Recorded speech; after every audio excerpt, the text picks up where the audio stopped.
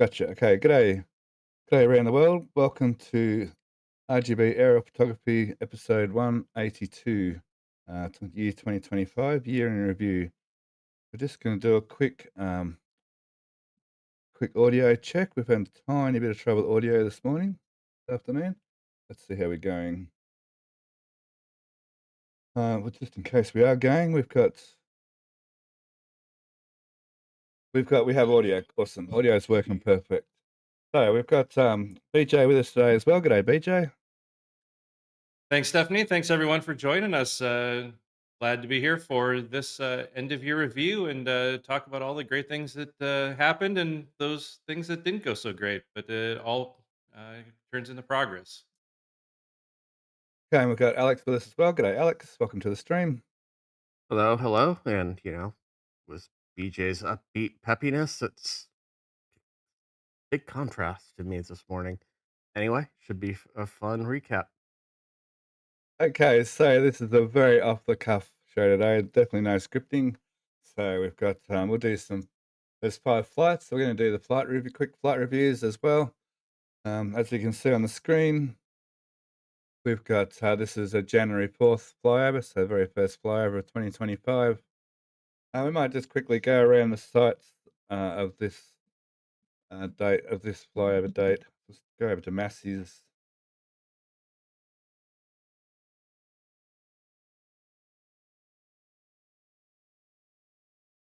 Okay, over at Massey's. Wow, it seems like such a long time ago. It's so different over here at Massey's, where pre ship 36 days, I guess. So it's still the old methane farm is still all intact. Yeah, definitely. It's interesting. It's definitely quite the contrast from what we're starting to see, what we've started to see develop after 36. But all the farms just like it seems so quiet, and even like in the front with the moving of the inventory tent and everything else, it's just so odd.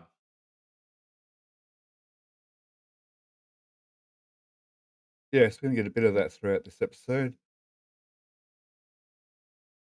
I'm gonna pick on people's memories here as to all these crane parts. So there's one crane and another crane. I guess these cranes were used to help in the construction of this cage. The 11Ks are putting together, it's still there. That's the 11K that's there now, and this is not the 11K then, yeah? With Yeah, a 1400. that was a 13 LR 1300. Yeah, Yeah. 13 and 1400 are very similar. Yeah, before they brought in the bigger one that could actually put something into the super crusher because the 1300 wasn't tall enough really to put anything of substance in there. You only need to put two things in, and then you're done. Feels like. Or as we've seen with Booster 18.1 being in there almost the entire year. I'm beginning to think that's just part of the crusher. It's not really a vehicle. Those are circle things they were putting down below. So this would be before even test tank 16, wasn't it? The ship aft, I would uh, imagine. I don't recall. I'm trying to remember what the timeline was. I didn't track. I don't track the test tanks in my spreadsheets. I don't even remember when that was in there, but it would maybe be in that transition between the no, because they didn't put it in there until the 11K is what put it in there. But that was before they were no, no, I'm second guessing myself. It was before that last level was put on because they had moved all those mounts up top. True. And they could put 16 in with that other crane, couldn't they, with a 1300? Yeah, when they only had the 3 rings on there, it was a little bit easier because they didn't have that 4th ring of height to have to lift up and over. Yeah, so that is how it was. It was taking a minute to refresh my memory on it. Oh, I forgot they brought in more of the nitrogen and lux tank into your. The big tanks? Yep. Yeah. And yeah, they still weren't hooked up, I guess. That was surprising to hear that, but anyhow.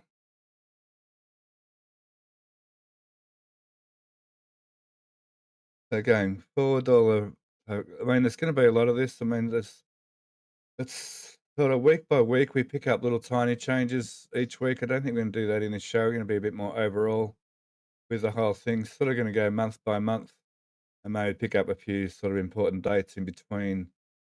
So at this particular point, we had, um, 1 second. We had ship 33 back in the build site getting its, so this is post ship 33 static fire, and we have B-14 sitting right now on the launch mount on pad 1. We'll just jump over to Sanchez.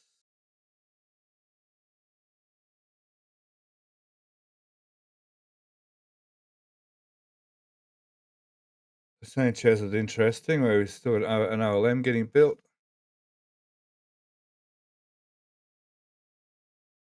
Looks like it has its deck on top with all its lifting steel beams. We have Yeah, a it's hard to Boeing think. It's hard to think that back that less the I mean, only about a year ago between I mean, all these components of Pad 2 that have all since made it to the launch site. It's crazy to think how much activity there was going on back then. Absolutely. We've got a flame bucket being built. Both chopsticks and SQD arm are still here as well. I very much remember doing shows around these times. I was still at generators in the generator shed. Well, they're actually alternators, aren't they? But we call them gen sets. They're little radiators, or sorry, heat exchangers. I like to mix up our terms a little bit.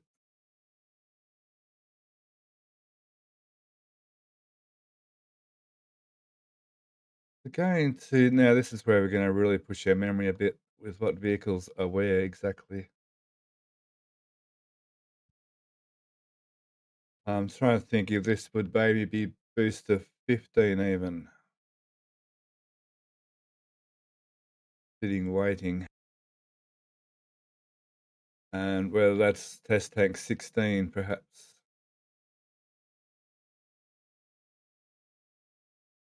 I could look at my script, I guess. Let me have a quick look here at my script.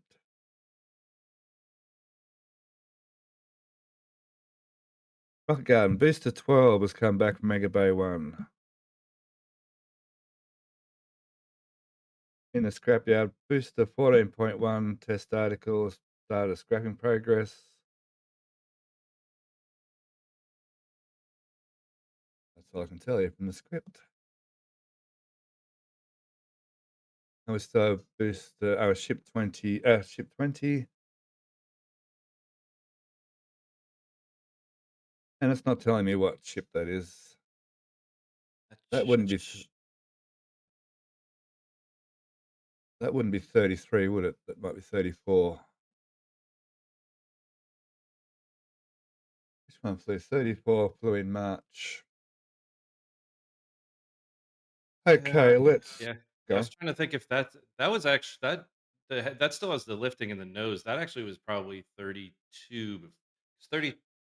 Wasn't it 32 that didn't fly? There's gonna be a little bit of that going on in the show. We might even get some answers. Yeah, so you've got someone Yeah, else in that saying yeah, 32. that was ship 32 before they scrapped it. I feel we're gonna stumble along a little bit with the numbers. I apologize for that, and I'm really appreciating chat helping us out along the way, so that's awesome. So we can just continue doing that. We'll be fine. Thank you. Us screw up? Never. What Little accepts these nervous lies? little nervous laugh going on there.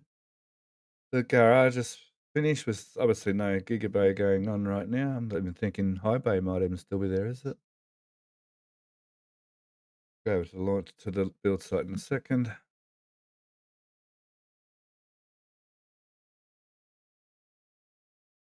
over in the rings building yard.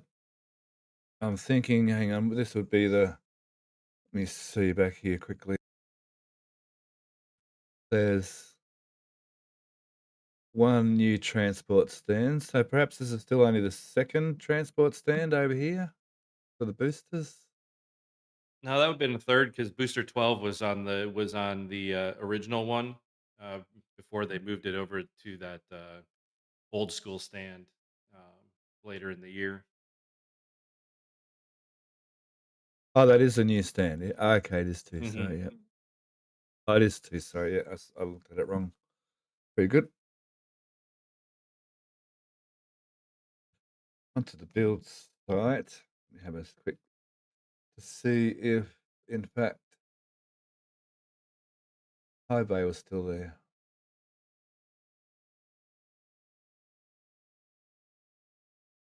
And yes, it was, of course. A bit of tracking going on for High Bay. Oh, in this corner of the building, of course, is still there.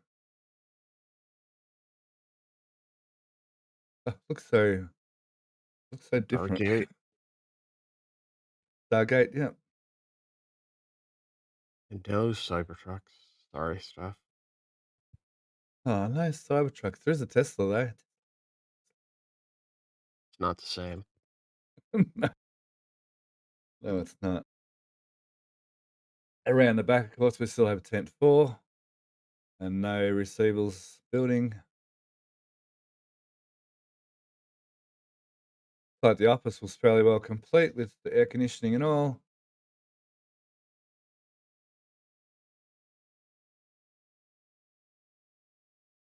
Now, let's quickly go to the build site. I have launch site. Happen to have open. If there's any questions or anything along the way at each of these sections, please feel free to ask questions or make notes in chat. And we've got, I think, Indy Star, you're looking at chat, I think. I am, yes. And there's a comment from Good. Creeper, as well as a question from Chaos, if you're ready. Sure. So Chaos is asking, is Ship 32 the first V3? 32 is actually the final of the version ones before they moved to version 2. And then 33. Go on. Yeah, Sorry. 33 No, no. was the first version too, wasn't it? Correct. Yeah. And then Creeper was mentioning that High Bay would still be there. The demo didn't start until mid-late March. The night of the Yes, that's 17th correct. into the 18th, to be exact. We'll cover that in March. Try to remember to come back to that in March. Thank you very much. So far, Okay, so good. launch. Yeah, that's not the launch site. That's the launch site. So at the launch site, we can see we have a trench, but no concrete. We've got the sheet piling, and all the piles have been put in, concrete piles. Looks like they're fairly well in the process of digging it out and concreting in that little room down the bottom. I quite often forget about that little room down the bottom there, which would be interesting to go and visit these days. There's so many things missing. Kind of looks a bit like, so even Florida's a bit more advanced than this at the moment. So there's all this trench work missing and all that purging system and the high pressure switching system over here.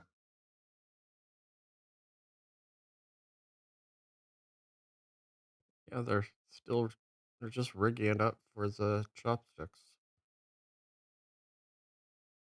Oh, they are too. Yep. I thought that was in December, not January, but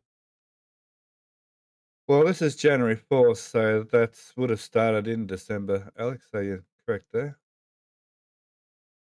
It's yay. sort of weird switching just to the year because you're starting in just a January, sort of halfway between, through heaps of projects. So it's a bit tricky to start off, but once we get through this sort of first month of January, everything will flow a lot better.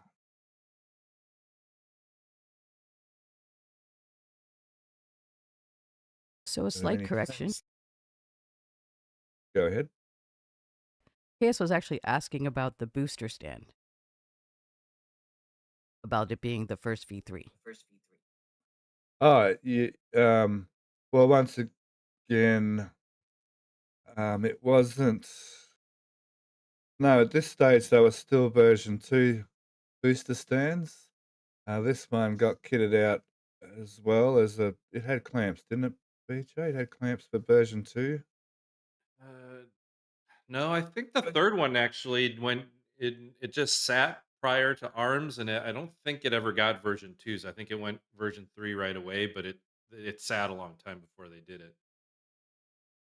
Sure, yeah, that probably sounds better. So these stands are the same stands, and they were built for up for the version 2 clamps and the version 2 boosters, and then, yeah, very soon after, or not very soon, just recently, sorry, they've, yeah, now converted these all over to version 3 clamp systems.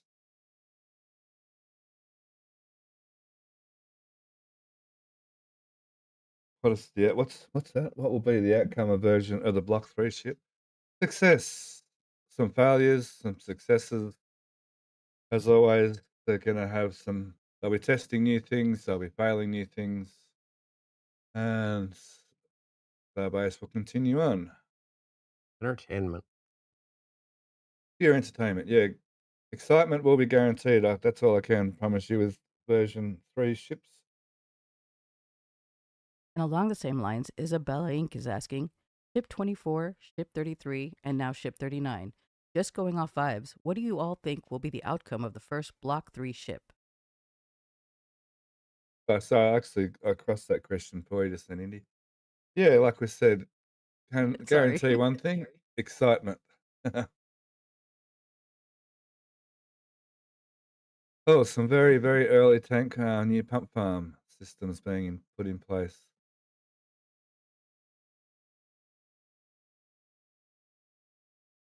All this has changed so much. That's all gone. That's moved. Everything's moved.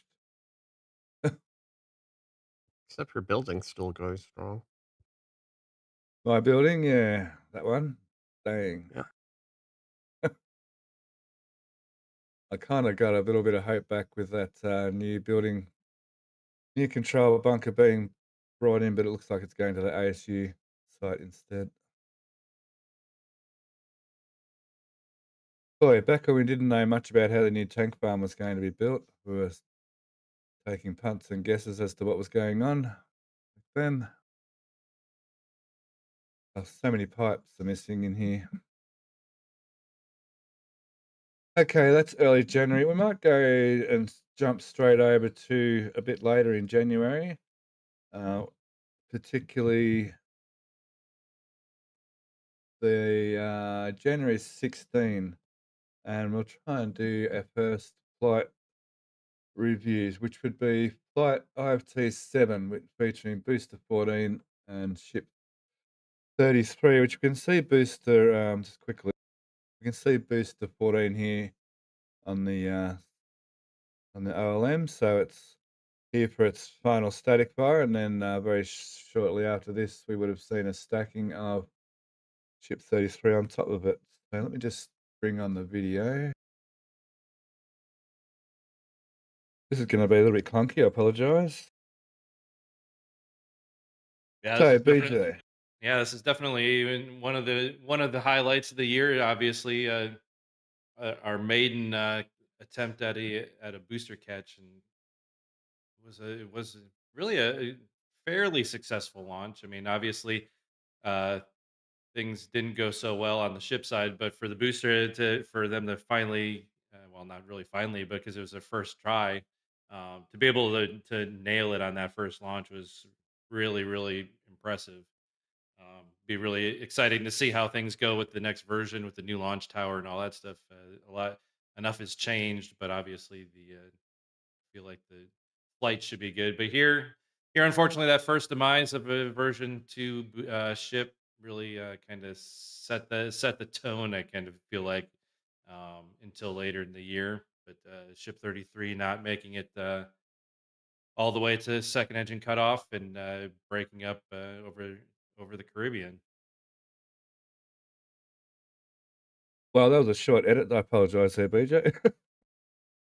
Yeah, that's okay. It was one of those ones where the initial scent and stuff went really well. There wasn't really much notable there, and then just that catch, and then obviously that whole kind of flight timeline really being condensed with it not making it like there. We only made it to about 16 minutes after liftoff before ship 33 broke up.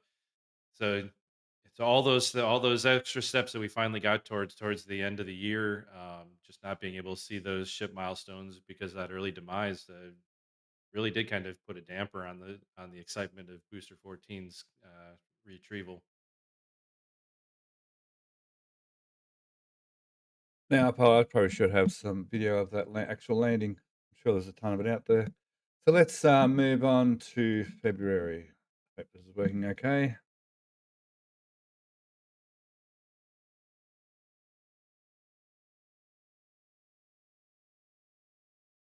One second. Let's start in the 8th of February. And we'll head over to Massey's first.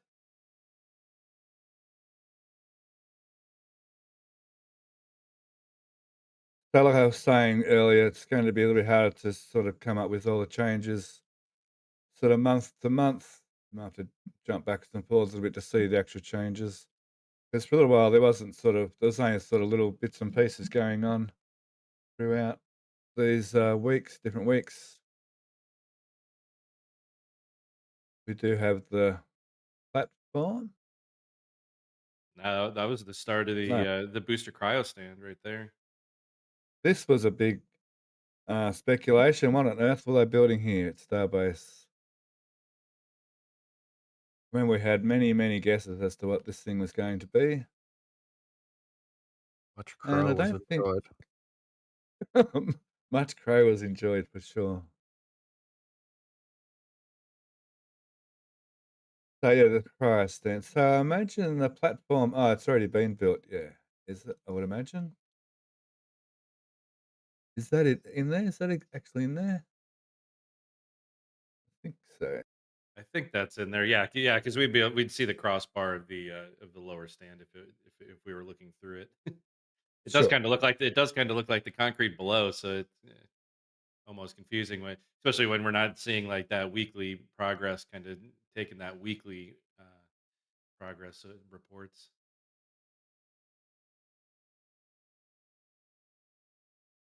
Looks like the bigger crane has been assembled.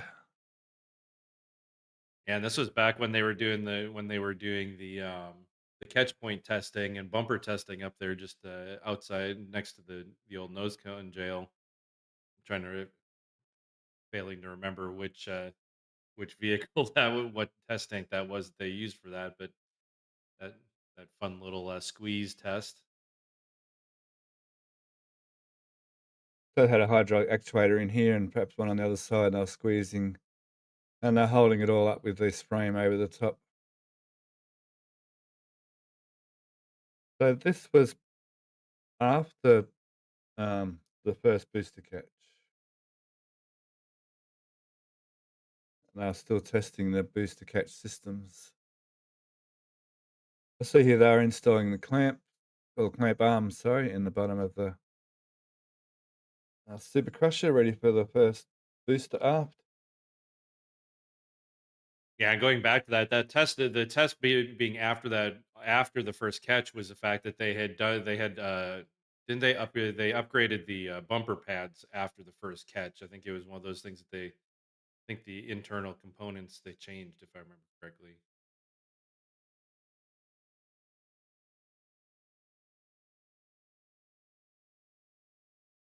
Sounds about right. Oh, that's the spare lot. Geez, that's changed as well a lot.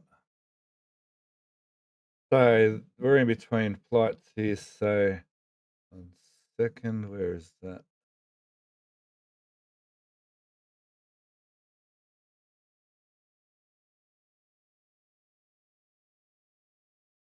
So March is the next flight in March. So January, February. So in the interim here, we would have had a static fire for ship 34 at some stage.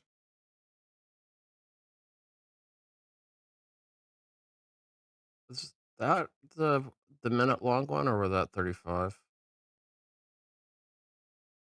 That would have been 35. I had two static fires for 35. 34 would static fire on the 11th, so it was very close after the flyover.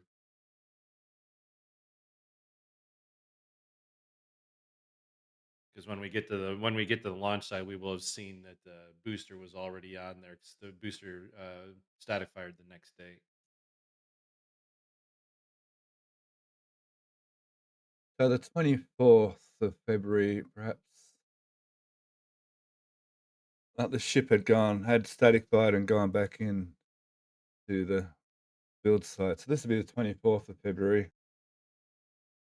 Okay, yeah, 24th. Yeah, well, actually, so 24th would have been after, yeah, because 34 had static fired on the 11th. Yeah. And here we get an idea about that static fire stand. Is that? Yeah, it's a static fire stand. I mean, sorry, the cryotest stand. Sorry. Yep, when they added those extra little wings to set it up on the pedestals and put it where it belongs, it really solidified all of our speculations.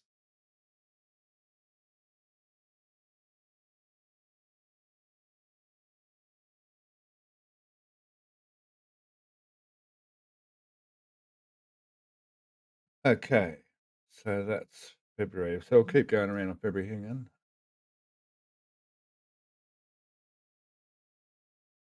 So the 8th. So we're going to the launch site. You said so. I can see a booster,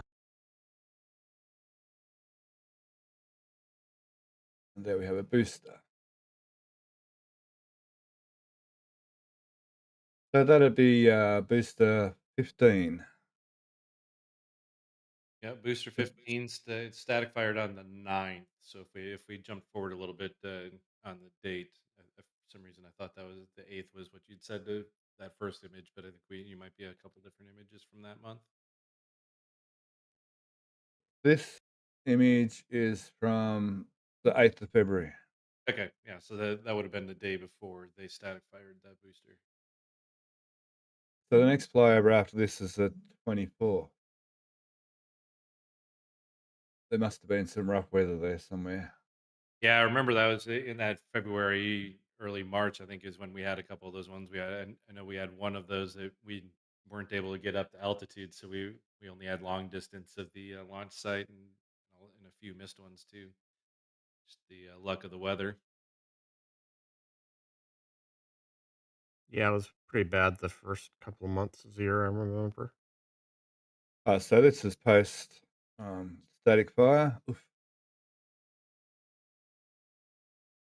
These are crispy OLM already. Okay,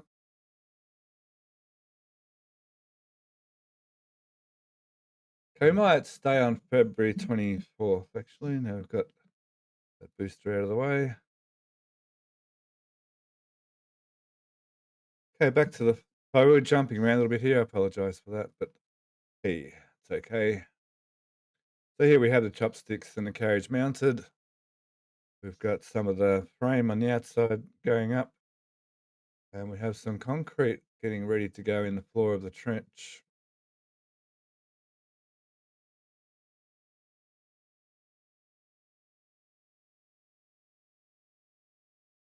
So in the first half hour, cool.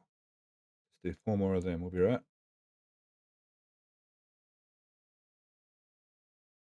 What else exciting happened in February here? We go back to the pump farm. We started getting some expansion on the pump farm. We're starting to see some pumps. And we were horrified to see the small hippos come in, especially that one. That one, remember, was covered in gunk.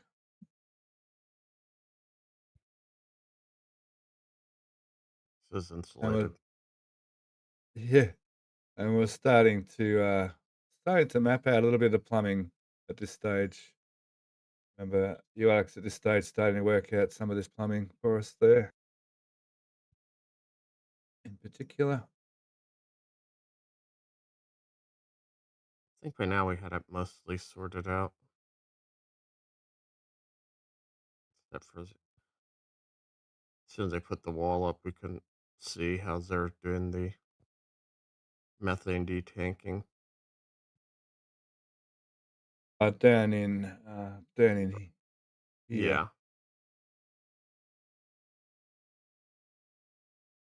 And this is before they put the tanks underneath. They hadn't yet, or had they? Oh, they had, yeah. No, they haven't. Oh no, Those they are haven't. those are the chimneys of the fleet of vaporizers they stashed under the tanks.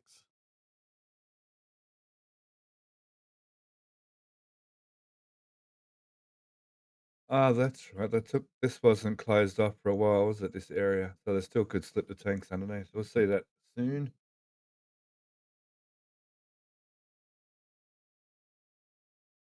Okay, what else at the launch site? Do thumbnails aren't working very well.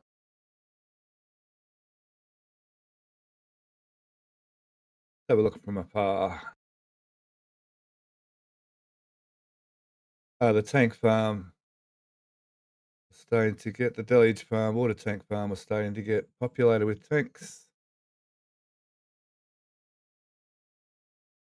Remember them? Remember in the year before all of the concrete piles they put in here were starting to work out what those rows of um, concrete piles were actually used for. Still no gas generator system yet, but we have the high pressure tanks. Still no the rack for the manifolds, for the gaseous manifolds and the nitrogen manifolds, and still no skips down in here. Probably got a better shot of that. Yeah, have a quick But the look around. plumbing was already in place at that point.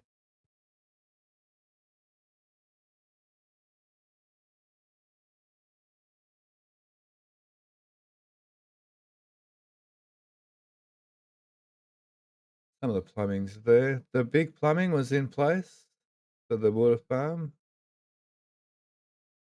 No, the gas generation. You can see the trench right by the high pressure cylinders where they're running on the right, where they're running the methane line.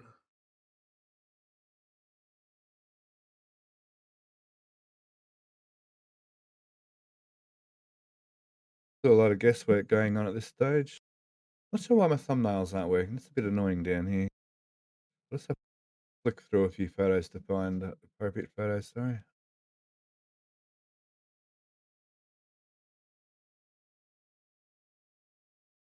Lots of electrical still getting run.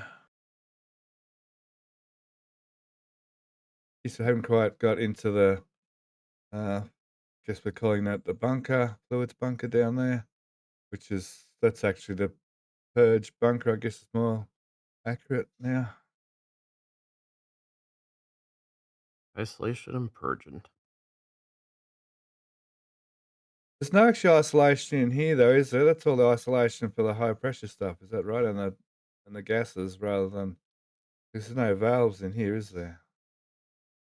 No, it's strictly for the purging where it ties into the main propellant lines.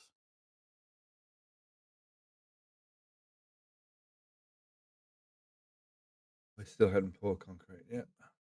But the pump's set up to pump out all the water. Still have no pond over here.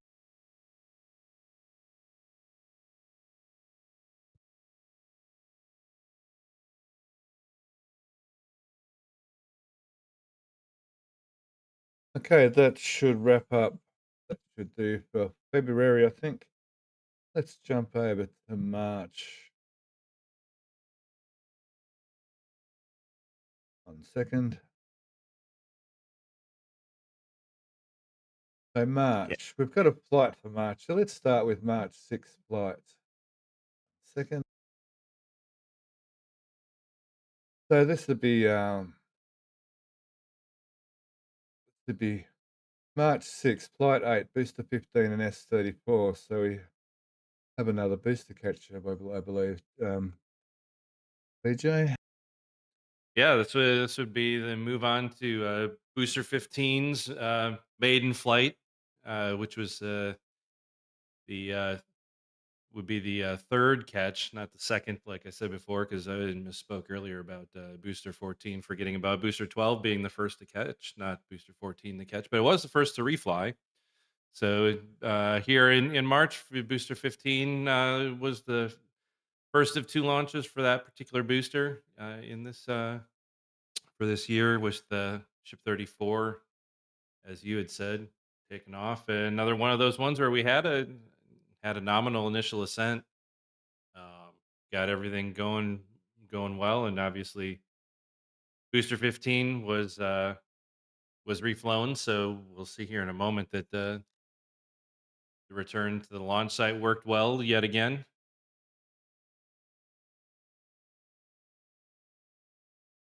I'm a little bit behind your text there. Sorry. Yeah, so it's the normal ascent, looking awesome. Yeah, this was another one of those great flights. I mean, again, I don't remember there being anything super notable about it. Obviously, when we get a little bit farther in, it kind of turned into a bit of a repeat of the previous flight.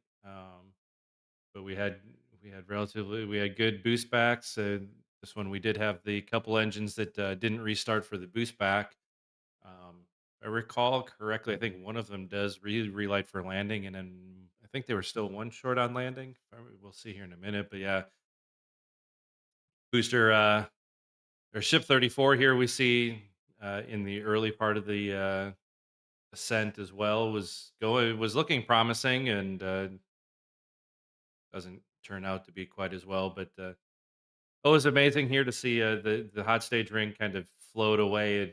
I always found it interesting how it floated away, and then all of a sudden the booster caught extra speed as it was re-entering. But yeah, there you go. One engine did stay away during the landing burn, but it'll be nice to see the hot stage truss structure stay with the future ones and not have that hot stage ring come off on its own. But came back in, nailed it on the second attempt. I don't think there's going to be too much thought on whether a version 3 booster doesn't successfully land on its first attempt. Obviously, they would. I can't imagine that they attempt that first catch with the first launch of a version 3. But you never know.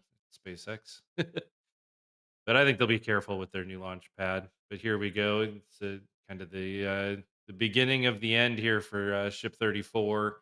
Um, as we kind of in this one, we could start seeing some of that flame through the lens here. Kind of you'd see a little bit in the area before we ultimately had another Seco failure with Ship 35 and breaking up.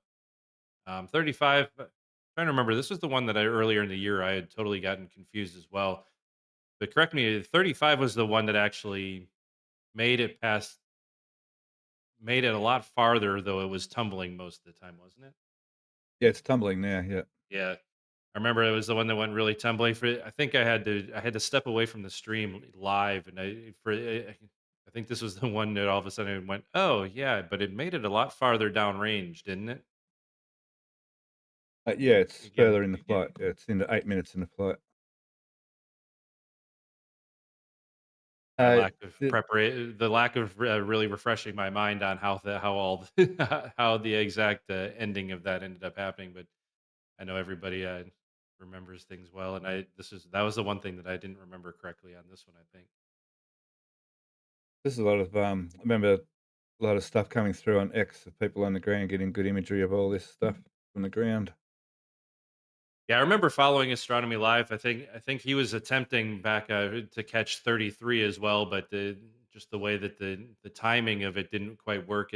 But on 30 on with 34, he was in the right spot and he was able to catch a lot more of it um, with his telescope.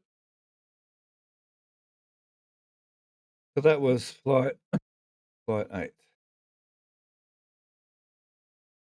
I'll close that this time because that confused me there before. Okay, flight 8, March 6th. So not another flight down through till May. Okay. So let's jump into April, shall we? How's chat going, Indy? Going well. Everybody's just enjoying all the look backs. Cool. Well, that's good to hear. Thank you very much.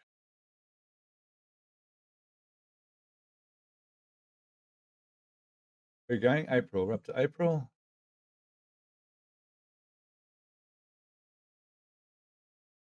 Try April 16. April 16 masses.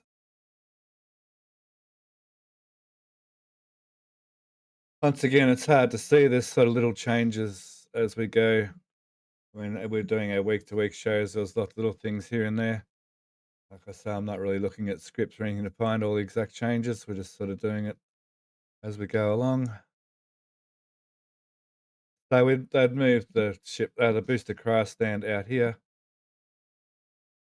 and this didn't make the job of working out what was going on any easier. I think this is when we finally confirmed that they changed the engine positions for V3. With the way the with the way the center engines were lined up compared to the outer. Yep, to avoid the bulk of the ridge on the flame deflector.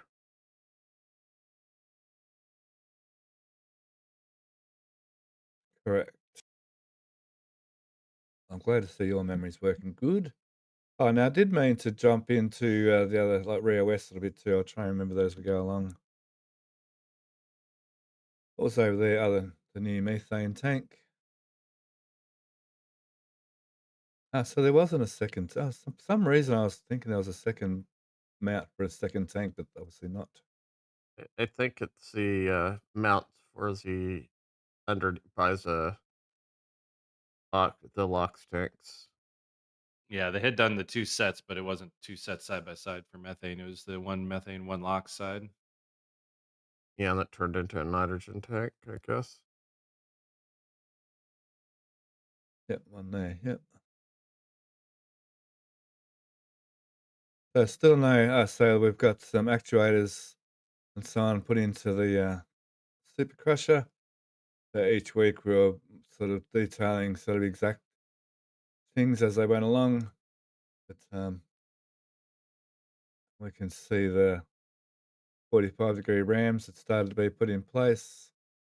Not 45 degrees, the angled ones anyway. And up top, looks like they'd put the mounting for those horizontal rams up on top. And they put the beam in for the actual main horizontal ram. I'm just trying to think at this stage, had we actually seen this test tank yet? I think this was about where we started seeing that test tank go backs and forwards across the ring yard back then. Yeah, I feel like the progress was here. My hunch was that that we were really getting close to seeing it, because they were getting pretty close to having that stand done around this time. Because I think it was, if I remember correctly, it was sometime in May when that article was put into the Super Crusher. We'll be able to see that shortly when we get to May. And now they're adding to the crusher cap, getting ready for for these main for the so there's the upper so there was s- so many rams to remember. There was the rams down the bottom pushing that way, then there was rams up the top here going up to the crusher as well, sort of vertical rams up there. So they're getting those ready for the actuators and so on over here. End up being quite a number of rams in this whole cage. Still got those temporary tents over there. And yeah, all this is still very much stock standard, I'd say. I'm still vendor sort of put together.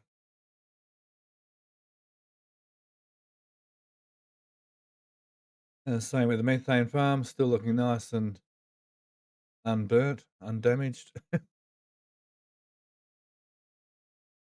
Remember when we thought this was so clean and advanced looking? Yeah, Sort of was in a way, but yeah, sort of wasn't. Well, it was at the time. It was very much that at the time, yeah. And already they'd started, like, the modular system at the launch site, obviously, it had already started, so even this system already this way of mounting pumps was very much, antiquated by it was obsolete by now already as well. Speaking of which, we'll jump over to Sanchez.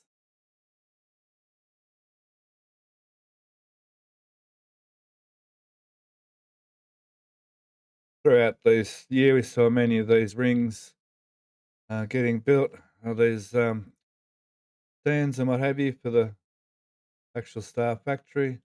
But during this time, the factory itself was very much getting, updated and changed as well. Sometimes this, stand stood for quite some time with nothing happening through the year. It's only just recently, basically been finished off, and so it's those they're the version 3 clamps, aren't they? They are too, yep. So even at Yeah. this stage, there was a question earlier about this particular stand and being a version 3. So yeah, you're correct, BJ. They started straight away on the version 3 arms. Yeah. I mean, how many years did that sit there? Well, yeah, most of the If year. it felt like more, it felt like multiple, but it was just most of a year.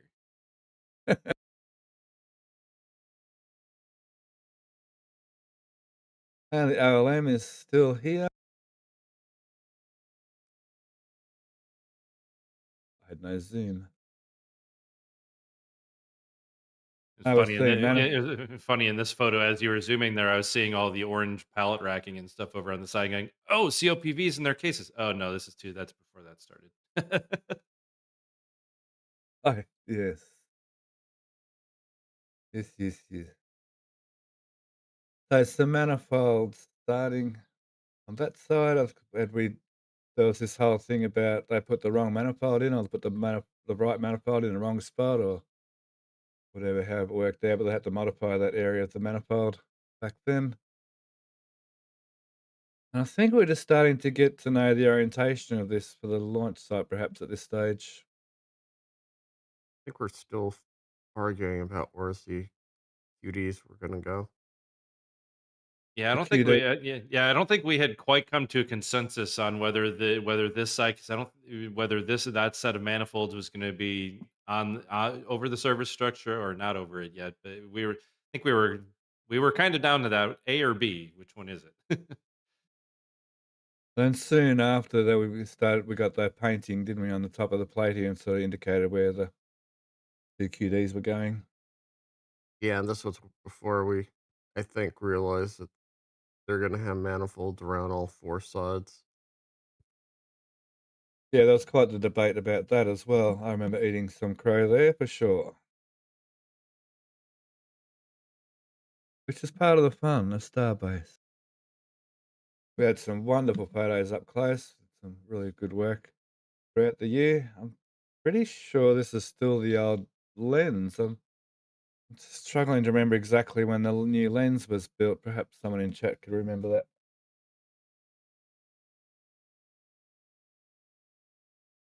It's holiday season, so not too many people are out and about today watching our stream, but that's fine. Well, plenty of people can watch it at a later date. There was a question in chat about Pad B. Mr. Ron AK6788 is asking, any update on Pad B clamp cover problem? Has it been solved or not? The doors, I believe so. yes, they've modified most of them, and they're actively, I think, fixing under the mount for the rest of them. 3 have been installed.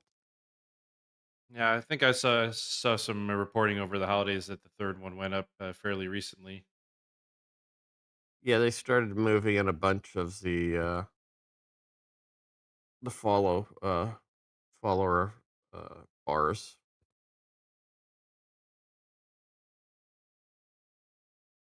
for the I'm guessing doors. that's the previously flown booster 15 or not, or is that 12? Or is that 12 back on the? That's 12, isn't it? Back on the old stand. Yeah, I think that was 12 when they moved it to the old style stand. I'm going to Before or struggle with. after it moved Sorry, into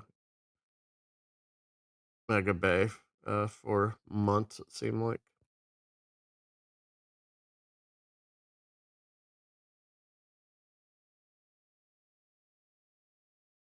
bit of an overview. Some of the drainage work is starting on Remedios Avenue. They had to dig up the whole thing. They haven't done. Yeah, they had to dig up all this area, which they haven't. Have they started? No, they haven't started yet. Yeah, this was at that point where they had put those first couple culverts over for that roadway that got in that connected the Rocket Garden to the build site, but they hadn't really started much down the middle yet. Where that yellow vapor barrier is where those the larger precast they weren't the precast, they were the on-site precast culverts that were placed.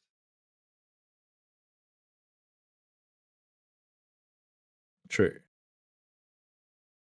We have a crane for so hang on. Oh, Megabay's being disassembled. Yep, back in the high bay destruction days. Stargate's gone.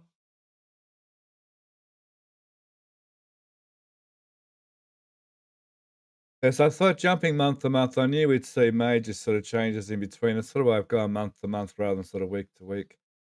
I think we went week to week, we'd be here all day, I think. So we've gone, yeah. So we've done 1 hour. We're only up to April, so that's a good way to start. Yeah, high bay destruction. Yeah, that took a little time. I think a lot of people were sort of hoping they'd just sort of like make it fall over, but that didn't happen. Yeah, and the event dudes just reminded us in chat that April 6th was the first flyover with the new lens. So April 6th, awesome. yeah, Thank you very much. we've been flying with that lens a lot longer than I remembered even.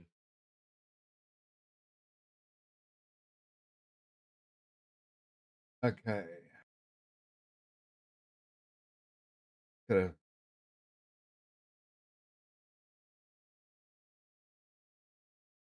I just gotta, oh, hang on. Someone just added me. I just gotta work out what it is.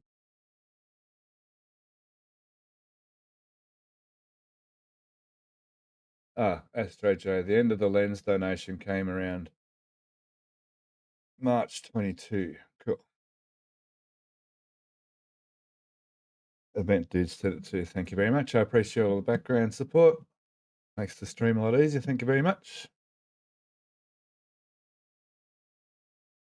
And yeah, speaking of Astro J, yeah, so we eventually made 10,200, I think was the last figure for St. Jude's, the St. Jude's fundraiser, which was really, really awesome effort. So just once again, I want to thank the community for that.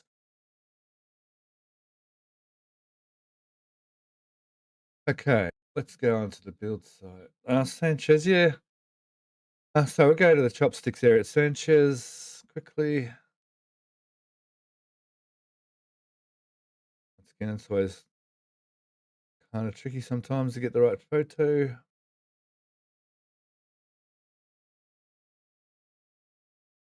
Like really difficult sometimes.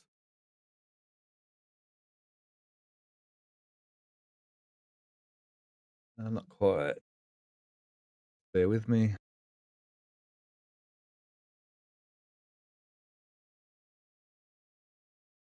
This photo will do for now.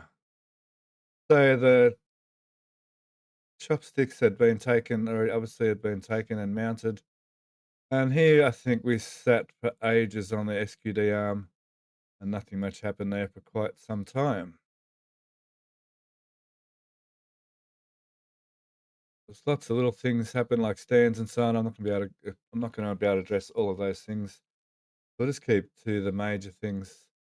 The gen sets are still here. And there's still scrapyard stuff going on. Okay, we'll go to the build site now. So this is, yeah, still April 16. 1 second.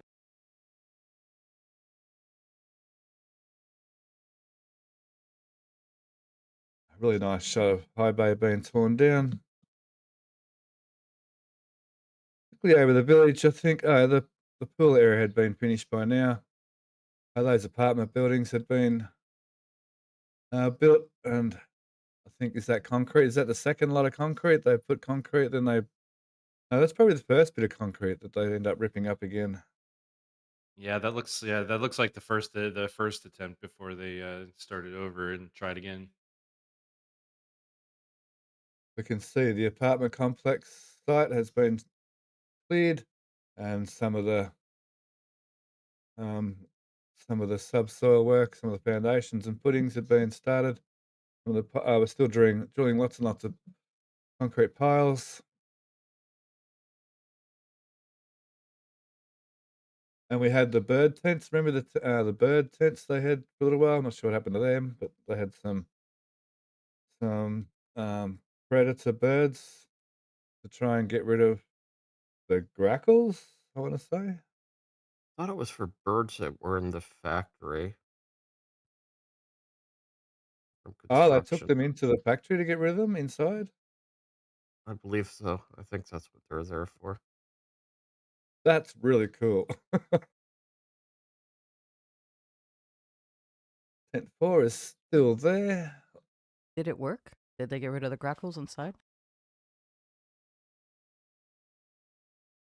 Well, they disappeared the predator birds, so perhaps they did do a good job.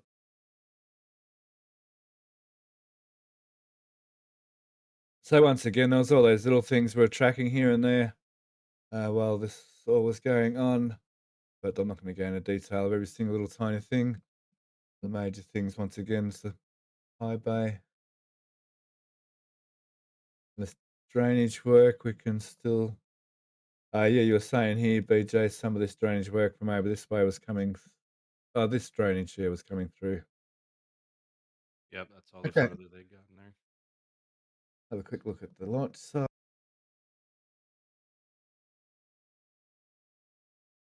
This is the thumbnails aren't working for me because I'm using an external hard drive at the moment.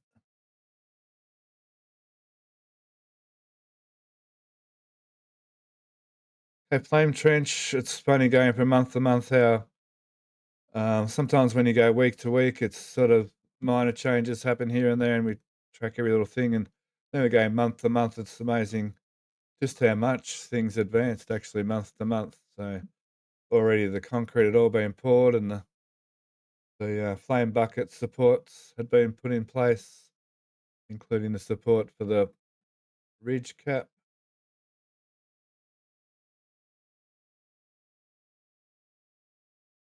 And all of the gantry main superstructure had been put in place, and was starting to actually fit out those areas.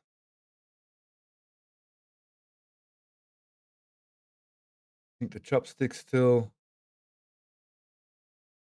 they did have an actuator by now.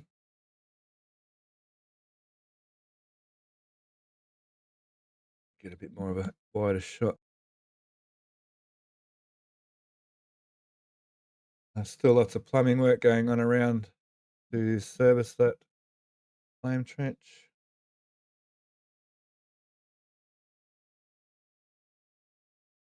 Over at the tank farm, the pump farm had very much advanced by now.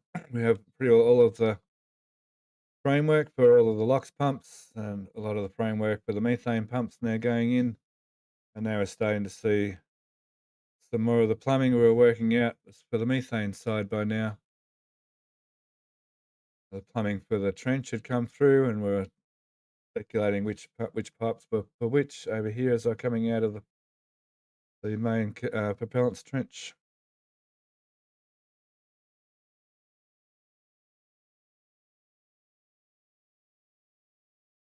Or it's that time of the day here in Australia. It's just before dawn. It's freezing cold, even in summertime.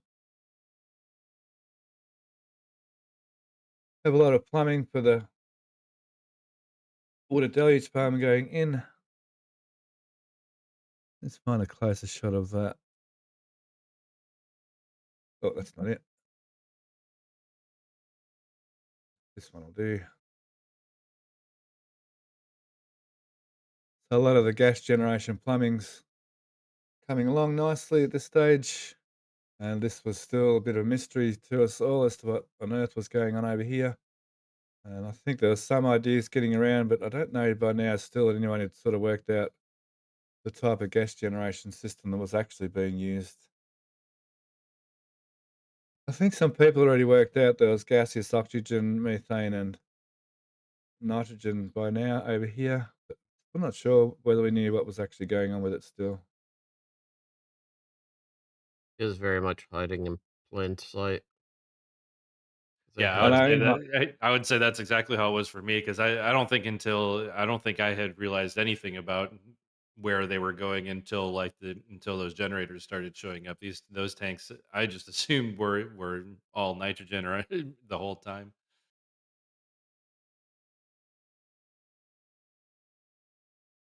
it's, yeah, in hindsight, it's funny to look at things in hindsight, very much so.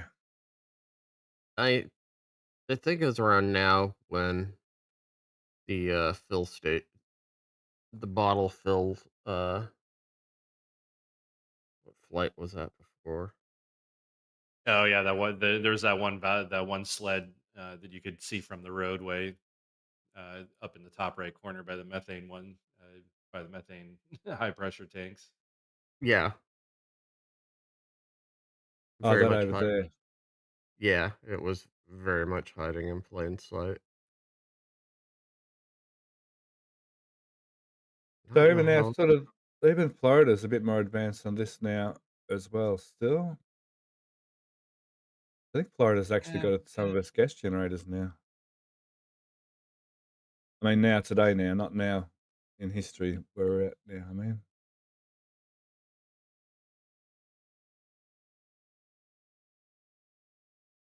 Bit of an overview over the whole site. Obviously, the Pad 1 system's still very much in place and still very much operational. Oh, we got a crane. yeah. This was they were starting to gear up for the OLM. We had the second Buckner LR 11,000 was already here, and they were working on reconfiguring the SpaceX one with the heavy lift boom and derrick and all that stuff to get ready for that tandem lift. So this is that 3,800, yeah? Is that no? No, No, that that was was for the still tower, sorry. Oh, that was sorry. just 11. Yeah, that was just another 11,000, just like SpaceX's. Yeah, with its one so that they had 2 different stingers, didn't they, on the back? Yep. SpaceX had the sort of fixed one, this one had the sort of folding one. Yeah, the SpaceX crane there and, yeah, all the pretty yellow booms for it. I almost forgot about the yellow booms from the LR 11,000 SpaceX one. Boy, what an amazing trip down memory lane this is. Bits and pieces, like I said on the weeks, bits and pieces of, wall and bits and pieces of drainage and all sorts of, background infrastructure was going on at the time. These buildings were getting put in place here and there. There's still, I think that one since the last photo, I think that's been added. These ones were put in place, these new electrical buildings. This still hasn't been removed yet, but obviously gets removed. And still nothing really at all on the ASU site. Oh, the roundabout's getting built. Remember that? Yeah, it takes us as well before we realize they're building because the Brownsville ASU was started, I think, around this time.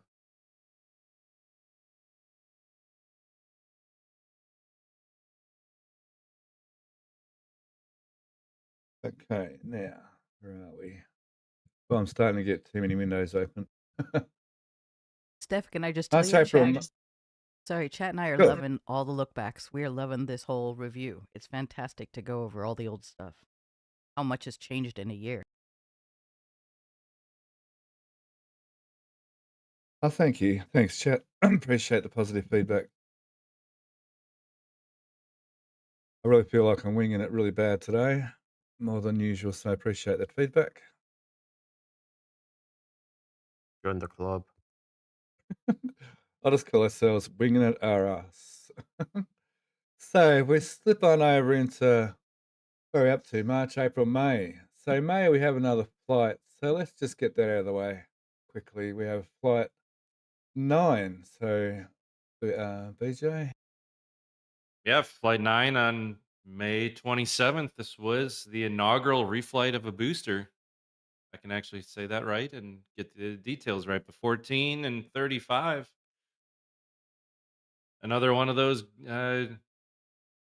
somewhat painful and good flights. The kind of the combination. Thankfully, the next one will have better news. But another one of those good flights. Booster 14 going up, pushing booster 35. Made it successfully all the way here to hot staging. Booster 14 would then make its way back. Um, Again, this would be another one of those attempts where to really test things out and see how things go with booster 14 would 14 was this would be this would be the one that breaks up right at the landing burn, wasn't it? Yeah, that was all we And saw of yeah, it. yeah, as we see it go up in a ball of flames there, and then ship 35 going in here. Extra those engine bay cams were definitely the focal point after the last two flights, and really trying to watch how things go. Get all the way here, get those vacuums shut down, and the sea levels were just going for a little bit longer. We made it all the way through, actually getting them all shut down. But here we saw that something definitely was not right. We were we were we were definitely glad to see us not explode right away. But as I was saying before, this was the one where I missed a part of the flight. So this is the one that made it quite a bit farther downrange, though didn't make it to a proper reentry. This was the booster that ended up having an issue with it was a valve at the top at the top of the methane tank that was spewing methane up into gaseous methane up into the payload bay.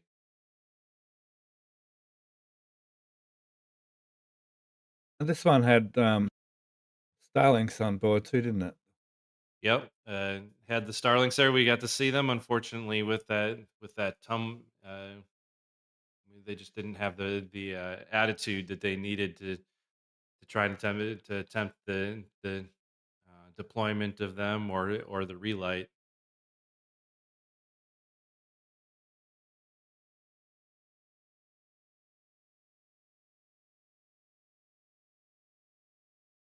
And while we're looking for imagery, we want to thank Johnny Bubbas for his €10 contribution. Thank you so much, Johnny. And then we have a question from EV Gizmo JM. Is it true that the hotspot on the RVAC is normal? Yes. I think it's more of a reflection than an actual hotspot.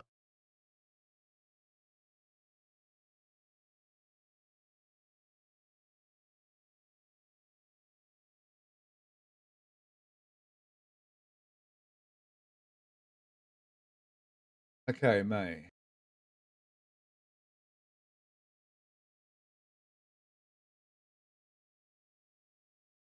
So this would be May the 9th. We still don't have a test article for the tank, for the crusher, the super crusher. We do have a lot of work still going on the inside. By now we can see. Oh, this was that photo. I remember this photo. I remember this photo really, really well. So this is the week we saw a lot of the clamp. We had been seeing clamp mechanisms. We started seeing these curved things we had seen in the testing in those test frames. We started seeing some of our. We'll try and speculate how all these angled brackets work, but keeping everything stable and upright. And all these turnbuckle things, found all sorts of things in this photo. I remember this week quite well. Yeah, it's interesting on the new OLM how they're using a similar system for positioning the landing the balls.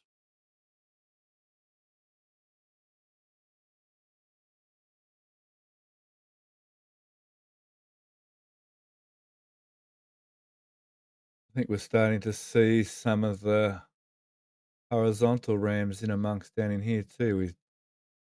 We're pushing on the engine mounts to simulate some of the vectoring, some of the thrust vectoring force vectors. Little things, once again, all those little things here and there that were taking place, like that manifold was put in place at some stage along the line, around these sort of times.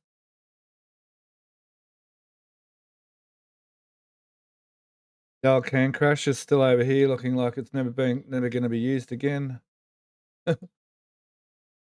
More crow. Yeah, that was Which that was even back when that top ring, mounting ring, was still attached to it. Which when there was I think it was even in in the January flyover, it was kind of in the background. It actually, I didn't say anything at the time, but it kind of crossed my mind on how that top ring structure was on the that was on that mount is looking very similar to some of those newer parts that we've recently talked about in Sanchez that look like it might even be a replacement for those. sorry, on this on the old can crusher. Yeah, Yes. you had the top ring that was sitting on the actual 20 mount clamps. And we've seen that those new ring structures seem to be that it might actually be to an upgrade for this. Uh, Hopefully here in the beginning of the year when we will start seeing some progress on that to confirm it. Oh, Work speculation. structural Cool. stands. Yeah, it was the one I think and Chantel being PJ and I were going back and forth if those were 90s or not. Yeah, yeah. That was the exact four pieces. Yep. Okay, cool.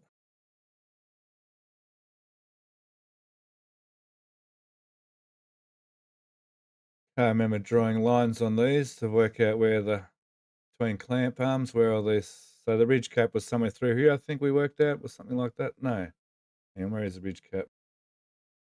It's in Yeah, line the with ridge cap's through here somewhere, the LOX cutie. which should be this one. Yeah, so it's Yes. that. Yeah, it would be that. It would be that mount point straight across to the yep to that one right there. So that was your straight line. Yeah, I think this was definitely around that time. I know some of the we had the earlier speculation on some of the rotations on how the layout of the engines was going to be. It was about this time when finally saw those middle ones and started making out the non equidistant spacing of the center three and really fine tuning exactly where those positions were going to be, especially after kind of being able to make way a little bit on some of the things that we saw uh, from the test structure as well. And I'm going to do my victory dance because I called that out months ago and got plenty of flack for it.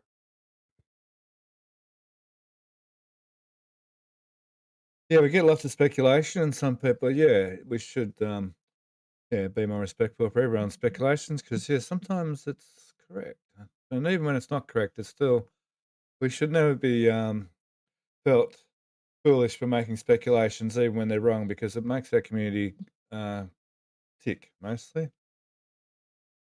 So the second big tank arrived, yeah, for this spot over here, obviously, and then one for this spot here as well. Still, he was at Yazada was saying the old pre-anomaly masses, yeah. I like that term, pre-anomaly. Pre-anomaly masses. Looks so empty now. I mean, back then. It does. Yeah, it's almost oversimplified. And then Doc John 4057 asked, did they get that thing fixed after the B-18 whoopsie? The cryostatic stand, they're underway. I think they're Prob- still working on it. They had the panels that were sitting up here, they've had them removed in the last flyover. If only these things could tell the future. Might have been the first time we got a look at the old gantry. When we first got a look at this SQD system for this gantry. Ish, bit different, isn't it?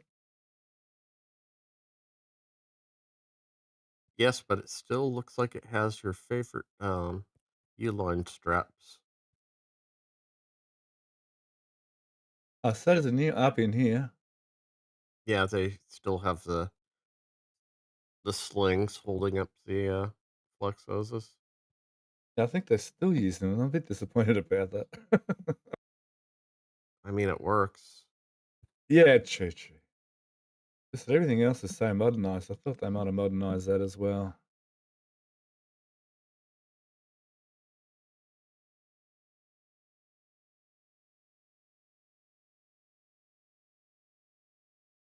Oh, I see where they. Oh, that's right. This tent's no longer. Is that correct? Yeah, it didn't. Yeah, that Yeah. tent's no longer. Only a few more weeks to live. Yeah, most of the stuff here. I forgot that those shipping containers look like they had already burned. Oh, down here. Yeah. So all that got destroyed. Of course, I was saying all that. Yeah, it's soon. It's coming up soon. I did have the dates. I'll have the dates again in a second. Yeah, June 16 was the anomaly. So we're within a month or so. We've got a nice pre and after shot we'll do there in a minute. What I don't have is a link to some 36 footage. So if someone wants to give me a link to some 36 footage I can share online to be handy, thanks. I think the one from La Padre is fine to share. I'm not sure we can use DWises. Haven't got their permission yet. Just quickly over at Rio Grande, Rio West, sorry, on the Rio Grande. A lot of this building site had already started and was well underway. See the foundations for the whatever building that is, the communal building. See the bigger apartments are well underway, and all these smaller apartments, all their foundation works is well underway. Some of the houses had started to be completed, and the rest were once again well underway.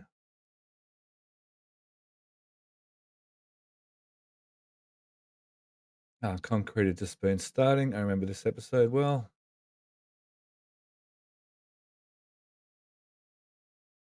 The storage lot they just expanded. Still had crane parts down in here. Looks totally different again today.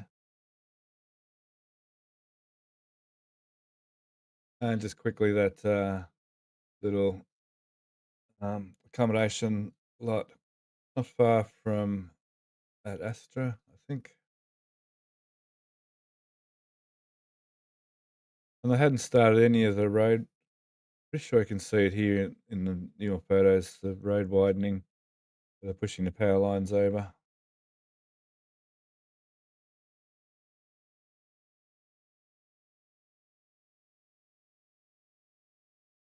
What went up like 36 went up like a campfire marshmallow, yeah. That's one good thing about Booster 18. It didn't have any flame, but of course there was nothing in it to catch fire. So, okay, let's move on to another month. Oh, hang on, where are we? Let's just go through the other sites. Sorry, at this month.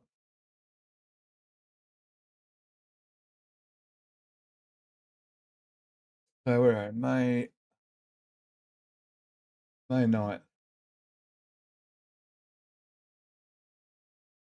Sanchez.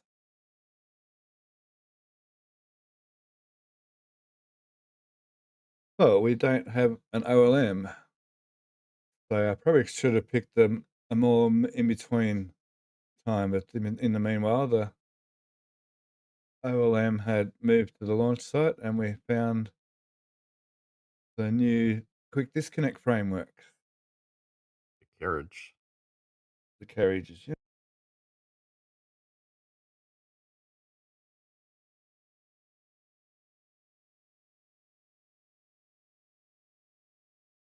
And there's some arms still hadn't been put in.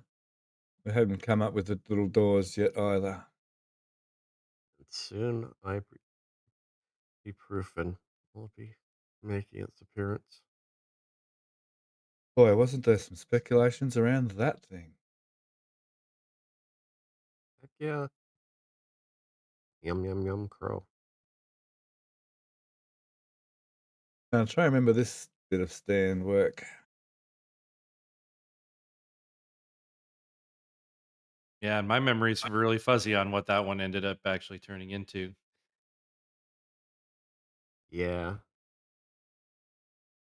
Can we take it as a replacement engine install stand?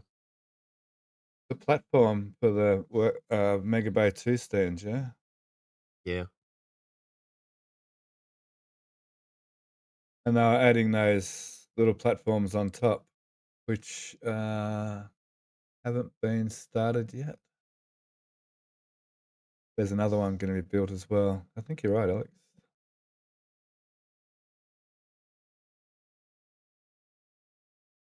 As you can see, my research is a little bit sketchy this week. I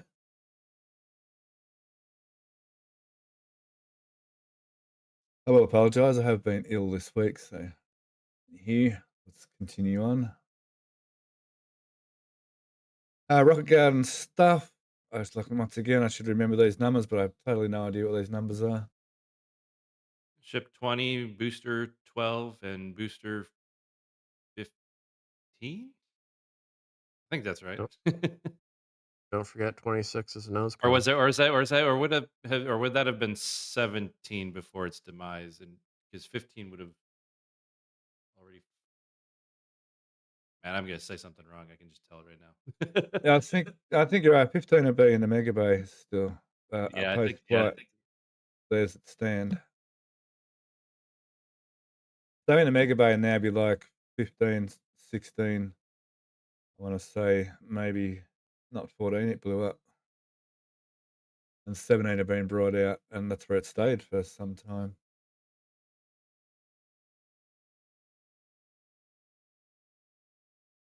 Scrapyard scrapping. There's that work platform for engine install for the pad one, which hadn't been used for some time by now, and has been since scrapped.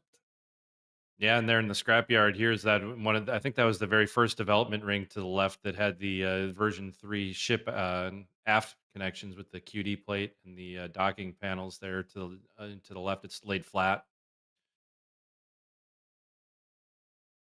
So this thing.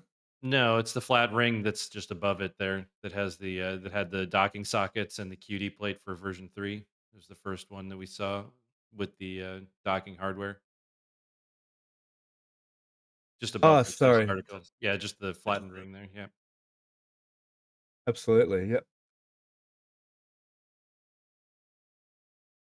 Yeah, which is my speculation of the new test rig at Massey's.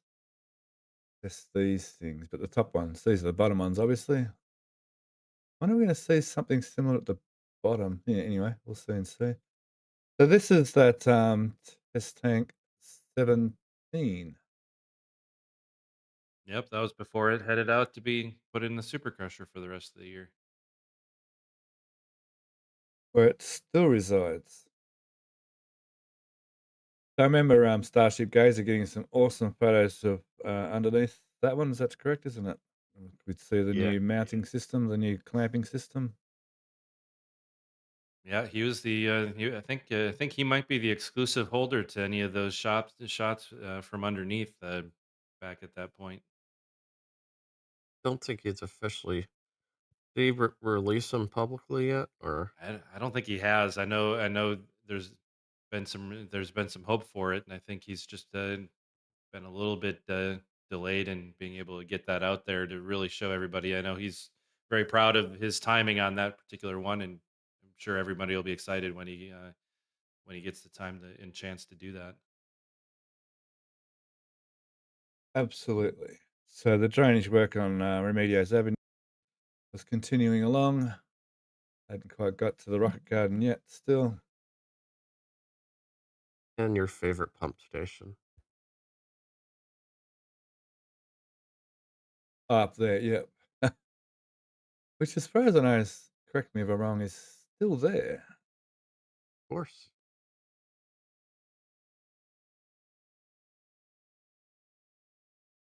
They say if it ain't broke, don't fix it. Gen sets are still there. The QD yeah, like I said, it's been idle for quite some time at this stage still.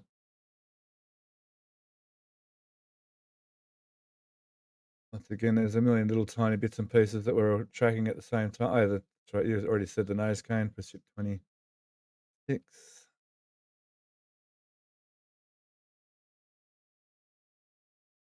of the ship's test stands down here. They were getting moved around backwards and forwards from time to time where they were living around this time. I think we're seeing the 4-point lifter, the first 4-point lifter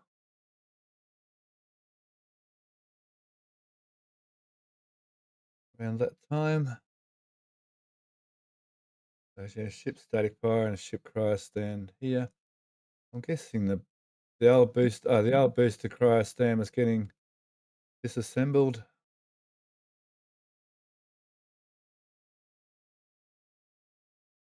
which it's still getting disassembled. I can't remember Yeah, that. well, or being more. It's more actually being more somewhat. Who knows what they're doing with it at this point? They're It's not teasing dead. It's not dead yet. That's for sure. You can say that.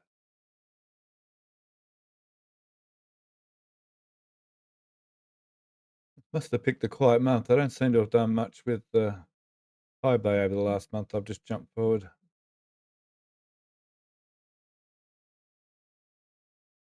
Still pulling it down. I remember it did go through a slow period for a while.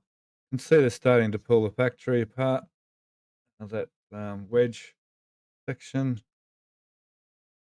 And then later on, of course, they built the parapet wall. Parapet wall? Parapet wall. Okay, moving around the back. We're still at tent 4. I think so. Yeah, we're still at tent 4.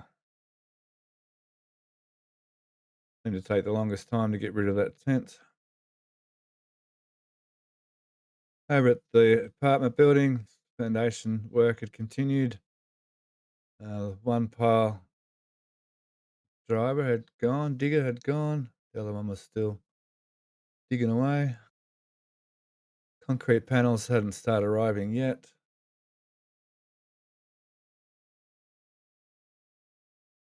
And some of the groundwork for the new building over here had started. For the new goods receivables building. Which at that time we had no idea what was going to happen there either. Not much to report on the village. They're doing LBJ Boulevard, redoing all the driveway there. During this time, the road work had mostly been done, hadn't it? They were still doing a little bit of this road work. This other road work had been completed, and they were just the year before, during 2024. They did quite a lot of road work through 2024, and they're just finishing up with this last bit of road work at this end of the village.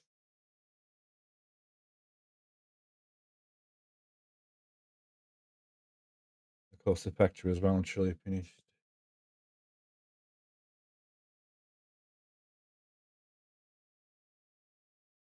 Okay, we'll drop over to the launch site.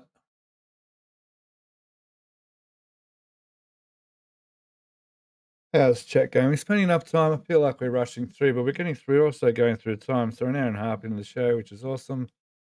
I'm about halfway through the year. So I guess we're about tracking. So can't spend too much more time on each one, or it'll end up being a 4-hour stream. So here we can see the cranes are getting set up for the OLM. The OLM must be here somewhere. Hang on. It's over in the side here, isn't it? Yeah, There it was she pretty is. far away yet. Yeah, but we had the rigging on the crane, so it was definitely we were ready.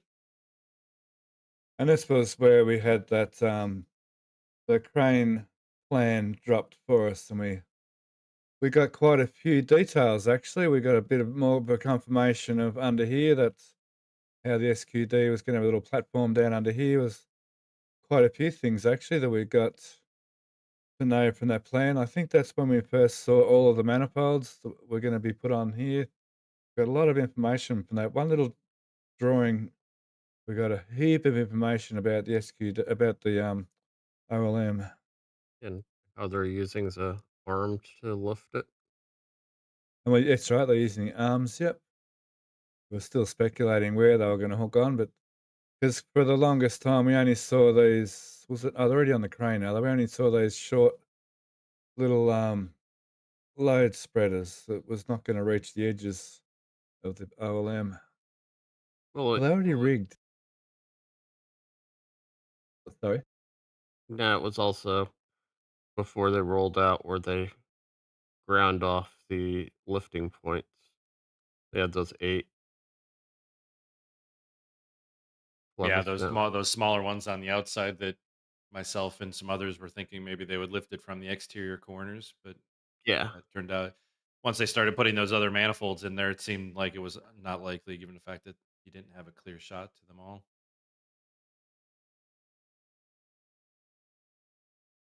Yeah, I still think that was the original plan.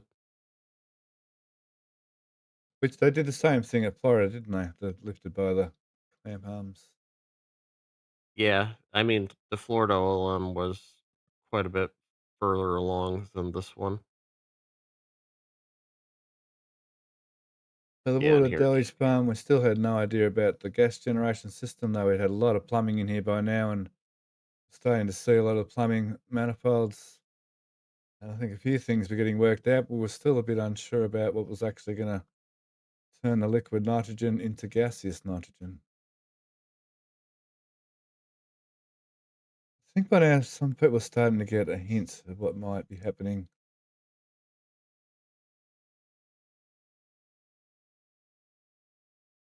You know, every time I see these sets of photos, I actually remember doing the actual weekly episode of them.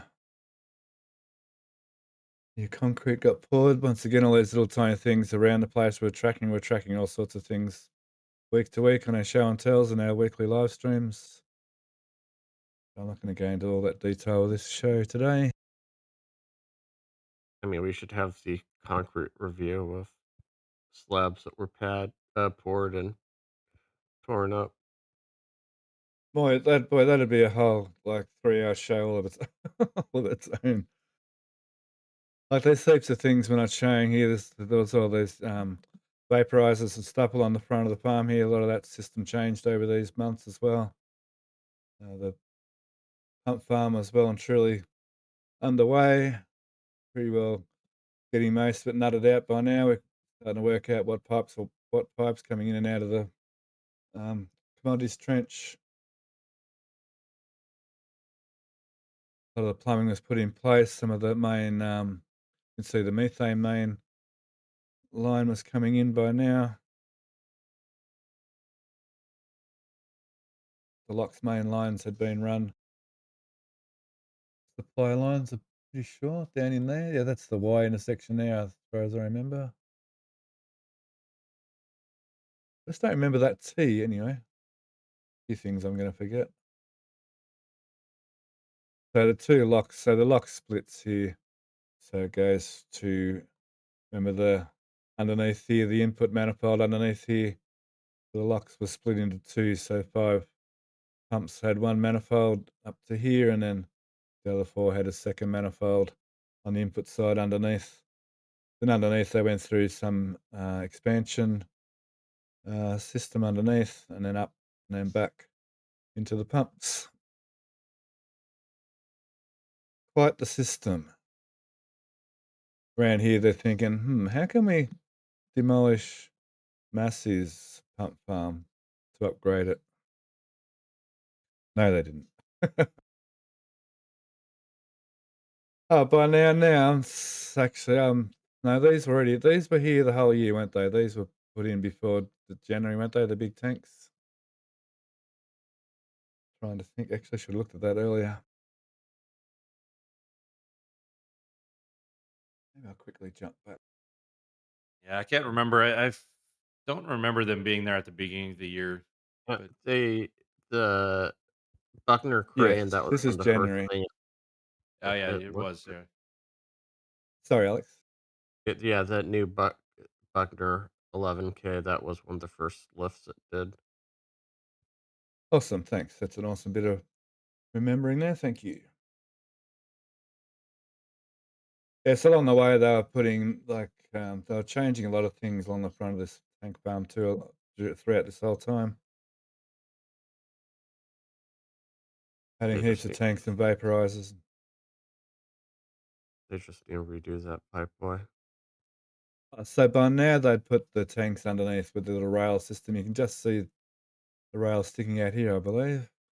Yep. And we can see all the tanks actually underneath, high pressure tanks underneath. Which I thought all along that they were just for the high pressure CRPVs, Alex, but you're more thinking they may be for pressure building the tanks too here, yeah? No, they No. have nothing. Even the ones at Massey's have nothing to do with pressure building. So that one system of masses in front of the tanks is enough to pressure build the tanks, that one tank and That vaporizer? that one's for, I believe, the nitrogen tanks that's there. There's a fleet of vaporizers they have between the old locks and nitrogen farm at Massey's, where they're doing the pressure generation, I believe. Yeah, that one. For these tanks as well? I believe so. Okay, cool. I haven't really mapped it out recently.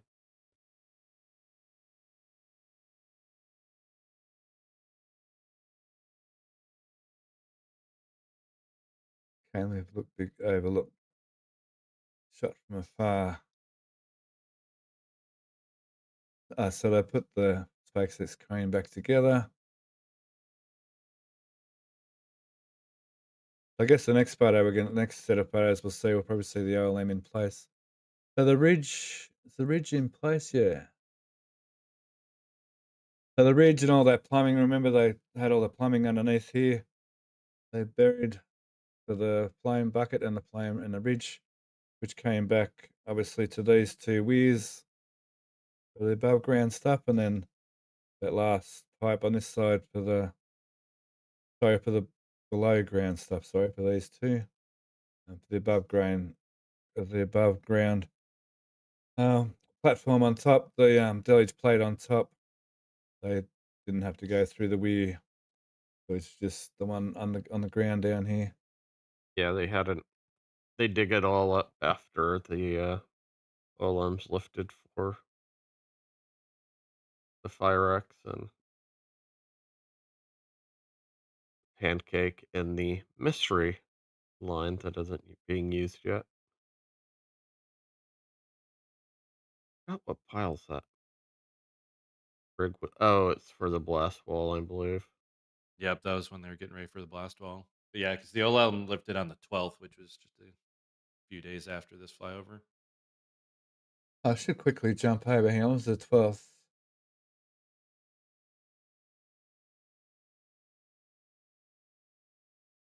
So we flew on the 16th.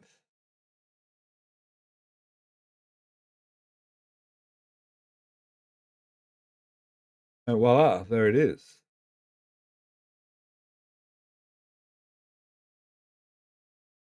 On OLM in place. Still missing a couple of manifolds. Still missing a couple of bits and pieces. The wall. Still missing lots of things, obviously, like the trench, the pond over here. Just the main electricals just starting to come in. So we've jumped here to just another week later, so the 16th of May.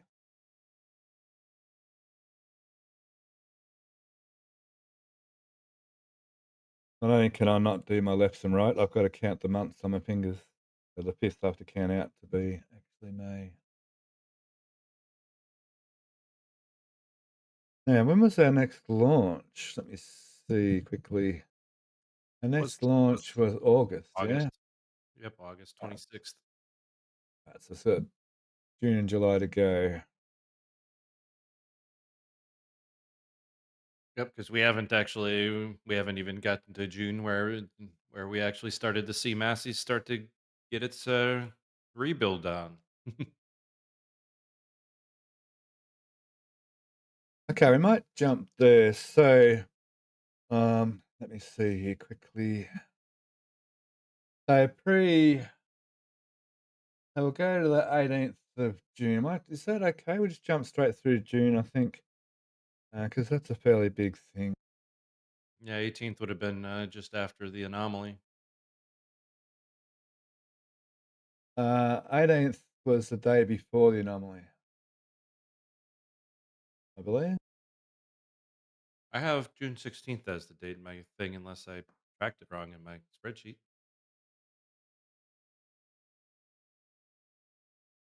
which is totally possible.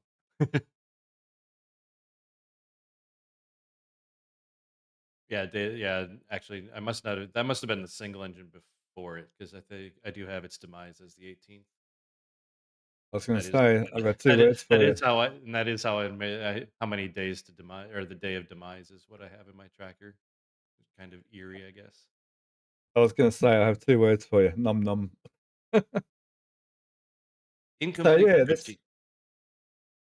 sorry. So yeah, all's peace. This is the calm before the storm. All's quiet. Starbase, Texas. For now. So yeah, this is the 18th of June, and so the very next day, I believe,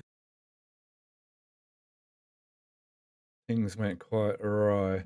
Now, did we find some footage in Discord for me? Let me quickly look there.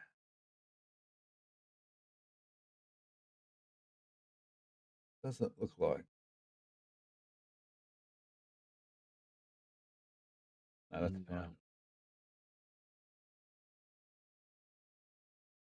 Okay, so anyway, we all saw what happened there. I suppose I could quickly go to. I'm just a bit weary this week about what to share and whose media to share this week, so I might just leave that. If I found some Lab Padre footage, that'd be fine. What else is happening at Massey's? We have actually a test tank in the Super Crusher. Start there. Still, once again, that Alcan Crusher is looking like it's never get used again. So they put the cap on. I'm not sure they've done any testing yet.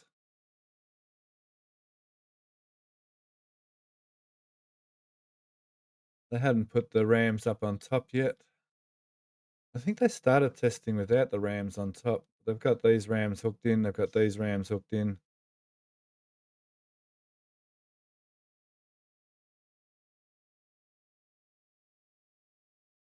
I actually don't have a spreadsheet for when those tests happened.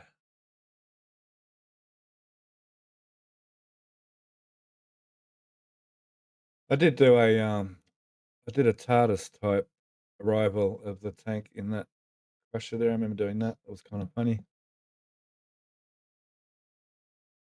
Lox Farm, they'd put that tank in. Still hadn't put the new methane tank in. We still hadn't seen any modifications really going on here. I think there was a little bit of pipe work associated with the new tanks, I think, put in at that stage. Everything was still quite nice and clean. Still working on this cryostand. Oh, they're the actual clamps, aren't they? Yep, that was the before they started getting put on the arms.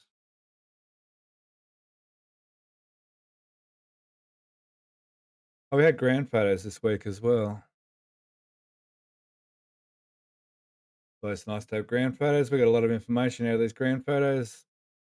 I remember quite a lot of discussion regarding whether these were push or pull type rams with the nuts and so on, the big nuts on the end of the big threads there. Awesome photos that week. We got really nice photos of the fateful ship 26. Well, lucky they hadn't finished putting tiles on, I guess. Amazing how Uh, much better 39's tile work is. yes, they've definitely come a long way in the tile department, that's for sure.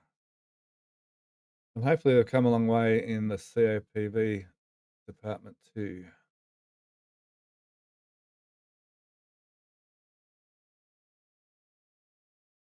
What else have changed at Massey's this month? Not a great, like I said, there's lots of little tiny things we're tracking, those little bits and pieces here and there, but I don't think we need to go into that much detail. Cover the main things. Quickly over at Rio West, that started building the rec building. All the rest of the building had been going ahead as expected. So on to Sanchez on this particular week.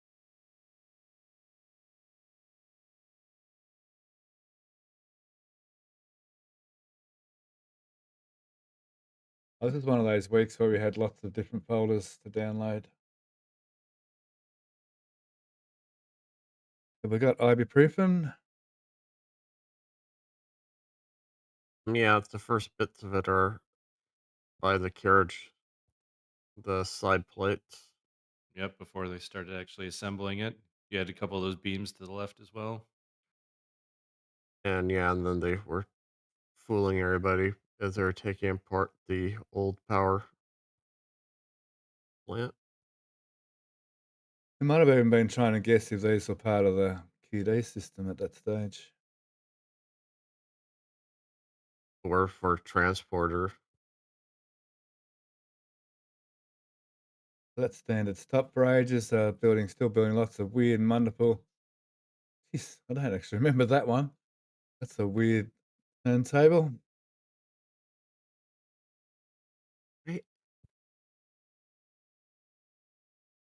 Yeah, we Looking need at that. ourselves another factory walkthrough tour to try and figure out where some of these more unique ones ended up actually being at. Because unless they're like in the nose cone hall, we really don't get much of an idea with things that go farther back in the factory. Yeah, I'm wondering if that deep one it's an aft jig. Yeah, I remember we speculated it was probably some kind of dome related one, but which one I think was hard to tell. 'Cause it kind of went away before we really got any like detail, and it probably didn't even have all of its components before it went inside. Yeah, the same thing with the LOX landing tank. Yep, that one too. Once again, the QD arm had sat. I mean, there was little bits and pieces happening. I think, so where are we? June. I guess things sort of started to move again on the. We can start seeing some of the bits and pieces being added finally. I could see a couple of welders around, so they'd started working on the QD arm by that They're, stage. they're working on it the whole time, just not very quickly. So did you say there were generator parts over there already? Yep. Yeah, there's a couple of those exhaust parts there, the valves on the right hand side there. Yep, where your Y- hand was. Yeah, I remember Okay. at first they fooled us thinking,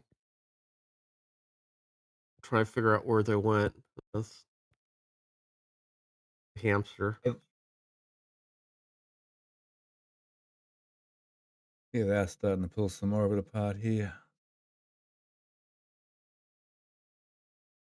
Yeah, so all this got pulled out, all that, all this, or mostly anyway.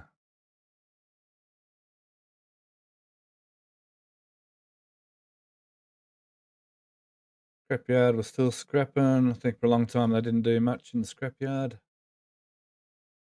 All of the rocket garden. Here we can see the drainage work continuing through. They'd finally dug up, or they'd moved ship 20 and dug up ship 20's mounting spot.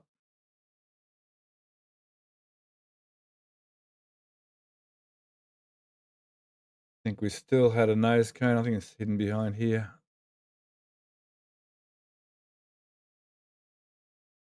Let's try this shot. Yeah, there she is.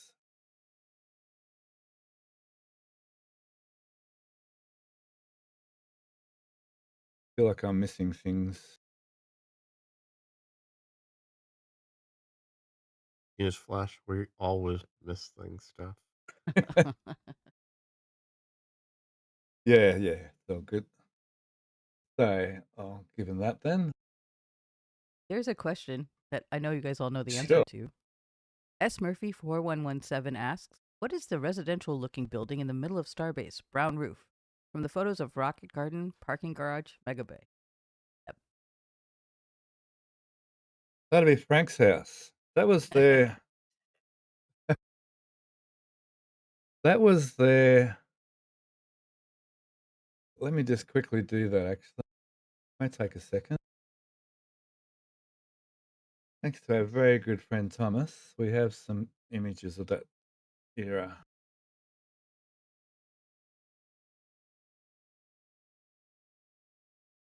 Let me just have a quick look here. And I think it was either BJ or Event Dudes that pointed out this would be the oldest structure left at Starbase.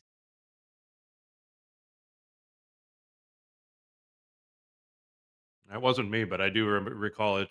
It's definitely one of the OGs. It's been here forever. So going way back to where am I? Here, 2019, January 2019. So that's Hopper with its very temporary nose cone on top and its very fake engines underneath it. And Fake nose cone. Come on now. this Stargate building. And yeah, there's what was known back then as Frank's house, but it's now called something else. So there's a long way back going back in history there. Now we call it the Tiki Bar. Tiki bar, thanks.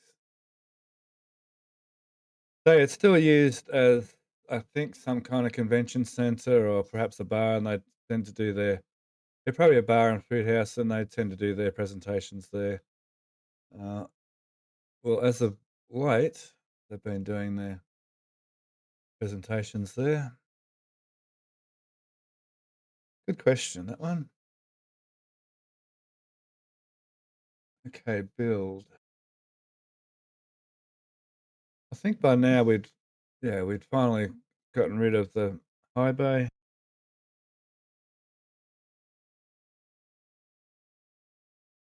Oh, that's not a good shot of the high bay, but in here, I'll come back to that. There we go. High bay's gone. The factory bit's gone, and the actual outline of the Gigabay had started with sheet piles. Yeah, Sheet and the pile lay is, yeah. and the laying of a whole lot of aggregate that all got dug up a couple months later. Processes.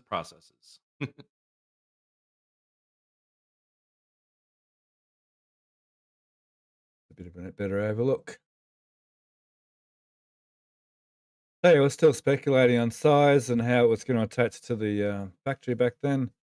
My personal speculation, which was erroneous, was that it was actually going to be built right to the factory. Well, it's sort of semi-erroneous, I guess, because they sort of are going to attach it to the factory, aren't they? But just not how I thought. Yeah, kind of having its own thing with a little bit of a covered breezeway, whatever you call it. I know I like to call it a breezeway. I guess it's been some like to call it. I've even heard transfer aisle called recently, but I think that just creates some confusion considering the other aisles are sometimes called transfer aisles, even though For those who think of a transfer aisle like the VAB at Kennedy, that's not really a transfer aisle either. So we all have it. The terminology all gets kind of jumbled, I think, sometimes.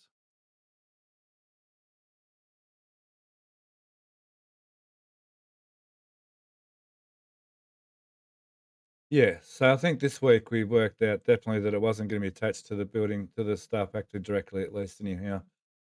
And of course, there was a bit of speculation as to what was going to happen over this side as well, but as to what was the fate of the garage. But they seem to have squeezed the gigabay in quite nicely in between.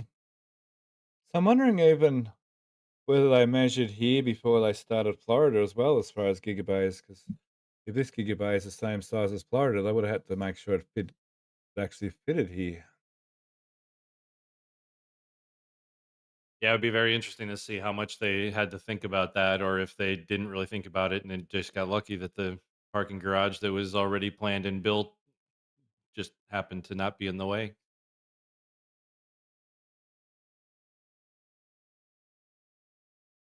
Doesn't sound like SpaceX at all.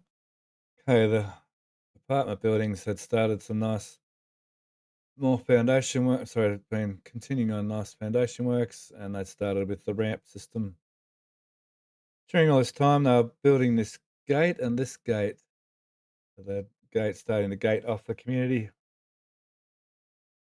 At this stage, they still hadn't gated off uh, the LBJ entrance, which that was soon to be gated off as well. Still a tent 4 happening in the background here, but I think we started to work out that they were starting to move it indoors. I think this tank was one of the indicators that we started to get the things we're going to change with tent 4 very soon. And And the we'll see. dust collection system. Oh, the dust collection system. Sorry, that's what gave us the first clues. True. Thank you. And the receivers building started getting built as well. June, July. Okay, after the launch site. Sorry, in June here.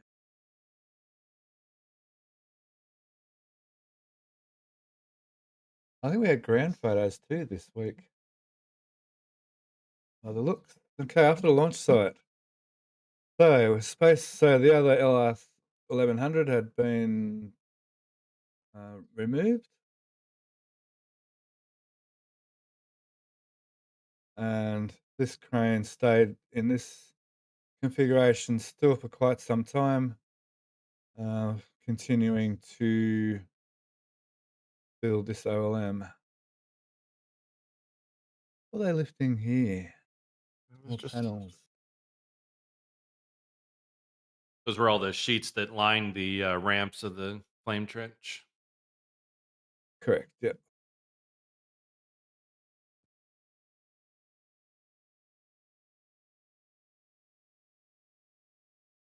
So work around the place that was continuing on as we expect. A lot of the stuff by now we had a fairly good idea what was going on with the commodities and how they were getting put in place. And we were very confident now of the two QDs, obviously, between the cryo stand at Massey's and now the OLM proper.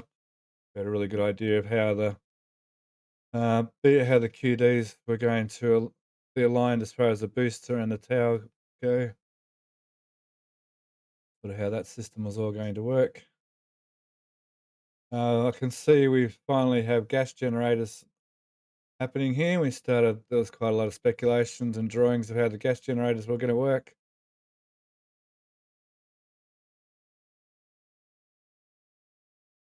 To jump right ahead here, as far as those are concerned, we still have three, four, one more, one more tank to come here, and one more tank to come here. Yeah, yeah. yeah. And at this stage, we hadn't quite worked out how this manifold underneath. Well, maybe we'd worked it out and they changed it. No, 'Cause, I think they hadn't quite because some days it appeared they had like it all. the join Yeah, should be in there. that's I think where it is. And yeah,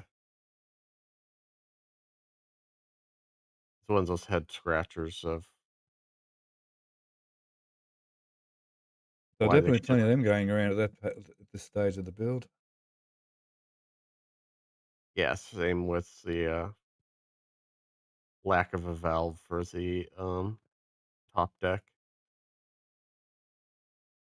Oh, yeah, of course. Down in here, yeah. Still And it's holding out. still doesn't have a valve, does it? It's only an expansion joint. Yeah, I mean they don't need the weir since the top deck is higher than the tanks.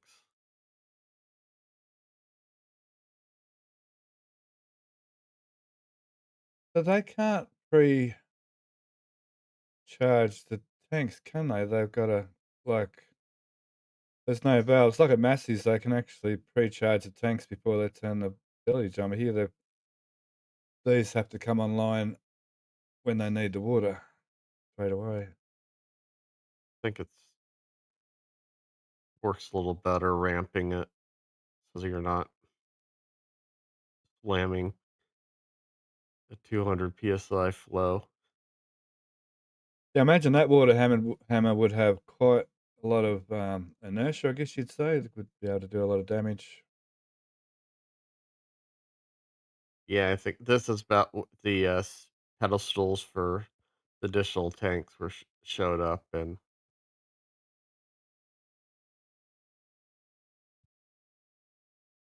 For this additional tank, yeah, for one of them. Yeah, I think those okay. pedestals. I forget if the pedestals stood around. Yeah, they're up there. Two of them are up by the methane, gaseous methane, or four of them, I should say, were by the methane gaseous with the blue tops sitting on them. Those are the. Yeah, I think this is about when they showed up, BJ. Yeah, Yeah. they sat around for quite a while before we started really seeing that that's what they were for. Yeah, they're just way too clean. This was the guy we really wanted to talk to at this stage to ask him all about these gas generators, I guess. Okay, quickly moving around. I started building the foundations for the mega bunker, which was still very much scratching your heads about. So they had to remove that old container. The old, not a container, it wasn't it. That was a proper building, wasn't it? Like a shed.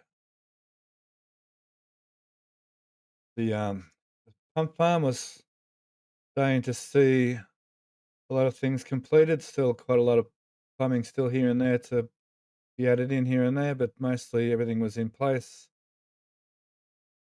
We fairly well had it nutted out by now, the whole pump farm. Well, some of us still a bit confused here and there. That pink crane arrived that got a nickname.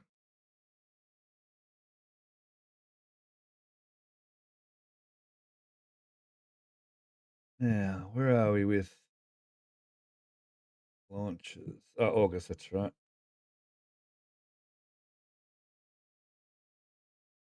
There's still another month to do before that. There's lots little bits and pieces going on around the place. Once again, not much going on at the launch mount one. During that time, they had, I suppose that was during all that time after the first booster catch, wasn't they? So they changed a lot of stuff on the actual catch arms. Somewhere through this, I think I missed where they did all re- uh, the the reinforcement on the catch arms. There's probably a few things we're gonna miss along the way, jumping just from one month to the other, but like I said, if I went week to week, I feel we'd be here for 6 hours.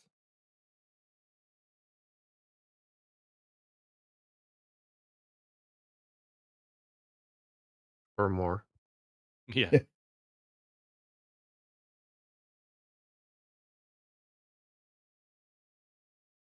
I think, yeah, this time there were some hypotheses going around. I think Zach might have even come up with some hypotheses for those seeing check from Uzata of how that was actually going to work. Along the way, there's some more of this work going on. There's, like I said, all throughout this time, there's quite a lot of work happening through here with digging up electrical and adding new electrical. Yeah, I think this is about the time Zach and I figured out the gas generators.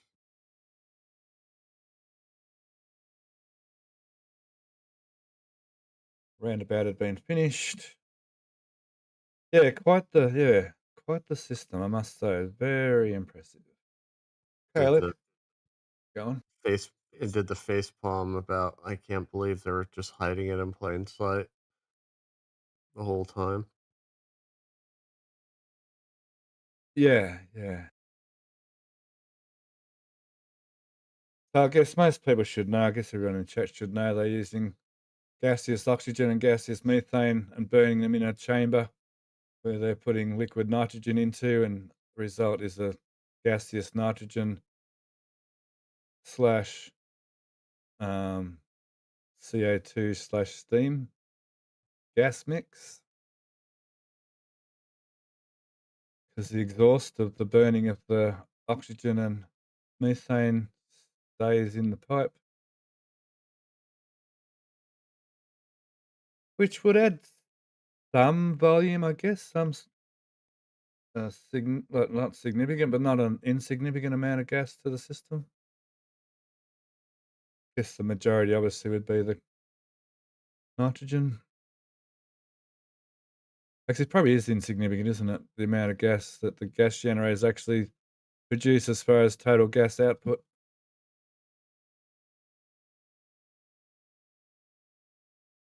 Yeah, it all depends how aggressive they're being with the vaporization process. Okay, let's jump into July.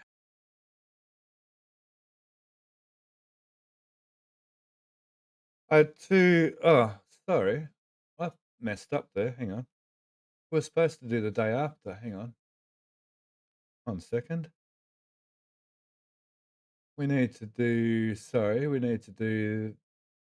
June 23rd first. Of course.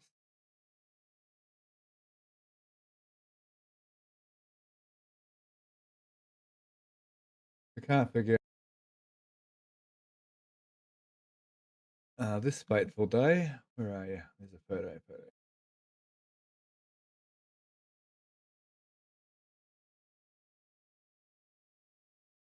This fateful day. So this is on the 23rd of June. So this was a few days after the anomaly. And yeah, it was a bad day for SpaceX. What a mess. I sometimes forget just how much of a mess it really was. Yeah, to think how Uh, clean the Massey's looked prior to the anomaly. I mean, even it- to to look at the mangled mess and char that that was just from that one event is quite remarkable.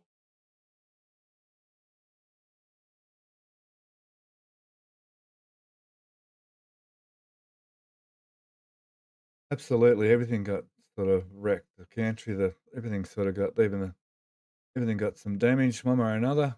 Tanks, thing got a bit of damage. Over here got fully mangled. We found, didn't we find an aft section over here somewhere? Went One of the there, domes, common yeah, dome, the downcomer. downcomer. Yeah,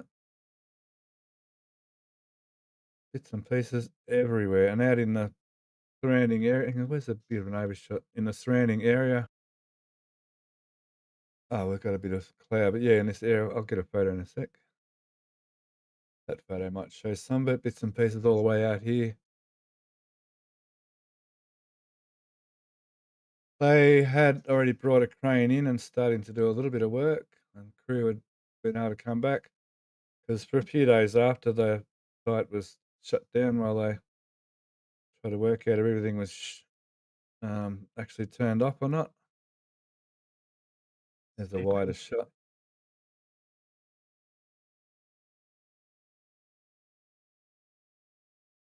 Yeah, this was a good shot that really showed how far the plume and kind of how far into the grass, into the trees, um, that oxygen ended up messing things up. It's definitely a circle of destruction. Right over into there, look, obviously the tents. Now the wall, half this wall here was missing, I think, with some photos. Not sure if we got it or some of the people from the A r- River uh, got. or was that one Interstellar? Yeah, that they were the ones that flew a little bit farther south and got that reverse shot. We kind of saw some of the parts and pieces sitting on the ground there. We can see kind of a pile of sheeting and insulation sitting there. But the week after this, we had photos back from the other side, perhaps.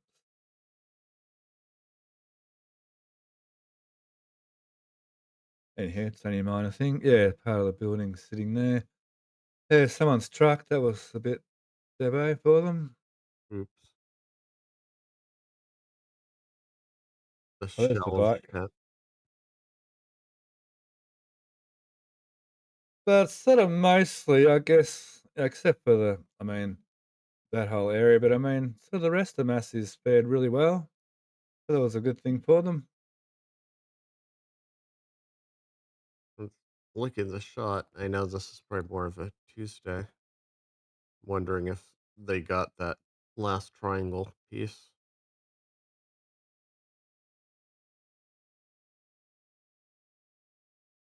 For what? Oh, there's a land swap that we're doing. Oh, over here. Yeah. I don't know if they got that piece. That's more of a event dude sort of stays on Sure. top of all of that stuff. So here I remember doing this show and tell, with looking through all these bits and pieces. We found all sorts of bits and pieces throughout here. So 36, it had the 3 back downcomers as well as the main downcomer, if I remember correctly, being a version 2 ship. Ish, what a mess. Okay, now we can move to July.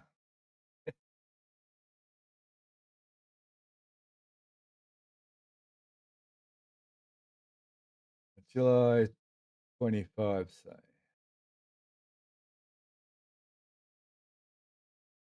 They may even have a ship here. No, oh, that's right. So this would have been the days when 37, they were looking at putting static firing actually at the launch site.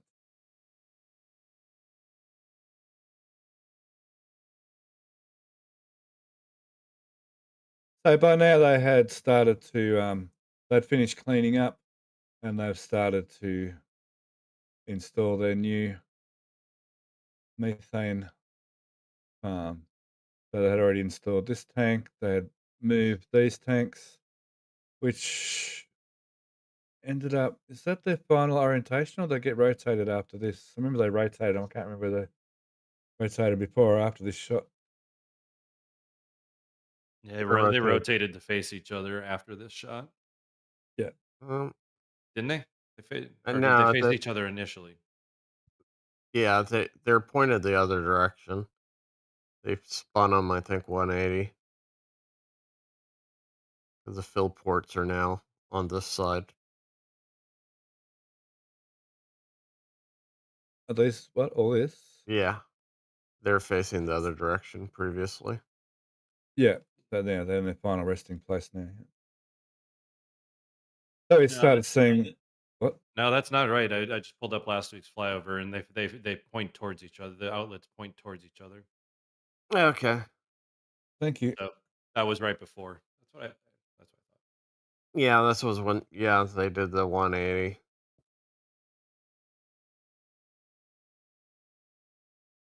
So that test tank's still in the frame as it is today.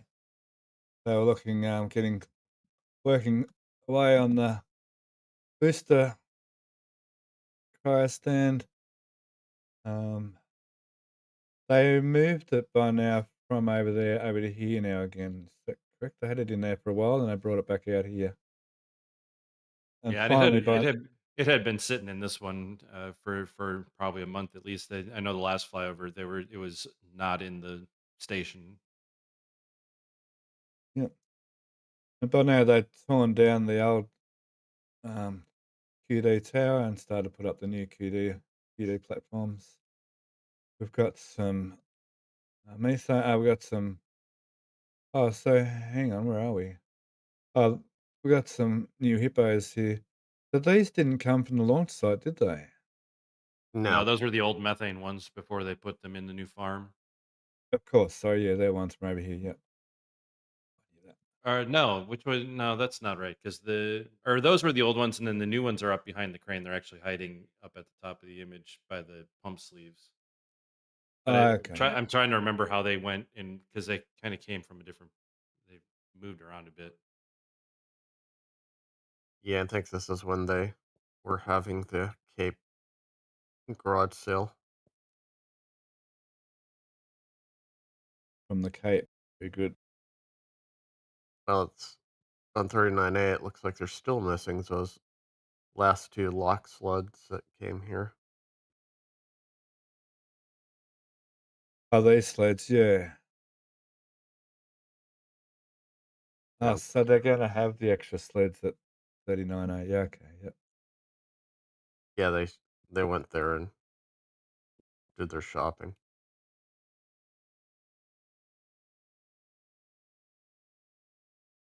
So yeah, it looks totally different today, obviously. But yeah, they started at this stage. They had started to. Here I was getting hopeful for concrete over here. You still are. I got a little bit. I got a tiny bit in the right direction. Start. And of course the tippy crane is Yeah, right side up at least. right. I was still cleaning up as I was rebuilding. I was still cleaning up, still pulling apart the old work platform for the dance floor for the static fire stand. So tell me, did this crane, do you believe, ever got put back together again? No, It's it's sitting. sitting. It's still at the Highway 4 storage lot this day. The boom is still sitting is at the front entry of Masters, but the chassis has been moved. Yeah, it So, isn't the boom cylinder still at Massey's as well. Yeah, I think the lift cylinder and the boom itself are sitting by the Tesla packs. Of course, two charged COPVs. Yeah. The top. so is this SpaceX crane? Is it right? Yes, I believe that was one of the SpaceX owned or leased whatever their arrangement was with them. If not, it is now. Yeah. There is that. COP, you get a COPV, you get a COPV. They're everywhere.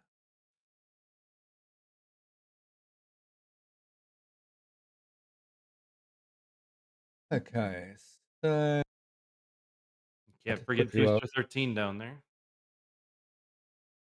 Or at least the aft section of the engine section of Booster 13 was at Massey's Oh at this yeah, point. before they turned it to all the cameras. They dug up Booster 13 from the depths of the Gulf. I was just about to do an overall shot to make sure I didn't miss anything. So yeah, they cleaned up all this area and put a parking area in. And yeah, Booster 13 came along.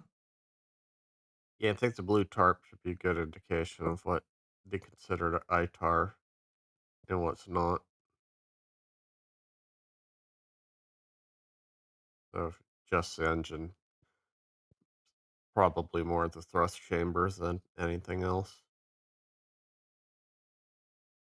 I just think there might have been some open engine parts in here that we might have been able to see into an actual engine. Yeah, they really don't show that sort of stuff. Seems to be one of the very few things that they don't want us to see is actually inside the engines, isn't it? I mean, we see the That's outside of the ITAR. engines a lot. We see a lot of the vehicles. That's all ITAR inside the engines. Yeah.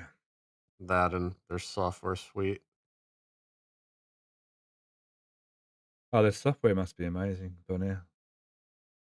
Yeah, the avionics is also the main thing covered in the thrust chambers.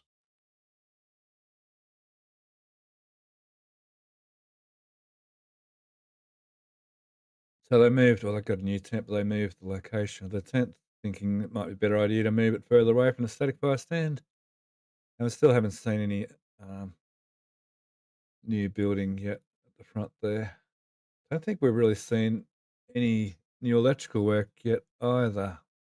Yeah, uh, by the trench, there's all the heading into the new power vault,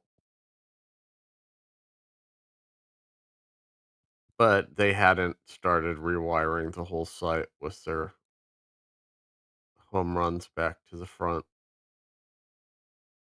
I mean, all these electrical. We saw a lot of this electrical. Yeah, Yeah.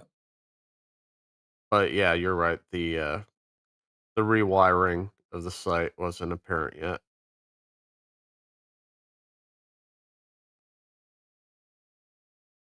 Okay, let's have a look at Sanchez. I believe he'll have overproven. Yep. Oh, no, still only in bits. Oh, here we go. I've got some Yeah. but starting here. Yep. Yep, the base structure is put together. The old, still questioning what that RAM does and how this all pivots and whether the pivots are not pivots. I guess most of it's worked out. Yeah, when they pull up, they need to put lateral pressure to keep it in the same plane. Are we already at 2.5 hours? Is that right? Yes, Hmm. ma'am. Wow, that time went so fast. Holy dooly. We're only in July. All right, we better quickly go through here and do another flight review.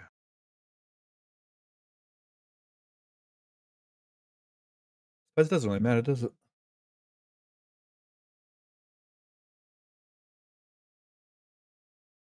It's up Have we to been you. getting many questions? Yeah, okay, cool. Couple here and there, but I've been asking them. There was a question about the COPVs, but I'll ask that a little bit later when we get closer to the COPV testers. Sure. And I think it's a joke, but there was a question from Doc John 4057. So can we start calling those fire breaks across from Massey's Rio South? Uh, what? Across from at Mass? You mean The fire in breaks. Victoria? Yeah, I In think it's a Victoria. joke. I think they always were called fire breaks, weren't they, back there? I think the question is, can we call it Rio South? Okay. Oh, I see. See, cool. Bit funny joke. Yep. I called Mexico Victoria then, because in Australia, quite often New South Wales people that live further north call Victoria Mexico because it's south of the border. So for a long time, Victorians in Australia get called Mexicans because we live south of the border. And here, I digress. That's actually quite funny. And as for your question about time, everybody in chat says we've got plenty of time. Don't you worry. Cool. I shall relax a bit then. So the generator gen sets have been removed pretty well, or they're on their way to getting removed. I remember the tank, I remember the truck there. I think there's one right there getting lifted. Yeah, there's one in behind there getting lifted onto the truck. So they're in the process of getting removed. All the heat exchangers have been removed. In the process of, well, shortly they're going to be in the process of moving these generators and moving these tanks. And I believe starting to put in one of the new Tesla pads, maybe. Maybe they'd started to put the conduit work in already. Yeah, I think they did. And the embeds started showing it for Goodoo Bay. Still got ship 26.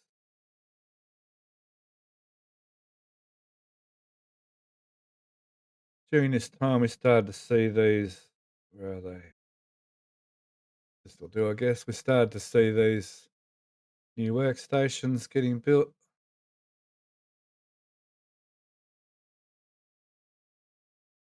Oh, that's the new workstation, isn't it, for the front right of Mega Bay 2, is that correct? Yep, that's the one. Yeah. We saw quite a number of these go in, and get built and taken in. Once again, yeah, too, it'd be nice to see these getting actually used. There's quite a few different variations of sizes and shapes of these over the year.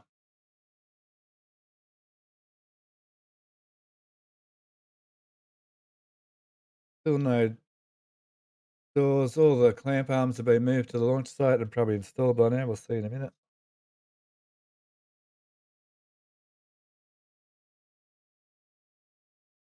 Here we have the first bits and pieces of the new gantry at Massey's.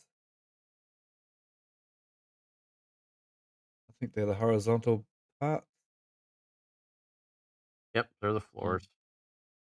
And the SQD arms slowly getting work done.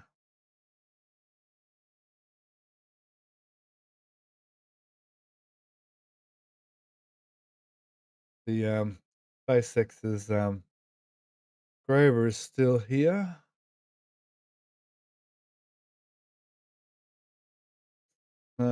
Future's not long here at Starbase. What are we looking at here? Is the black thing part of the crane or just sitting next to it?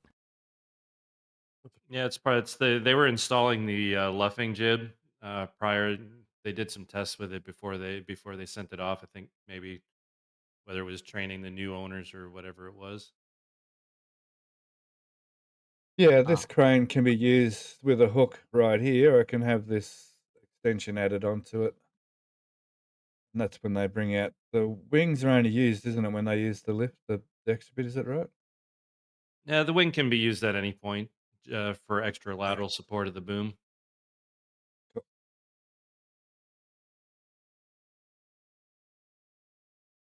Yeah, it becomes a much taller crane when they put the extra bits of truss on the end. Quite amazing, actually.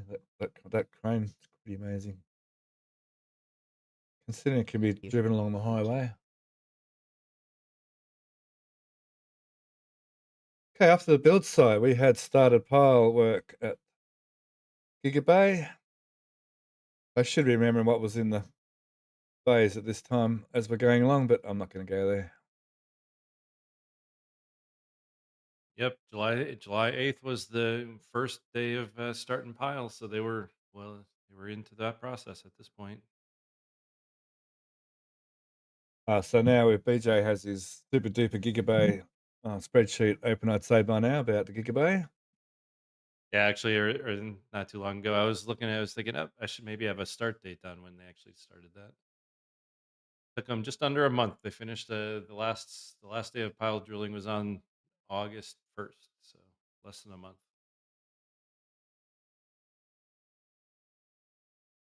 Very good.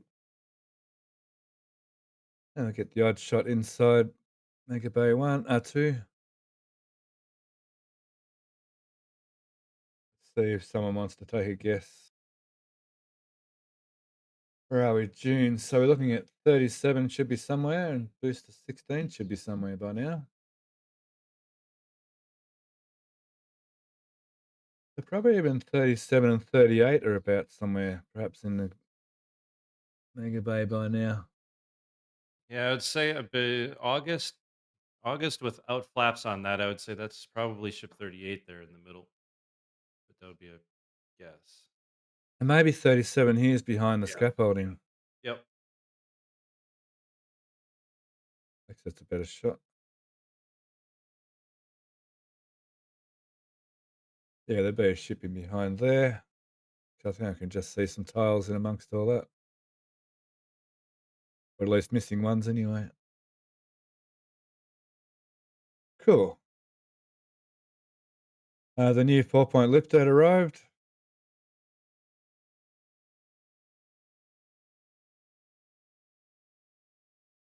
So 37, 38, the last of the version 2s.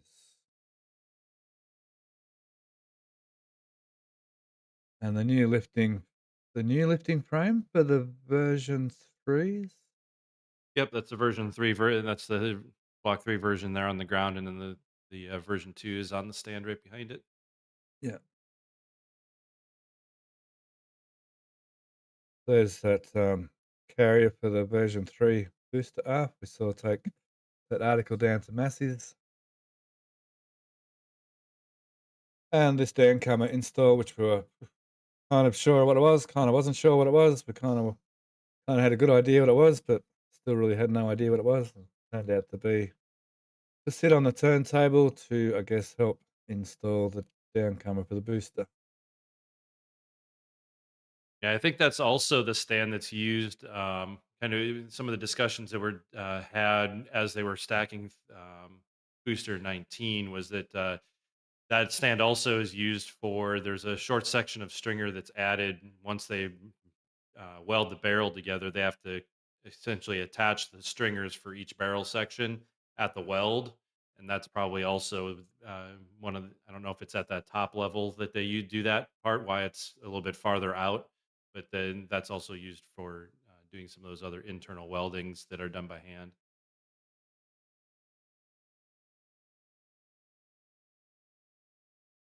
I was just looking, for some reason, my YouTube, I've got the YouTube stream over here on my phone turned on. For some reason, my CC closed captions are turned on. I don't think it's doing a very good job picking up my voice. I might have to start speaking a little bit clearer for the likes of Sharpie. It does do a good job of picking up your voice, though, and writing it. I forget to enunciate sometimes, being Aussie and all. Hey, there's nothing wrong with that. Lack of enunciation. It's just the Aussie way. The apartment building, yeah, that's just continuing along as we expected pretty well. At this stage, we're fairly, we sort of knew what was going on here. There wasn't too many surprises with that apartment building at this stage. Let's see over here. Tent 4 had gone. Everyone celebrated when Tent 4 went, especially the likes of Max Q Jake. He was very much happy to see that go, as were quite a few of us. The goods Yeah. receivable building was up.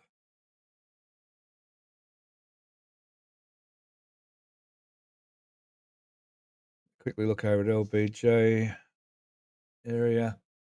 Now they're continuing with the road work in LBJ Boulevard. You can start seeing foundations for the gateway there, which I was saying was going to be there for the longest time. There was speculation it might go over here somewhere so that they could access to the medical building from outside, but I mean, I don't know, maybe they didn't need that after all. We're tracking bits and pieces in these yards, in this yard here too, where during this time, little bits and pieces. There was clamps here for a long time. Rim's still there. Little bits and pieces as we're going. We're tracking all sorts of bits, all sorts of stuff. Okay, I'll go to the launch site from this week. 1 second.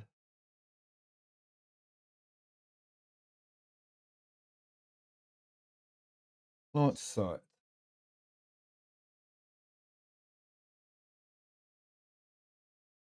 I'm sort of thinking that August, probably July.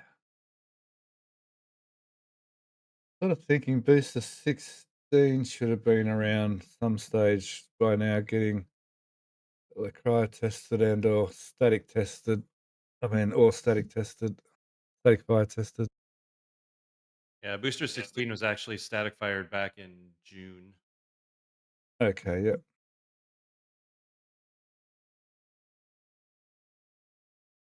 So they're ramping up for flight 10. Okay.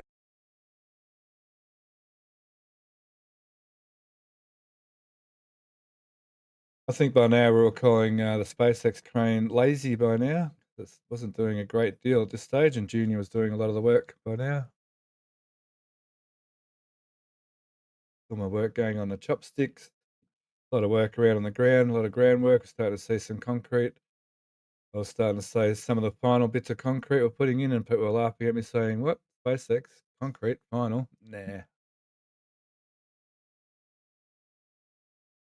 The the carriages for the QDs were put in place, and one of the hoods on top. Doors took a little bit while for the locks one to come along. All the manifolds were put in place. A lot of things were moving forward quite quickly here. Is that oh, hang on the wrong side. The staging pad there.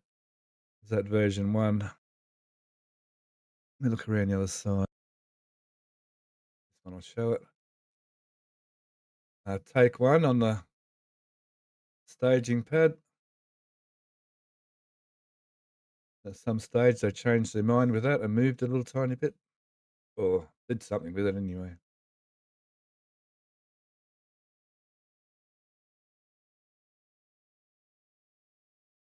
They were still yet to complete the walls, and they were getting pretty close to completing the flame trench at this stage. Well, the commodities trench now is pretty well finalised. Even into the tower now. They've finally got into the tower. So they already started bringing that. They had to, hadn't they? Started, yeah, bringing the vehicles through here, hadn't they? Yeah, because this is, I think, still's a temp concrete. Most of it. This, yeah, over here especially. Yep. So 37. So also, is it here? Sorry, just jumping around again. Had they started? Yeah, they had started doing the modifications to the launch site for the rings in there and everything for 37 to be statified here. Which I don't know, for the longest time, I remember when we first saw the thing built and people were questioning whether they could actually use this for a ship. And everyone was like, no, no, no, no, no way they could ever, no, no, no, they could never do that. But then they did. So that was interesting. I think nearly everybody ate crow in the day that we worked out they were going to do that. In regards to a ship being on Pad B. I mean, Pad A, sorry. Yeah, and I think we kind of later also found out with all the engine swap things that they ended up doing after them that that's the reason that we never thought they would do it is the reason why they shouldn't have ever had to do it, but their kind of situation kind of forced their hand on it, really. Somewhat. 36 was a real catalyst for for feudal things going on, like a rebuild of Massey's and a static fire on Pad A. Actually, just one quickly here. That started the groundwork on the ASU too during this month. I'm just going to jump back and forth a bit here. Apologise for that. By now, the deluge farm was fairly well. Let me look for another photo of that.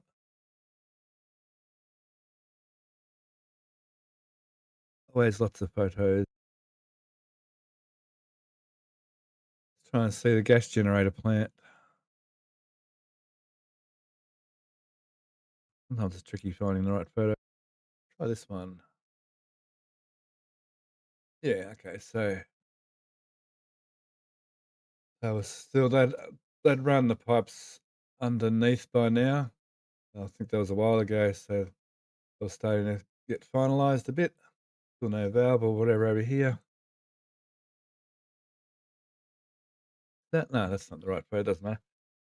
So the pump farm here at the new Pad B pump farm, or Pad A, Pad 1/Pad 2 pump farm maybe for the first couple of launches. I'm not sure about that now with the new plans and everything. I'm not sure they're going to use this pump farm for Pad 1 or not, to be honest. They may just go ahead and build the new pump farm after all.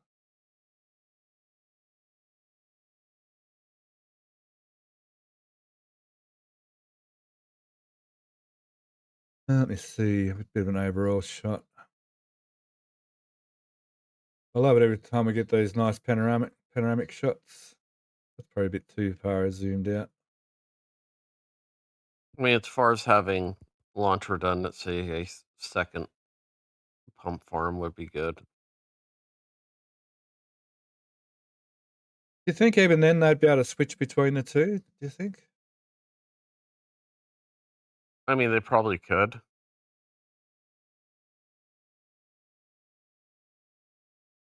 And people saying I ate at least 10 crows this year. Yeah, for sure. And the rookie numbers. Methane. Yeah, rookie numbers. Yeah, methane. Yeah, that's like tomatoes. I say methane. You say methane. I say aluminium. You say some other weird word. I say aluminium. I With say their meters. You say some crazy stuff. they're just units. They're completely arbitrary. So here's the last of those wall panels in place. Oh, there's the American truck or two. Oh, they've fleeted. Is that right? The red and white stripes. Is that what that is? And that fleet of trucks. Yep. Proud American right there. Good to see. I don't know why I have the Team America theme song in my head. Thanks, Steph. See you, America. Hell yeah. Something like that anyway.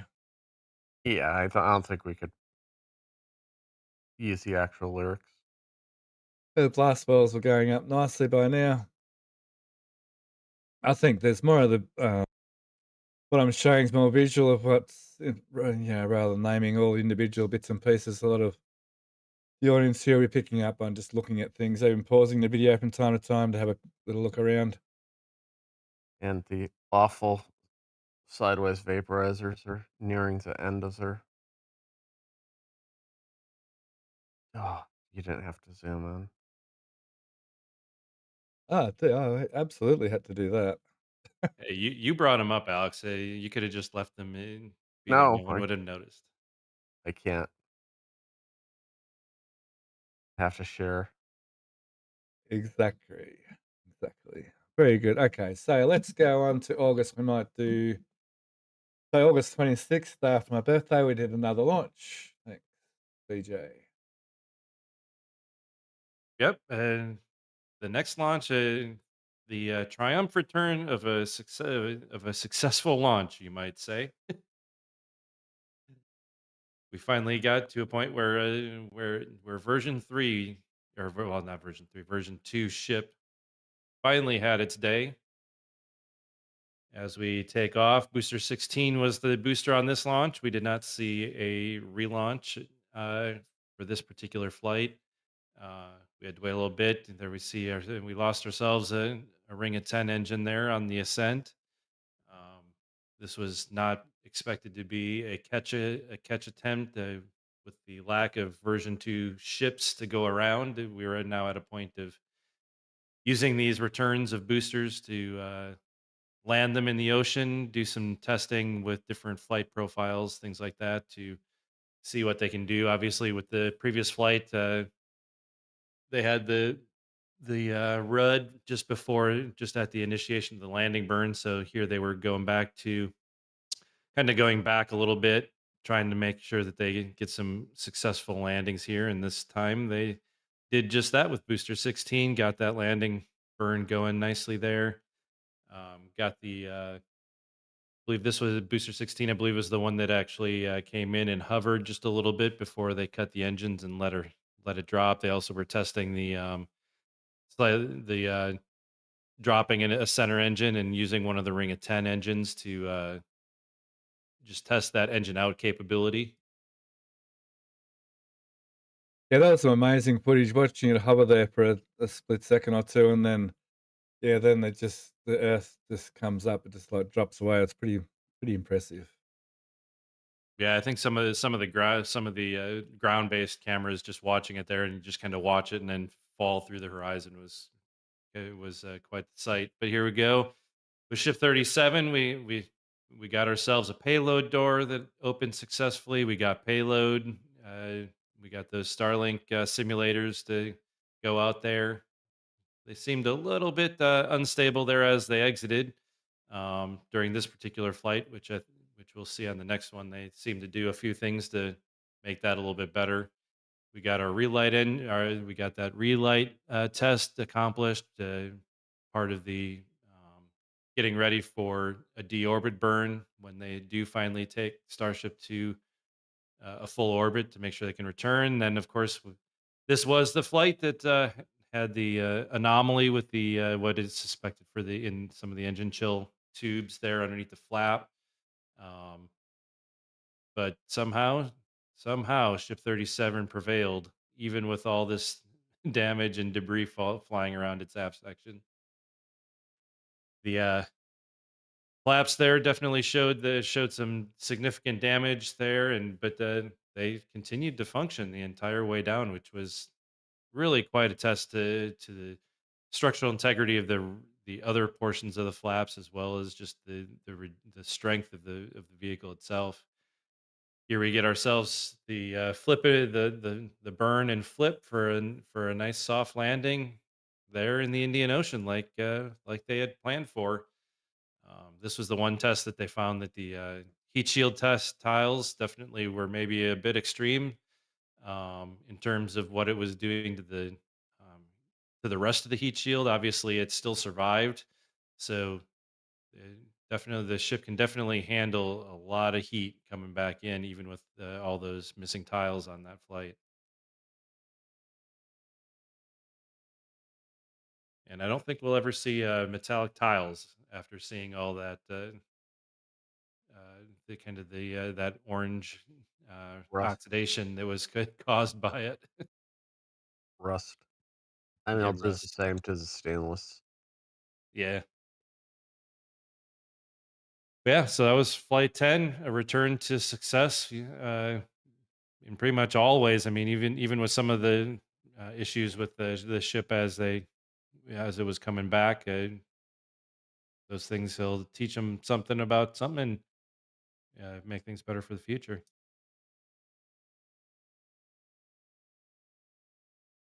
So we had a flyover on the 26th. So was that a full stack? What was that though?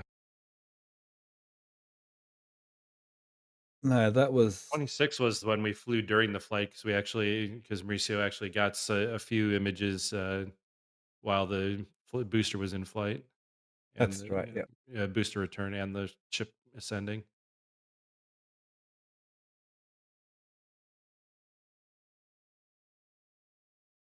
So this is just after launch, like literally within an hour or two. Okay, That would Star, have you been, did yeah, but it would have been since he was up there during the initial launch. It was less than an hour. It's probably, yeah, definitely less than an hour. let's skip forward 3 days because we didn't get overhead that day. So we'll just skip ahead Mhm. to the 29th of August.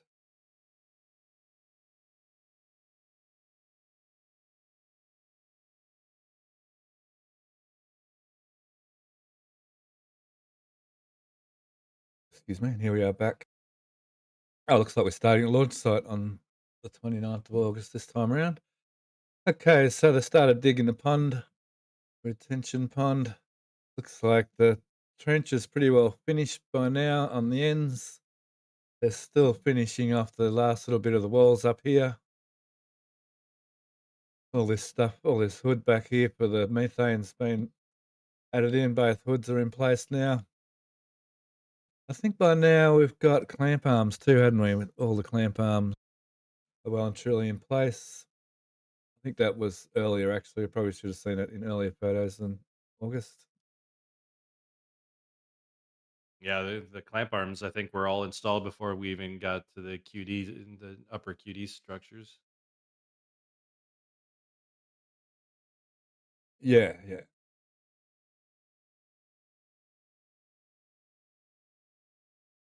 There's still the heat mat cabling, still a lot of welding going on in the OLM with all this clamp arm stuff, everything else that goes on in there. All the manifolds are in place. Have they done this weird modification over here by now?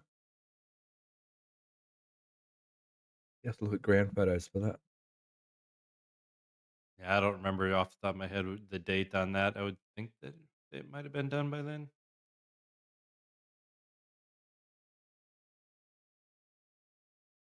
I'm glad chat's enjoying our little walk down memory lane. I was a little bit concerned I hadn't done enough research, but I think we're doing quite okay with covering all the main changes of all the sites. I'm just trying to find the other side shot of that. So there's a question from Jeremy Worcester 1. He's asking, if outfitted with minimally viable fairing, would a booster stage be able to launch from Texas and land in Florida, assuming catch towers are installed? We had this Probably not. we had this discussion on last Tuesday. In my opinion, no, but some people are saying maybe. The trouble is, I mean, if it's going to get over there, it's going to have to go a lot higher and a lot faster. I'm not sure whether it would survive coming back down through the atmosphere, to be honest. And I'm not even sure whether it's got enough delta V to get there on its own. Like, if you look at the maps, if this is the coast and this is Boca Chica launch site, I mean, Starbase launch site, and this is the coast, it doesn't go very far. But I mean, that's with a ship on top, but empty them. I don't know. I'd have to see some proper physics done on it.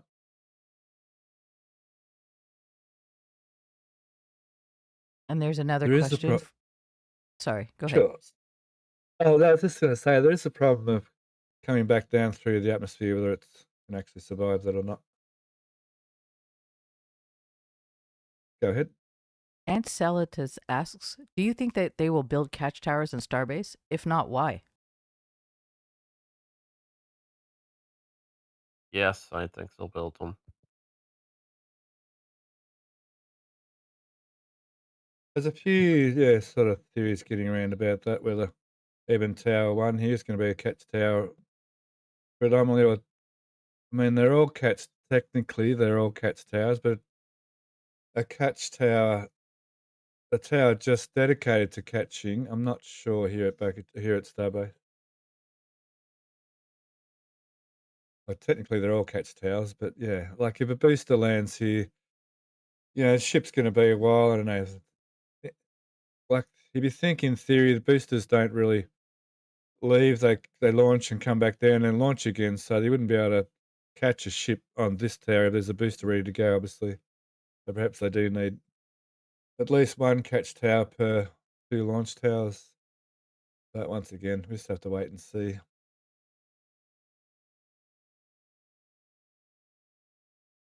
We do hope to see a ship catch coming up next year.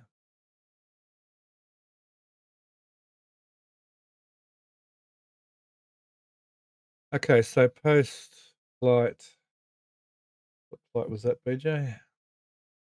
That was flight 10. Flight 10, yeah.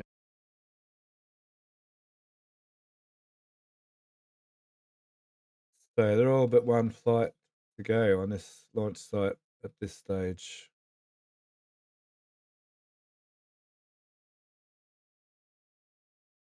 I asked Grok to give me a list of all the flights of 2025 and their ship and booster numbers, and did a good job. Grok's good for a few things. AI is good for a few things. I know it's not good for some things, but for certain things, I find things like Grok really handy. And that doesn't get everything right. You gotta be careful with it.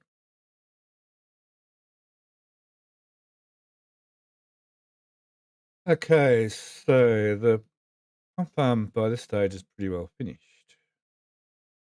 There's a good photo of it. Here's one over here. During the year, we were getting some amazing photos, amazingly good angles in and around all this plumbing.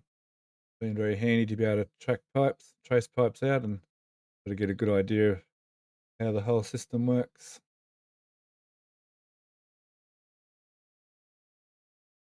They're missing this, though. We're missing this last methane pump for the longest time. In fact, the last flyover, it still wasn't installed.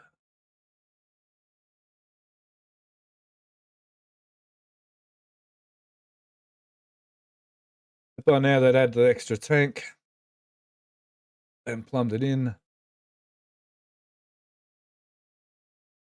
They still hadn't quite got 3, 4, 5. They haven't quite got the last of these tanks in yet. A lot of these gas generator systems were finalised. They still hadn't fired these, as far as I know, at this stage. They still hadn't had the weir and everything finished off, or had anything down this end really ready to have that sort of thing happen yet. It finished off the walls pretty well. And that'll be the launch site for August. Go have a look at the other sites through. Sorry?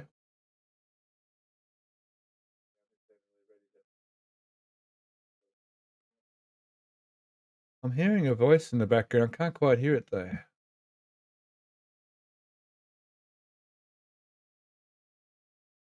think we may have lost Alex for a minute. I'm still here. Oh, there you go. Okay, cool. Someone had a hot mic. Oh, thank you.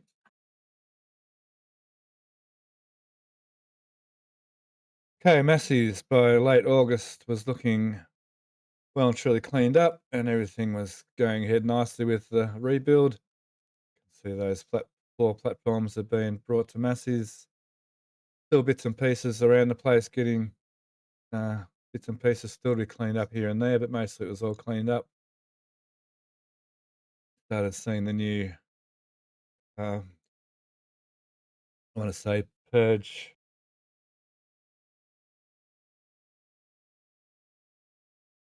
Sorry, excuse me. A new where they switch everything for the gases and the main cryo commodities. The electrical bunker had gone up. The transformer pad was being laid. The main commodities trench was pretty well finished. Ready for some plumbing. They'd started stripping plumbing around this area and installed the new hippos. Methane farm was coming along nicely. Starting to get a bit of an idea how that was eventually going to be laid out and plumbed in.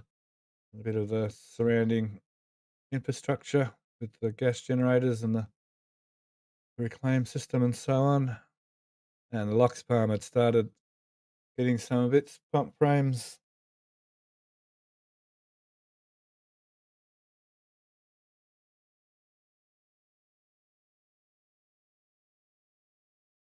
Well, good. So a quick chat there for a sec. Yeah, moderators are doing a good job over there in chat.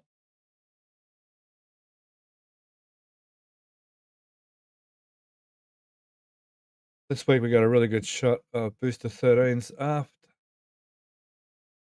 Look down here a bit closer at it. This one might do for now.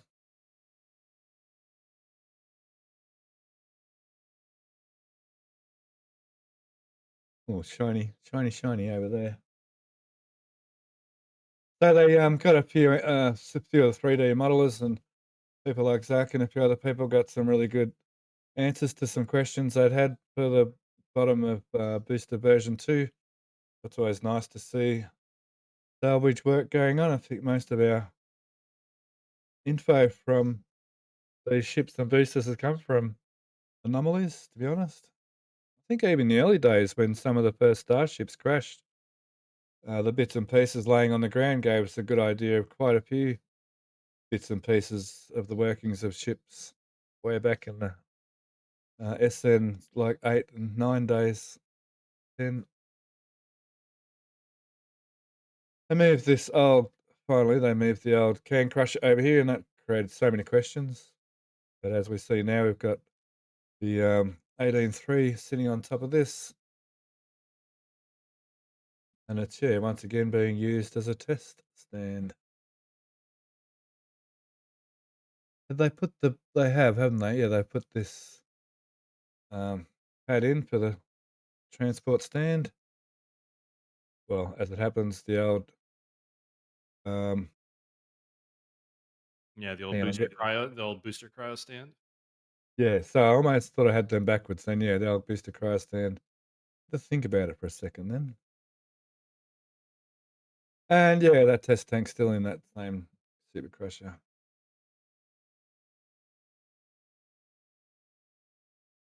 They put that tank in, everything was sort of looking nicely, going ahead nicely at this stage. I see at the front of the site, they'd started the new bunker at the front of the site, and some of it's now the main re rewiring of the whole main site had well and truly started by now as well. So now this will give them the opportunity to have remote switching of these tanks. I actually watched a YouTube video not long ago about a storage facility that was storing flammable liquids, and one of the pumps spat a bearing, which ended up making a seal come loose and spilt enormous amounts of fuel within its retainer, within its concrete retainer walls. But there was like 14 or 15 tanks, large tanks, and because they couldn't remotely isolate them, the fire got out of control and took quite some time to put out. A bit like Massey's here, it took a little while for the flames to stop. I guess with all this new wiring, they can more effectively isolate things should something happen again. There's the shot I was looking for booster 13.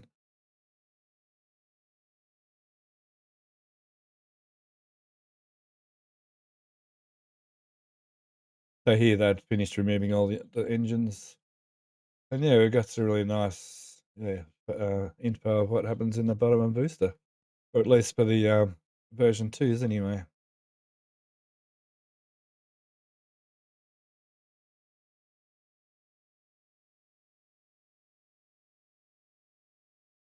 There's a question from Ant Salate. They're asking, how come the top left part of Massey's is undeveloped and just a patch of shrubbery? It's not SpaceX property, it's the federal government. Potentially, they might get it in a land swap.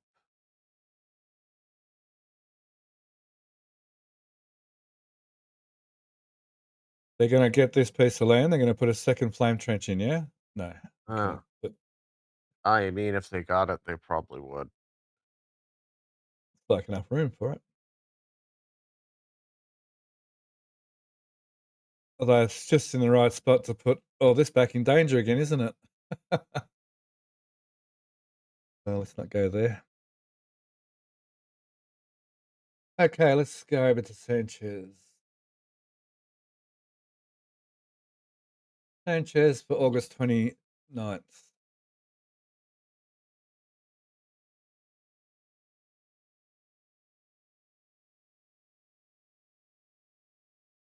Still more interesting ring sections being built.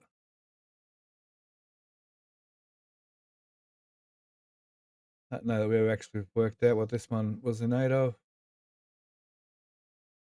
But yeah, once again, I iterate. It'd be very interesting to have a look through the factory these days to try and find all those little different stands. Actually, I thought BJ worked out that one because it has that tower that we thought attached to it. Yeah, that particular one is the version 3 ship transfer tube stand base. It goes. I think the truss structure was up by the white tents that particular week, or shortly after it. I forget when they both showed up. Yep, Oh yeah, yep. that rectangular stand is on top of it. Oh, and that's for the 3 downcomers. Is that what you're saying? Yeah, I mean all four of them, but yeah, 4, so yep. 3, 4, 6, 7, whatever. Oh, I did a Gen Z thing. This is all here waiting for the next ship to have, or waiting for ship 38 to be static fired. That was a bit of a thing. They put all that up there, then they had to pull it down again for flight 10, then they put it all back in again for static firing of 38s.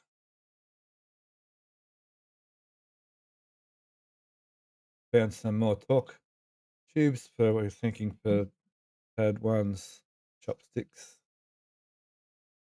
Ibuprofen quickly over there. It was very much, where is it over here? Very much assembled by now, and we still thought it was a breakover minute thing, but I don't know. I still couldn't see it. I didn't know what it was. Still, just couldn't see it as a breakover thing necessarily.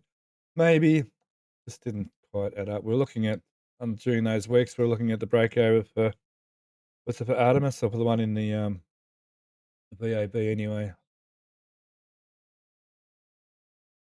But as I found out later, it was just a clamp tester. Well, whatever, testing the clamps, whatever they were testing. Clamp hardware testing. Had we got the covers for the arms yet? Let me quickly look around here. My Yeah. thumbnails aren't working properly, so I apologise for that. At this point, I believe they'd be over in the um, inventory area if they're here yet by the back fence.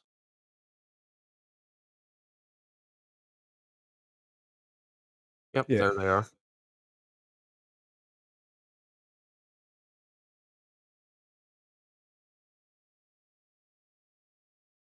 QD was slowly, excuse me, being worked on. Can see some of the shielding, excuse me, some of the shielding for the orbital launch mount 2's service structure. And we can see the main uprights for Massey's static fire stand, new gantry. Still no extension for the SQD arm at this stage. And well and truly by this stage, they had removed all the gen sets out of the generator plant. Yeah, this is still 17. Yeah, it sat there for the longest time, didn't it?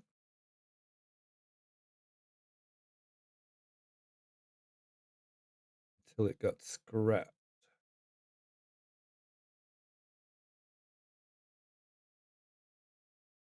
That's probably 16, is it? The test tank 16? Yeah, I think it is, isn't it? The ship one.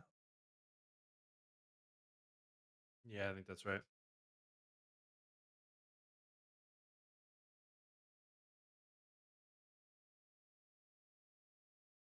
And by now they'd put the new Tesla packs in. Starting to see some embeds for the Gigabay. We'll just head over there in a second. Looking around here, oh, that's right. This is getting quite recent now, recent memory.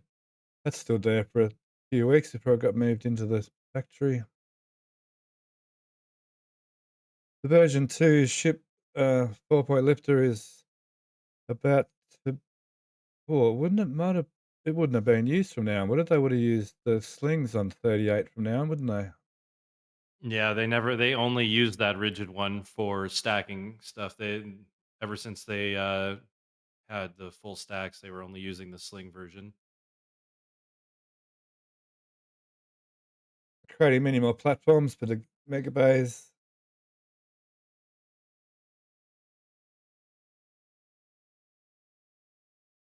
Yeah, it was actually kind of cool. Really enjoyed that the Booster 19 full stack image that SpaceX posted the other day that actually showed some of the additional work platforms they've put into some of those corners.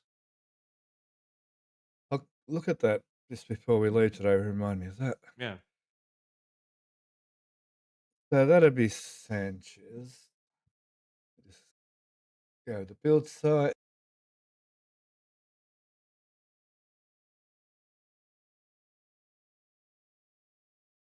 So build site, we see a lot of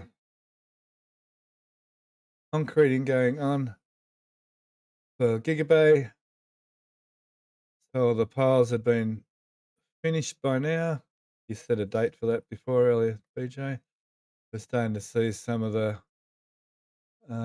pile caps. These haven't got pile caps. That's not a cap, is it? That's just a, what do you No, call it? that's just rat slab, blinding layer, Yeah. concrete there. This one would be a final. No, nothing. Oh, I no. don't think. Zoom back out again. I don't think we had. Yeah, there was no the top right corner. It looks like it was poured, but that was, and then the middle. There was two corners that had some pile cap finished, but that was it. Oh, of course, yep. Let's see. Yep.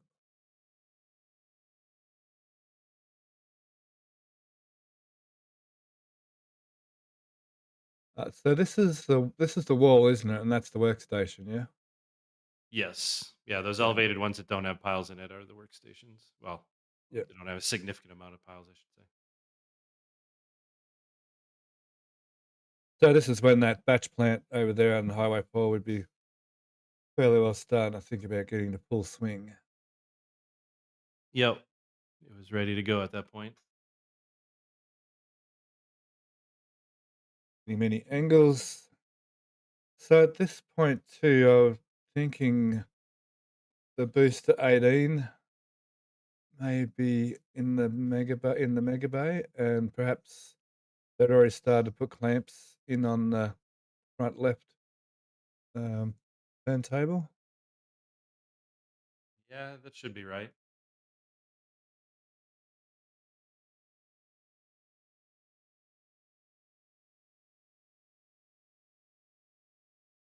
Yeah, that's that photo just from SpaceX. Yeah, is really nice, very nice. By the stage, the apartment building had started getting their prefab panels installed. So basically, a house of cards all put together. Hopefully, a lot stronger than a house of cards. But yeah, prefab building. I kept calling it a tilt panel building, but that's not correct because they'll tilt panel buildings. They used to make the panels on site, but I don't think they've used that technique for quite some time in the building industry now.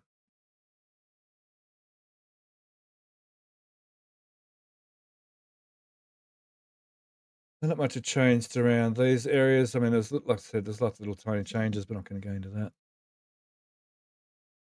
Over here at LBJ, they've started finishing a lot of concrete, and it's just had a few bits and pieces to tidy up.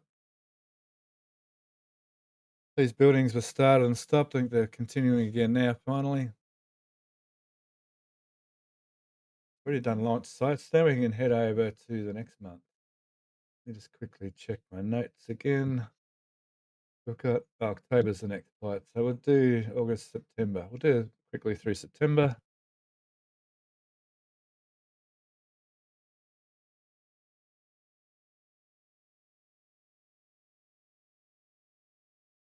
Let's try 20th of September. Go back around the right way around, start at Massey's.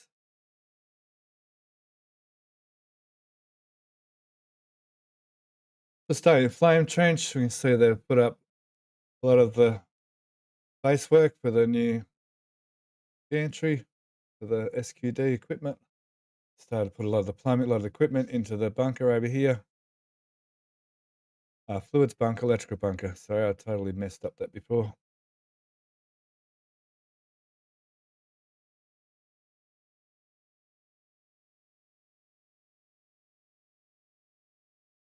There's the top deck for the top floor for the gantry. Some of these weeks we saw some nice bits of engine in those ITAR buckets. Not sure whether we were quite supposed to see in there, but anyway, we got to see inside there, which is pretty awesome. They didn't really try to hide it too much, so I suppose it was okay we saw that. The methane side was starting to get nicely completed in the farm, at least. I mean, not completed, I guess. A lot of the major components were in place, and a lot of the fiddly plumbing still had to go. So, as always, getting the major things in place is usually quite fast, and all the fiddly stuff later on can take quite some time. Same with the LOX farm. All the major components for LOX farm are already in place.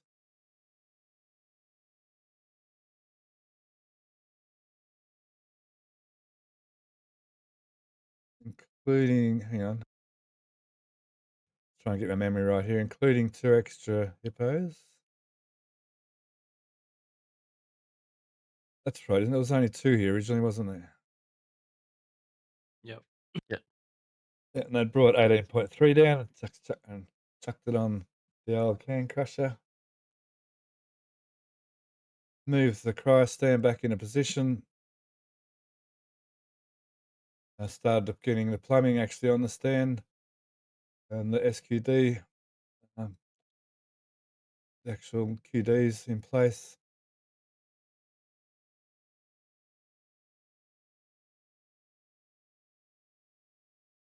Have a little look around here again. Seem to get the same sort of photo. Hang on. A lot of new electrical work had been pretty well finished off. I mean, started finishing the runs. The new electrical bunker was getting well and truly underway. Starting to get the roof support structure in place to pour the concrete roof.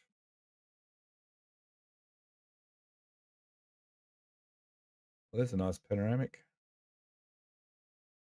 Sometimes photos end up in the wrong folders when you're downloading. Part of the fun. Part of the fun of trying to find a photo when it's in the wrong folder.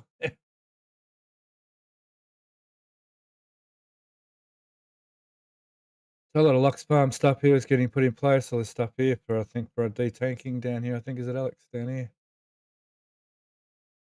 Yeah. Something I found. This part here didn't see it till just recently. Just find another launch site photo here quickly. It's the yeah, it's the same as what's on the current site. There's one down in. Is it down Yeah, in here? yeah, both of those center valves have them. Um, yeah, Right the tridents. there. No, that's Oh, here. the Sorry, this bit here. yeah, yeah, that's the other Oh, one is the Trident. Oh, yeah, the balancing, the so bypass. we're seeing that here at Massey's as well. Yeah, yeah. Historian pointed that out, but probably not. Yeah, you did. Over the years, you've been so patient with us, especially me, and you point things out, and it goes over my head sometimes, and then a bit like, I don't know, my brain works this way a bit, then somewhere along the line, everything just clicks together and the whole thing clicks together. So it's definitely not a waste of your time by any means. Like that's clicked together now properly and it's all good.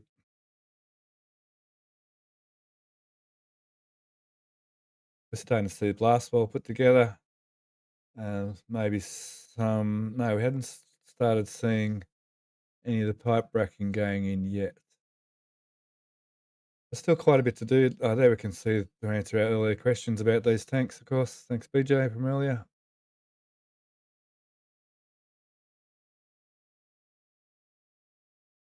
Our memories aren't the best at the best of times, especially as we get older.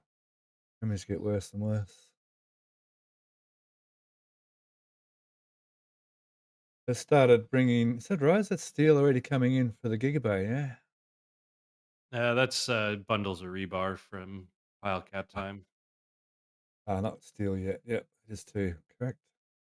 But that's the site. That's one of the sites, is it? Now they're using steel now for the. Yeah, it's one of that one is predominantly column storage. It's the one that's just past Massey's. It's about halfway between the other Brownsville lot and Starbase. Yeah.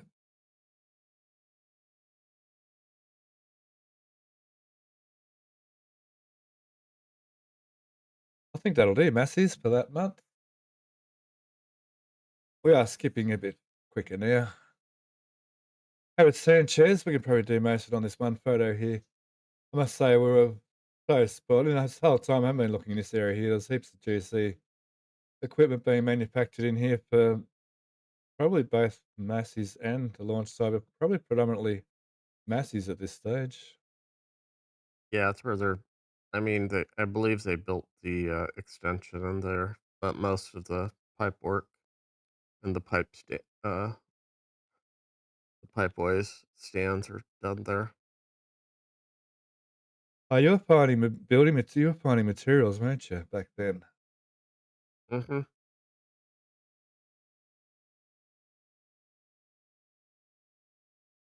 In amongst all this, somehow Alex manages to find all the It's important things. the other side. Is generally because they have the loading racks for putting. Yeah,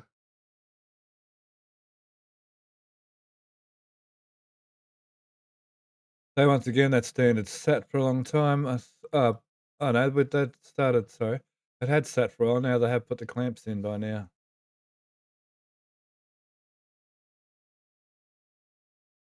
Still making. Although these sat around for a while, still making bits and pieces for the factory. Ibuprofen was still confusing us.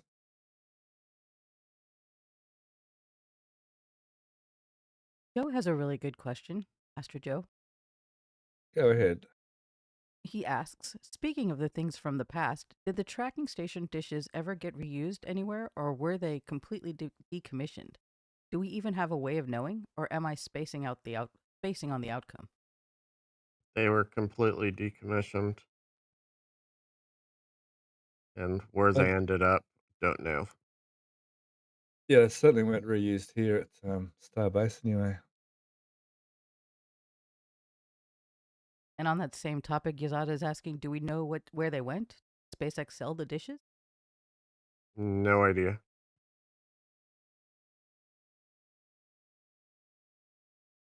One day they were there, and the next day, everything was gone. As is SpaceX style. Most definitely.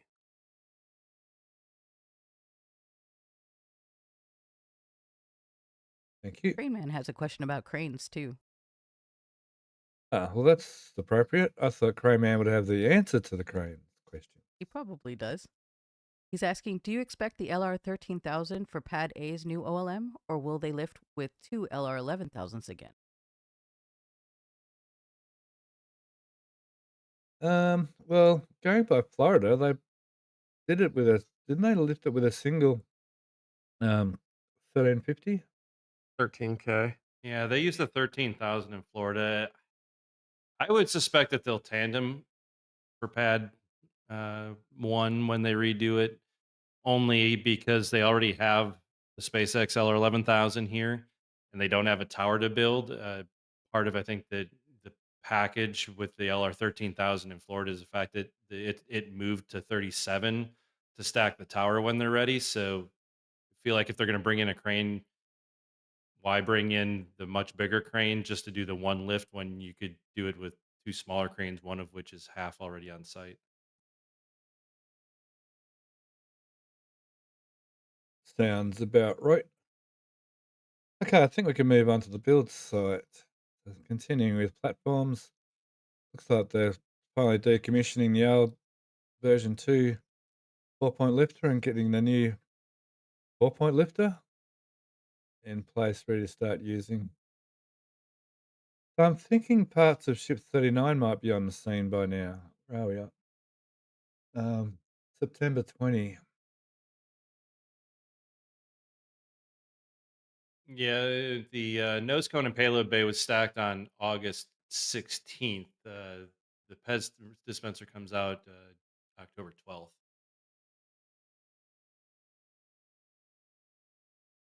I can see a booster. I can see 2 boosters, can I? I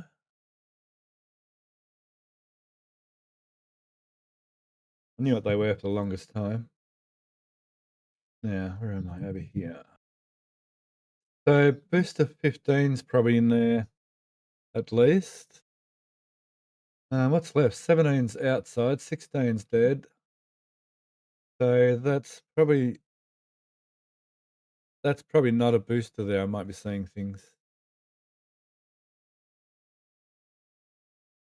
See if there's a different angle. Yeah, it could have been, let's see, this would have been, let's see, so that stand was in there for stacking of 18.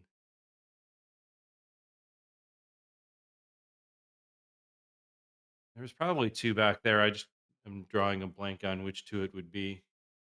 Oh, 18's about too, isn't it, at this stage? Of course. But 18 would be only, hang on.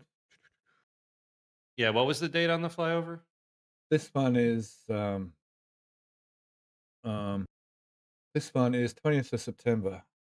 Yeah, so that would have been the day after the aft section went in. So this would have been right as they moved the LOX tank over from the right to the left.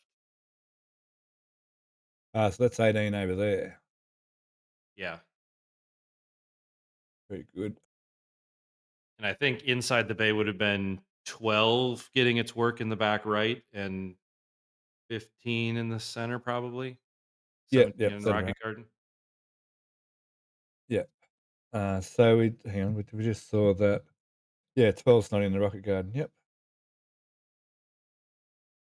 exactly. Yep, very good. Perfect. Thank you. So Giga Bay, I just assume we got a frontal shot. We're starting to get a lot more concrete poured, starting to pour this into sections that I went ahead in sections here and everywhere. But yeah, lots and lots and lots and lots of concrete. Was there 1,000? So there was quite a few, wasn't there, BJ, in here all up? Oh yeah, the pile cap was just short of 3,000 trucks of concrete to do the entirety. 3,000. Wow, that's incredible.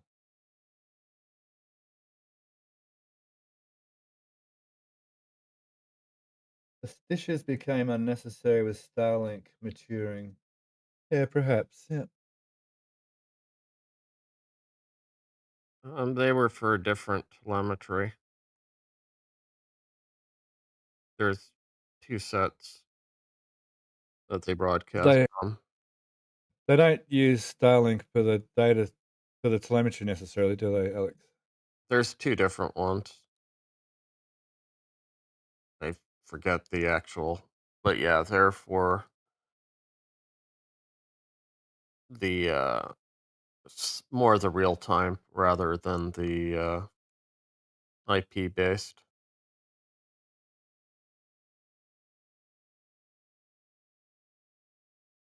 Very good. The apartment block had definitely come along.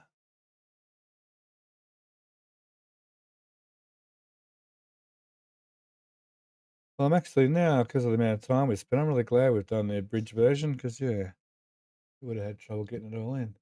So, onto the launch site. Not much really to report here in the field site.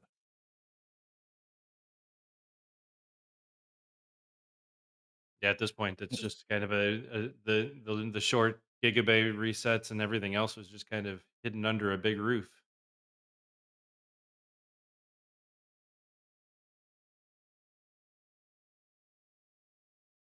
Okay, looks like they had finished moving the staging pad, getting this area here ready to put steel caps down. No, whatever. That was a big discussion. Anywho, poking the bear a bit there. Clamps was a lot of work was done on the clamps over these months. Looks like they just haven't quite got the balls, the hardware in there yet.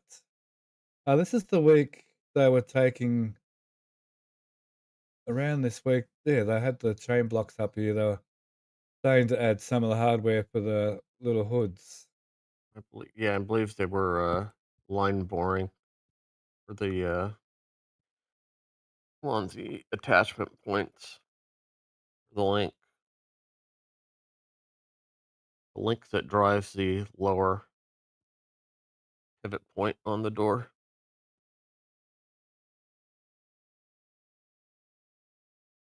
Got the best shot of it.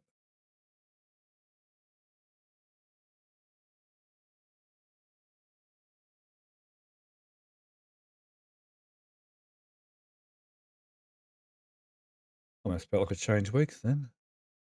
It does. This looks like it's this is definitely not that weak. Hey, what's going on? Here it is. Let me have another look. There's a ship on. I noticed there's a ship on OLM2. Let's go back to that other photo quickly first.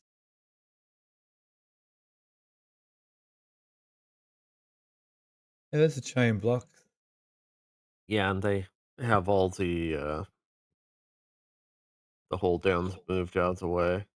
The pins here out of the way. Yeah, and there's a shot from the other side. I think you can see uh, the drill equipment.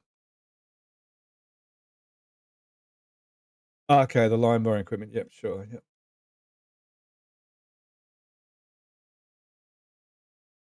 I probably won't find that shot in time.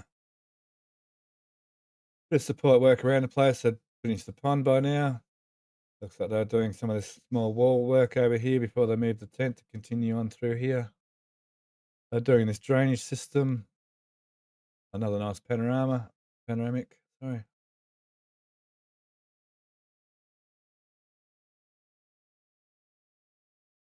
The Giga bunker was well and truly almost finished by now. It's weird shape and whatever.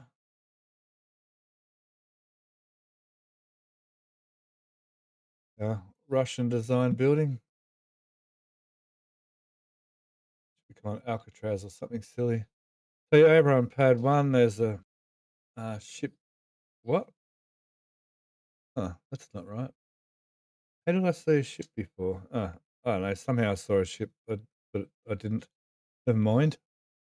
I was just seeing things as usual. Right, October 13th for next flight. We're not quite there yet. So this equipment's being put back in for ship 38 static fire.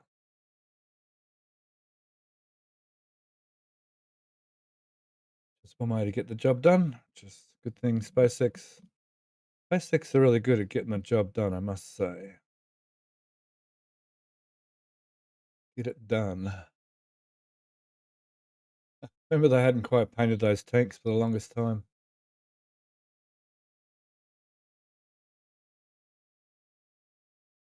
But during this time, we were noticing bits and pieces were sort of finishing up here and there. That had all the gas generators put in, for instance, and the main pipe cryo plumbing was put in. Most of the pump farm was complete and started to be tested.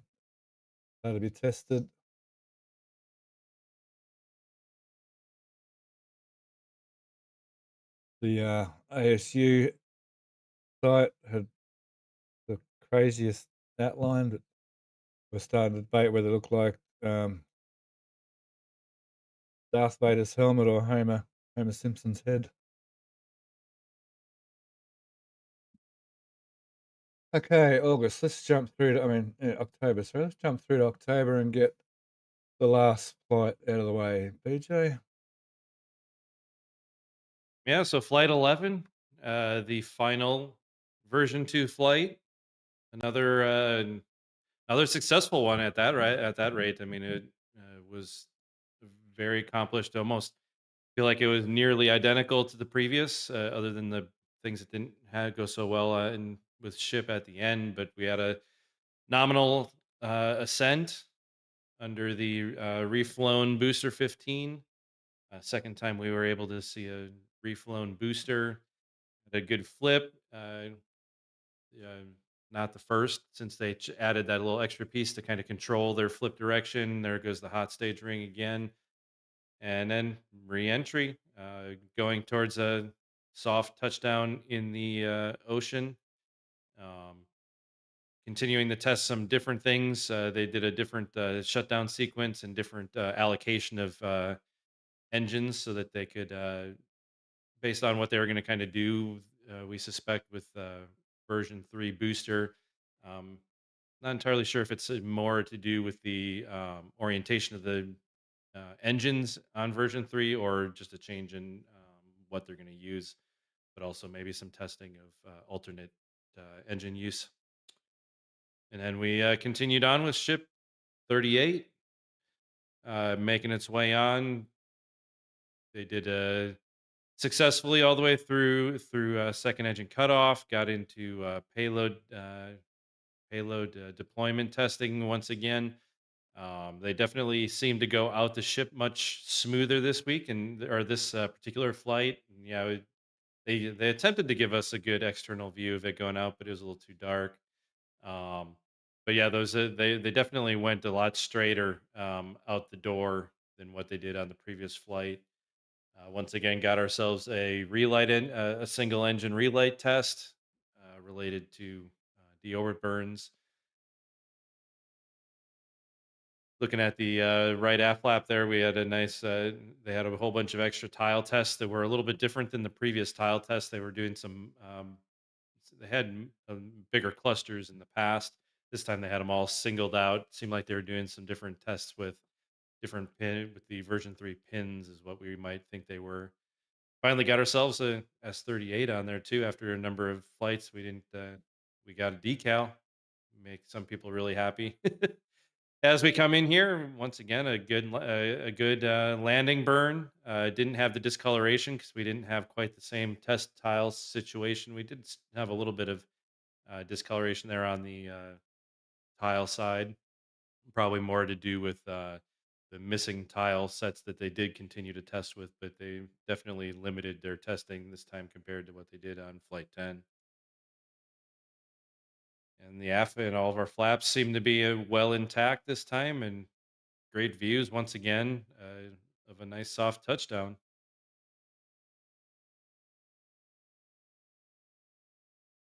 And hopefully we'll just see one more. Hopefully we'll see one more really successful landing like that with the first version 3 before we can see one come back to the tower.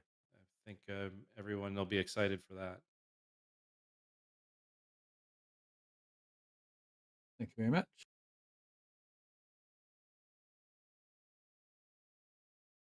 Now, October. Let's go through October 24.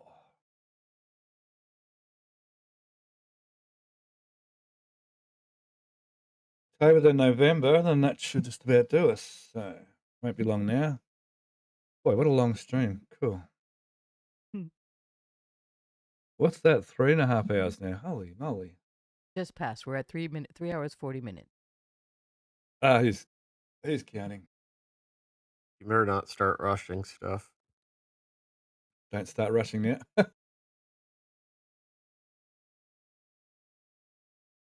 Okay. Okie dokie. Okie dokie. How's it go? Okay. Back to Massey's in, where are we? 1024. Yeah, so things are getting nicely wrapped up. A lot of areas are being finalized. Well, to a certain extent, the pipe racks are in now and some of the plumbing's being run. We've got some of the auxiliary plumbing being put in. The the gantries sort of all bolted together, but still needs a lot of plumbing to be added in. So it's bunker, it's getting its roof put on. So all its plumbing's mostly finalized. We've got, that's the steel, it's a rebar for it, the Rio for it, for the roof. Still a nice, pristine booster cryo stand, still with its original panels and all on. Maybe they should have kept some of these roofs on. All the QD system seems to be hooked up. They still had that test pipe in place during this month.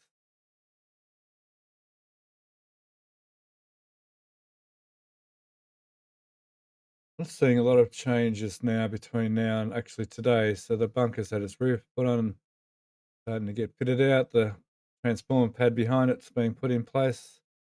A lot of this electrical work has been finally buried and maybe has had its new wires put in by now, maybe not. They do tend to run conduits before they run the electrical lines, of course. The new crusher cap is being assembled. Booster 13's finally completely disappeared. This test tank is still obviously in its super crusher. I'm trying to think, when did it have its anomaly? The horizontal ram, let me see if it's still in there. Is that it there? I think so. Yep. At some stage, this tank had a little anomaly out here, out of that ram sleeve. I say ram hole, that didn't sound right. I think the bellows just cracked or something of that nature. Yeah, yep. I remember you speculating that. They have assembled all this steel structure outside here for whatever reason. I'm still not completely convinced it's for grid fin testing, but I don't know. If it's not for that, I'm not sure what it is for. Breakover. So with these other parts, oh, they hadn't arrived yet. They brought the old, let me think, the old booster cryo testing stand here for now, and put some booster clamps on it. I'm not sure why yet. I think the clamps are there already, actually. The booster clamps are here. Yeah. Yeah, they were already on it when they transported it from Sanchez. Ah, of course, yeah. Thank you. I'm going to guess that you're correct there.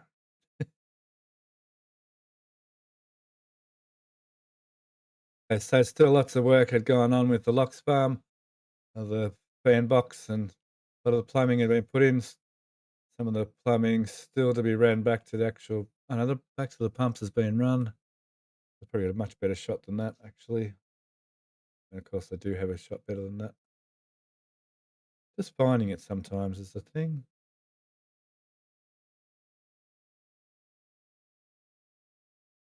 This one will do.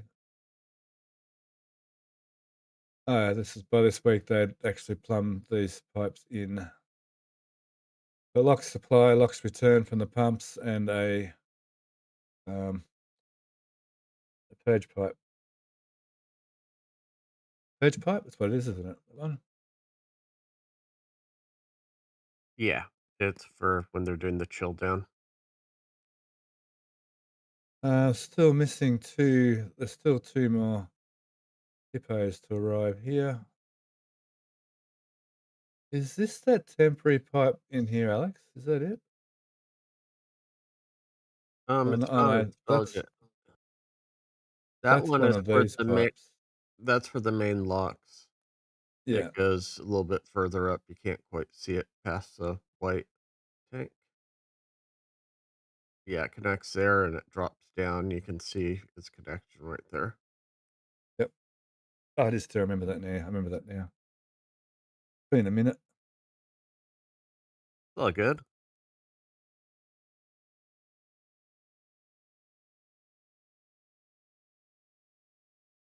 So that's massive. That date. Sanchez.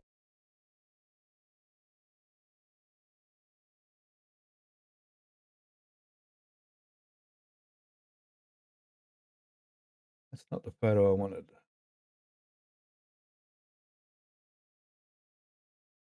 Oh, that's one I'll do for now. The rear hoods had arrived for the launch site for the booster QDs. And they decided they're going to, for after a long period of rest, they decided to start building these platforms again. Waiting to see. They have the platforms for the top of the ship workstations, for the top of the, what do you want to call it, the elevator platform. Started being assembled. Quite a few of them around. I think it took us a week or two to work out what they were too. For some. So now, yeah. So now they had moved the new booster stand out and brought one of the old version 2 booster stands here to be retrofitted with booster version 3 clamps and to remove the um, stabilizer arms.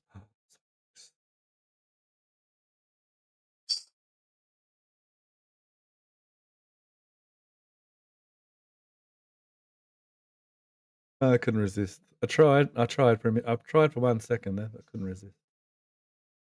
I don't blame you. Ibuprofen still hanging about. Still wondering what on earth it was for.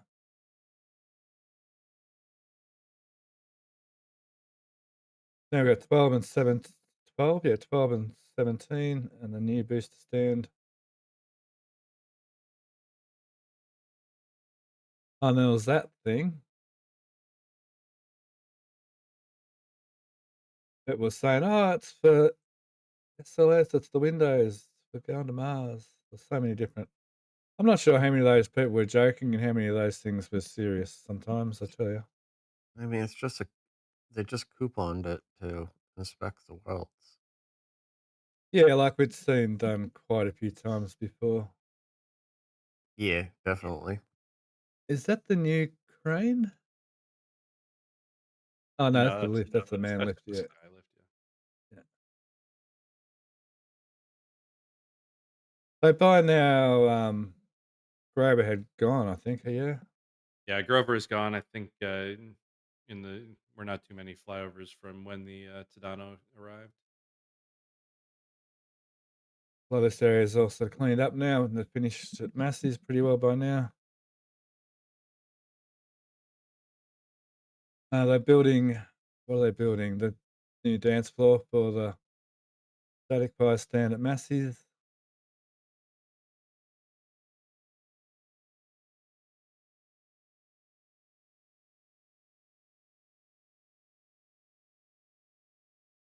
Generator plant's well and truly empty. I think in the next week or two they start. I'm not yet, but in the next month or so they start adding frames to close these doorways off. By now they'd moved some of these generators and installed all this new generator system over here for temporary generators. They're not generators, are they? They're water, something to do with water, are they? Yeah, those are frag Yeah, tanks. Frac tanks, yeah. All yeah. to do with that whole water system. Oh, they're the same as them and them and them, yeah. They'd moved these tanks back here. I'm guessing they're still supplying diesel to. Oh no, they're diesel tanks. That's right. I was still confused what they actually used for now. Maybe more diesel. I mean, maybe they buy diesel. The price of fuel goes up and down from month to month. Maybe they buy it when it's cheap and store it in bulk. Yeah, I mean, who knows how long a power outage they're protecting over. True, true. I'm wondering whether from here they can transmit to the launch site as well, even the tank farm over there to keep it running if they have a power failure. Yeah, more than likely. Step it up back through the step up transformers and maybe even step it up to the road voltage even. I think I worked out the road on the road's 34,000 volts and locally it's like 2 or 7,000 volts. 34 or 37. Uh, I'm pretty sure I remember Dave Avery last week was saying 34,000.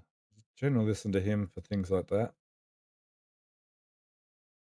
He's pretty good at finding things out like that. He'll ask people and pull people up and ask them. He'll look at the switch yards and look for the nameplates, and he's pretty good like that, Dave Avery. I get a lot of information from Dave Avery. It's very, very handy man to have in the community, that's for sure. And he sure goes down to Starbase a lot. Yeah, He's there right he's now. quite the regular. He's quite the regular.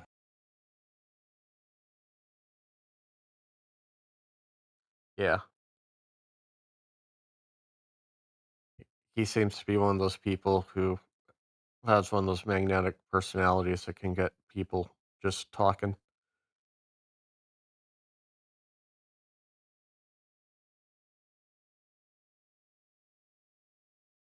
Yeah, I've sort of been had communication with Dave Avery pretty much the whole time I've been following Starbase, basically. Okay, that's Ventures, I think, in a nutshell. Guess we're going to see some fairly major work going ahead here at the Giga Bay. 1 second. There's a start. Yep. Time for the steel to start going up.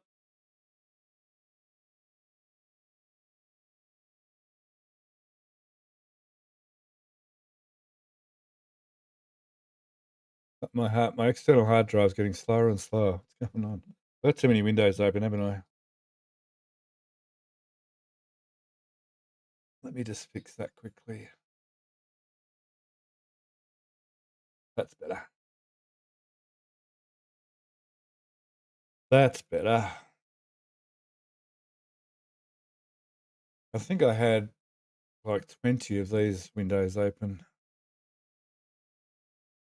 And I got a decent graphics card, but things are limited. Things are finite.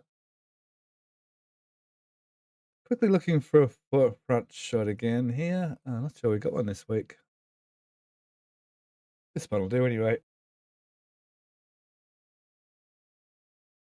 Something new. I've got the itchiest nose today. Yeah, so some of the steel work started going up, which was an exciting thing to see this week, and obviously the cranes as well getting put up. The tower cranes.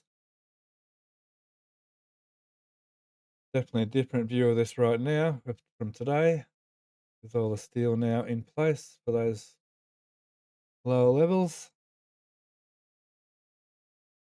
Yeah, it was I tried to. I ignore that top corner post that was put in first. It seems like they ceremonially put that one in on the 10th of October. Must have been to be like hit some kind of milestone or something because it was another 11 days before they started putting any more columns in place. But they've been finally going full at it now that all the tower cranes are up. We've got a couple that have climbed already, and they're definitely making good headway these days. I wonder if it might have been that one of the contracts are quite up and have scheduled payments throughout the contract at particular stages, like when the first column gets put up. That's one of those stages where the next payment may come through. Yeah, it's just the fact that they put it it was just that one. It just seemed really odd that they didn't continue right away at that point. So that's the only thing that makes sense to me. Some kind of contractual. Oh, you have to start by this date, so let's put one up. The 12's back in the rocket garden, so that means the bay is fairly well empty except for booster 18 still. Yep, empty, empty. Booster 18 all on its own over here. Oh, hang on. By now, it might have been put back at the back by now yet. Where are we again? No, October. 18 hasn't been removed from the turntable yet. It was Cool. the tank sections were put together on the 5th of November. Oh, it's still in two parts. Yeah, the methane tank finally the three sections of the methane tank were stacked on the 22nd of October. Oh, cool. Thank you. Thanks for those dates. I really appreciate those dates. One thing I was a little bit stressed out this morning about starting the show was I don't have all the dates, but I sort of felt the community and yourself and a few people would come to the rescue, so I stopped stressing about that and stopped worrying about trying to find them. So I didn't really start preparation for this till sort of yesterday and this morning, really. These are those little platforms I was talking about earlier with all getting built at Sanchez.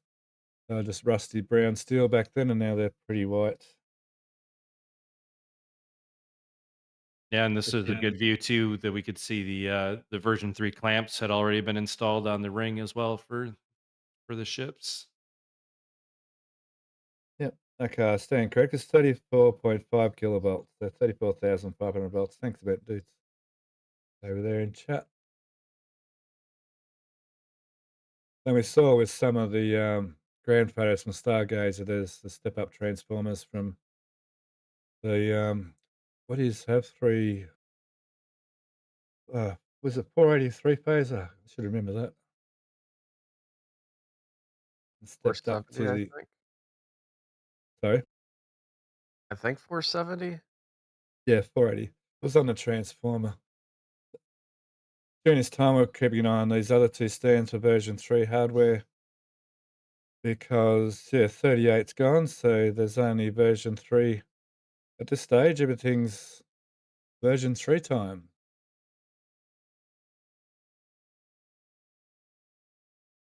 And we got a shot the other way. Had that platform had been installed by now too, I think. Yeah, I Sure, we forget get what that. stage they would have been at. I think everything was in there.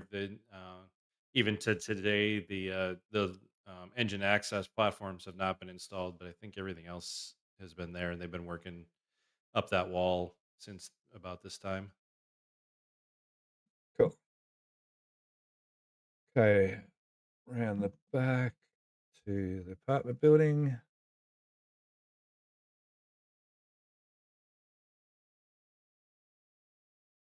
Yeah, it's took leaps and bounds through the last few months, this building.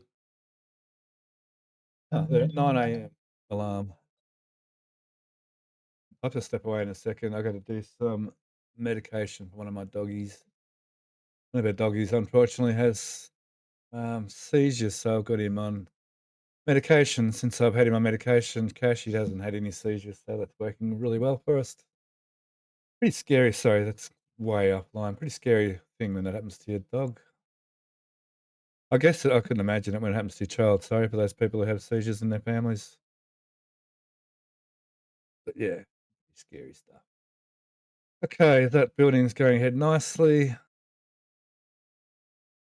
Over here, LBJ had well and truly finished by now.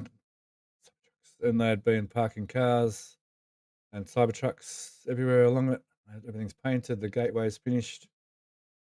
Lots of things are finished. They've started some of these other blocks. I think even this one here is actually being constructed now as we speak. They started this block. Now they hadn't acquired this block yet. It's still not been worked on. The sushi bar is well and truly finished and operational. And with that, we'll go up to the launch site.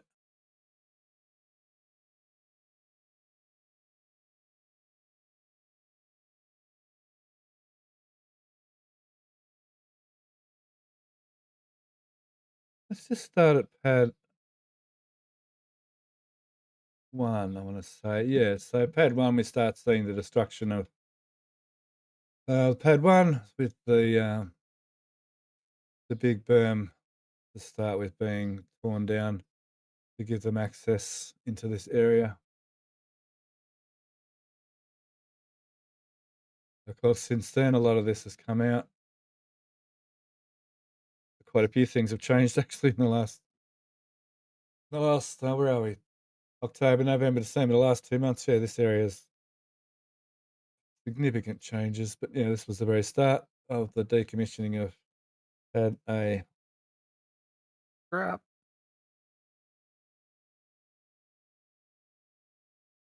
Thanks for your feedback there, DMHMT. Appreciate that. And yeah, Indie Star and Joe for agreeing. Yeah.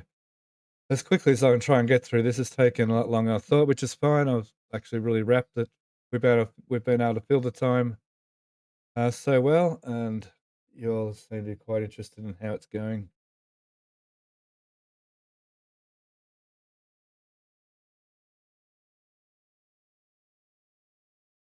So I've really got to step away for a second. I might just leave this image here for a second. If anyone, you and BJ, seriously, I'll be like 30 seconds.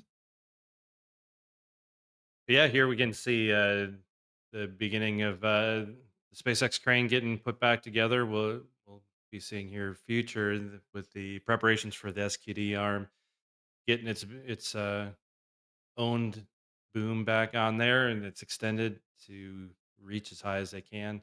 So it's good to see it back there after all those months of it not doing a whole lot.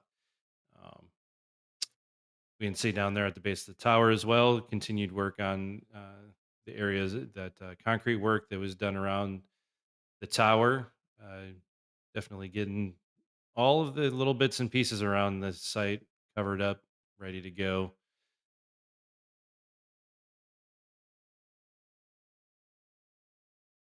And then they continued farther off on the end. With continuing those property lines, making sure they have some good water runoff. We did see during some of those deluge tests that the water was definitely washing off into the off of their property. So it was definitely a good thing that they're starting to kind of get all those other areas wrapped up and cleaned up. And yeah, this side at this point they were still even working on that curb on the opposite side as well. That curve doesn't really do a whole lot. No, not going to prevent it from getting out there, but I guess at least it keeps at least some of what lands there either from deluge or just rainwater to at least make its way towards the retention pond. Yeah. It's the main reason they're using potable water for the deluge. Thank you very much, BJ. Apparently, it's very important that that medication is done exactly the same time, 12 hours apart. This week, they started putting some of this material in and covering it up after they poured it using that little hopper and this material over here. Did you talk about the crane? Yep, we talked about the crane and the fond egg. Ah, cool. Thank you. Yep, and there the truck was delivering a little bit more of it, just to the right of the crane, or at least What we covers suspected over? it was. At least we suspect it was fond egg. I don't think anyone ever got a full close up view of the bags to 100% confirm it, but I'd say a good 99%. I put the covers over the gas generators by now. So what's this October? October, yeah. It's getting quite recent now. Still a few things, bits and pieces here and there.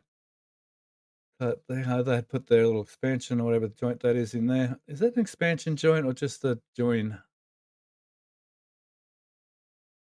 I Nice. think it might be an expansion joint of some sort, but it's probably more just a filler piece. I know it's suspected that there's probably still going to be a ball valve installed there at some point, because there's some fill ports on either side of it for purge for pre-filling, but we'll have to see what they do in the end.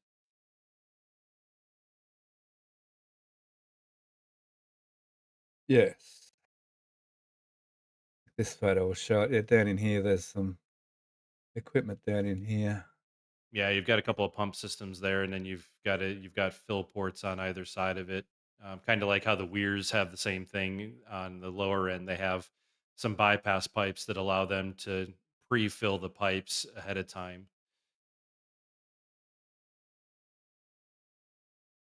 Yeah, and the Yeah, to a I think certain extent. Sorry. no, I think the expansion is there just for t- potential testing. The bolts are a wee bit long. Okay, thank you very much.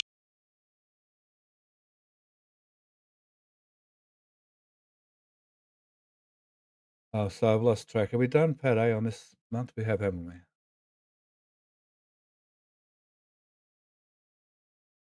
Yes, we have. Yep. So over to the ASU site, starting to get ground prep. They've got all that gravel, glass gravel.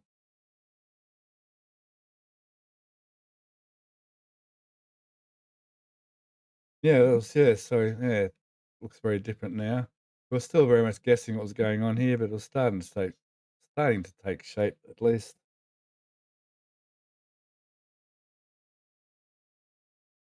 Because Yeah, yeah, we love having. Oh, sorry, it's we love quite having it's VJ on. Oh, sorry, go ahead. no, I was just gonna say that it's definitely interesting to see how quickly this has even come together with what we've seen more recently.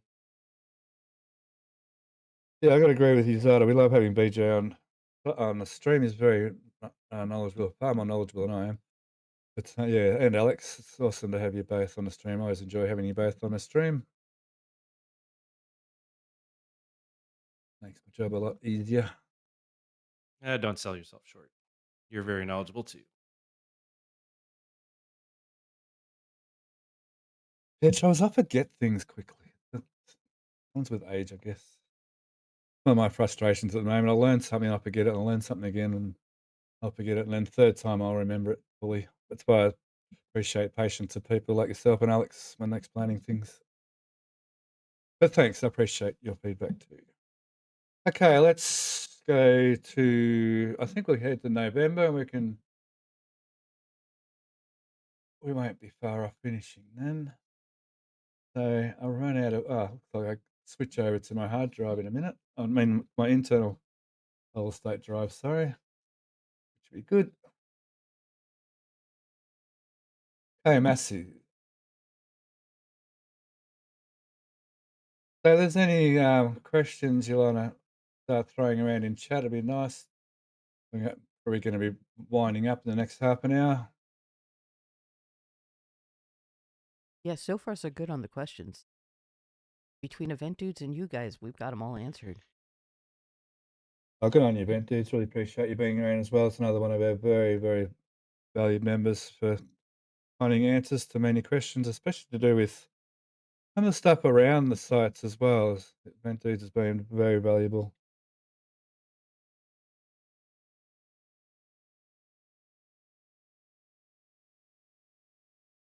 Is that? Someone said Yazada must be your mum, BJ. Oh, that's hilarious. I love chat sometimes. Chat's so funny. You're a good bunch of people.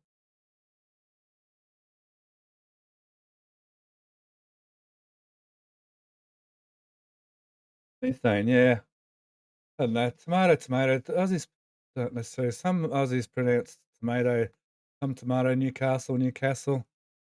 So it's very mixed in Australia. It's methane. I'm a methane sort of person, yeah.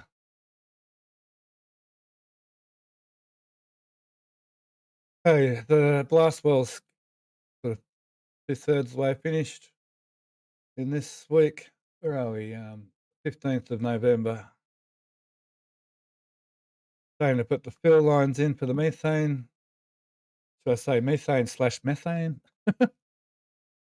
Oh, Ethan, let's keep saying methane.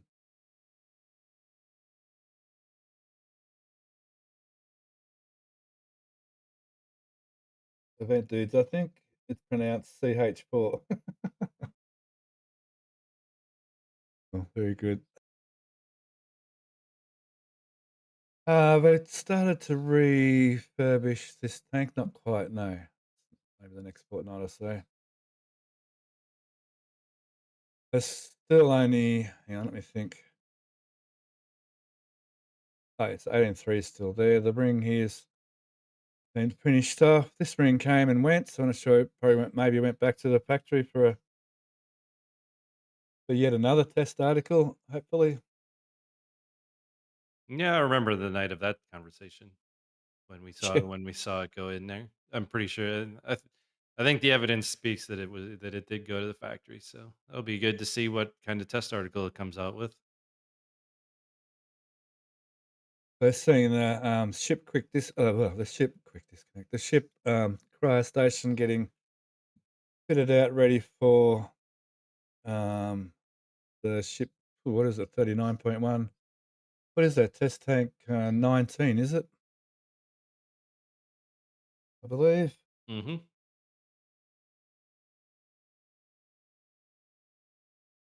Maybe you No, pronounce 18, no, CH4. 18. 39.1 is actually testing 18 because 18 booster 18.3 is testing 19. Okay, cool. Thank you. Yeah. Okay, fair enough. That's easy enough to get mixed up. Thank you. They're starting to put the new lights/cameras in around the place. So here, all the commodities trenches are well and truly finished and plumbed in. Pretty well everything's plumbed in now in all these areas. Have we got that strange tank hasn't arrived yet? That one that laid down its side for ages and hasn't quite arrived yet.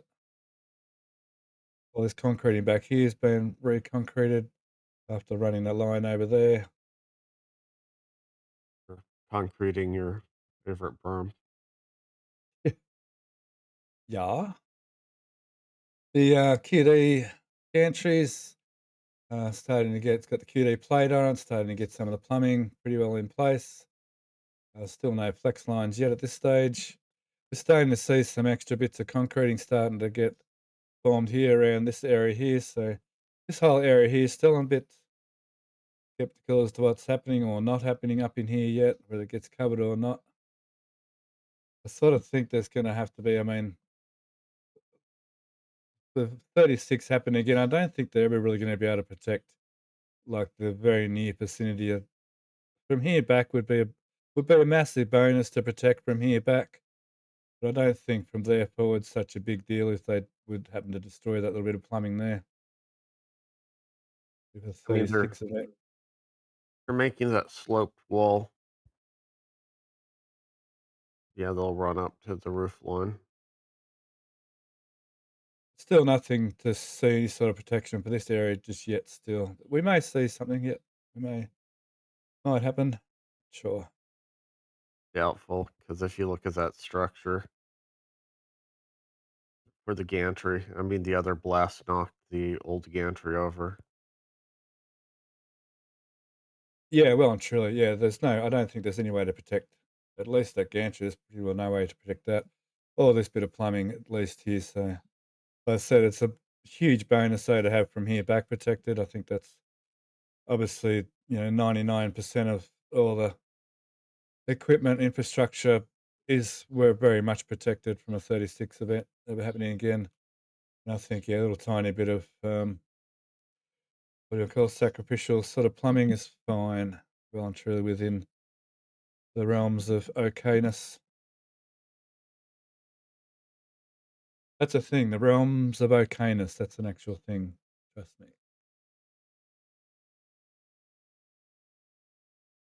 They'd redone the LOX drain whole idea for the engine chill, I want to say, for the locks over here.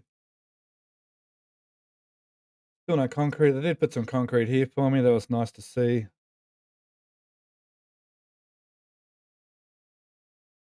I'll let Indy go back to chat for a second, please. Yeah, actually, we've got a donation of 19.99 from Miko144162 saying, "Thanks for another great year of technical insight."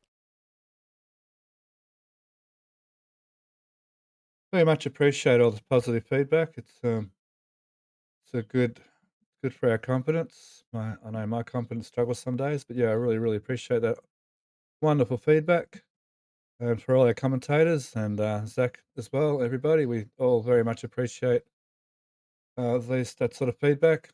I know Zach and I do very different shows, but I think that's fine. I don't think I could do a Zach type show, and I don't think Zach would want to do one of my type shows. But between us both, I think we get a huge amount of information out to the community, and we're all very much in debt to RG Aero Photography for all this, which without that, none of all these shows would ever happen, obviously. So yeah, massive big thanks to the actual RGV photographers and going up reply every week. And then there was a And question there's from Brian Naris asking, "What is everyone's prediction for the next year's goals at Starbase?" But that's probably a little bit more profound. well, SpaceX, BJ in the tweets, BJ's have hinted a few things, haven't they, for 2026 goals? Yeah, I don't remember off the top of my head, and I have to go back and look at what their goals are. But I mean, I think to me, I would think that repeated version 3 booster catches, successful flights all around, ship catches, I think will happen this year. I'd imagine we'll get to some of the refilling tests on orbit. Not sure if it'll go all the way to filling up a tanker, but maybe some ship to ship type testing. And then obviously, what else do they really need to do? For 2026, yeah, that's about, I think, up to and including some in-orbit fuel transfers, yeah, I think would be a good goal for 2026. I think even at that stage, they're going to be well and truly keeping up with Artemis because once Artemis does fly around the moon and back. I'm sure there'll be some things that Artemis needs to change and will be delayed once again. So I think SpaceX has well and truly got themselves in a good position to continue to support Artemis. And I think Jared Isaacman was mentioning that they're very much going to be pushing, the new administration is happy for Jared to continue pushing forward with the whole moon-based thing. So with the next sort of few years, we should see a lot of work towards that as well. And I think SpaceX will be very much part of that project as well. Not to mention they might go public. Oh, yeah.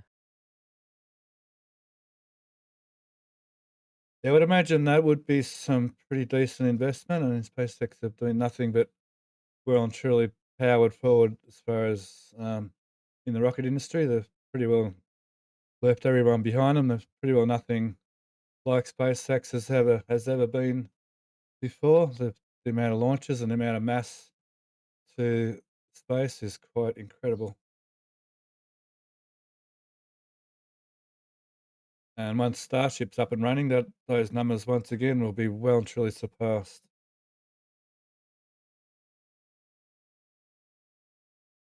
Event dude, SpaceX goals, ship catch, depot refuel test, Mars 2026 test, orbital Starlink deployment, and his mock-up maybe. Yeah, I want to see him. I want to see him HLS. throw a HLS. Sorry, what did I say? His. Oh, HLS mock-up. Sorry. Yep. Very good. Thank you. Yeah, I want to see him throw a Starship at Mars. I don't know about landing it or even much braking, but at least get one there and smack it into Mars. That'll look good. I don't know who they'd have to get approval from because there's the whole planetary protection treaties. There's no way you're gonna sterilize the Starship.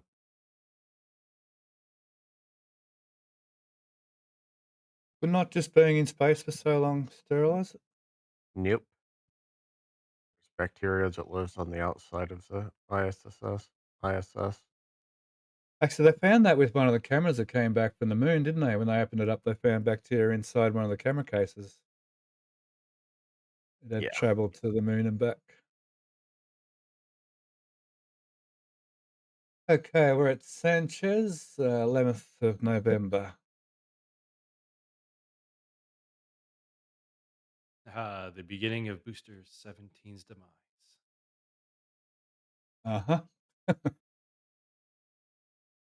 That was CRPVs and carbon dioxide tanks. So by now, ibuprofen has been well and truly worked out, and the clamp testing had been completed. Not completed, probably still in the process. We may even see it on this flyover actually at the launch site. Or hang on, is that right? Yeah, it hasn't come back yet at this point. Yeah. So they moved the dance floor for the static fire stand over here to finish it off. You know, can I do it? Yeah, I can do it without saying that. We have some ship transport stand parts here, which is I'm so rapt to see new ship transport stands. I've been waiting for them for so long. I really think the old stands were quite rough looking. We see the start of this truss section. We were completely bamboozled by this until not only a week or so ago. We started working out exactly what was going on with that. The last couple of the work platforms for the Megabay 2. And finally, we see the start of the extension for the SQD. And also over the last month or so, we saw significant work going on in the actual SQD arm with all the major plumbing and cryo systems being put in place, all the main cryo lines, and all of the subsystems in the arm itself well and truly finalising. Lots of platforms still getting built, and the doors have all been, the hoods have all been moved over here, and they sat there for quite some time. And now we're starting to see them go to the launch site. That'll be What'd you say? 12 and 17, yeah. So 18 is still in Mega Bay. 18's getting ready to do its little performance. Okay, by now they'd finished all the Remedius Drive drainage, including under the road here, and rebuilt all this road section in this whole area here. Put in some nice lines and curves for the cars. I'd really love to see I'd love to see BJ a Formula One race around, or just some kind of race around base length. They got nearly enough length there to make a decent little course. Weave it in and out throughout Sanchez. We could make a good track. Dirt Yeah, karting. Very long kart track. Yeah. just don't go off the sides some places a little bit. You might lose your head in some places. In case you bring your rally car. So there was a question that Brian just asked. Brian Naries asks about the bacteria. They said there's a lot of bacteria and fungi growing on the ISS. What about when they re-enter it? Will the bacteria also be killed before entering Earth? Yeah, but I mean, part of it is also inside the vehicles. A lot of it comes from Earth anyway. It's not like native to space. It's bacteria that hitched a ride and has adapted.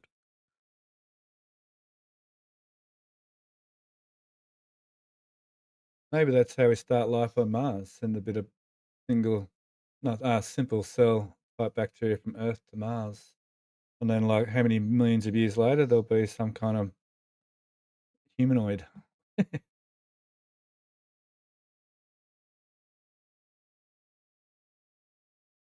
If, Okay. Oh, sorry. if there's life on Mars, it'd be under the surface, but I don't know if it's what the temperature profile is. It's a fairly dead planet, as in geological.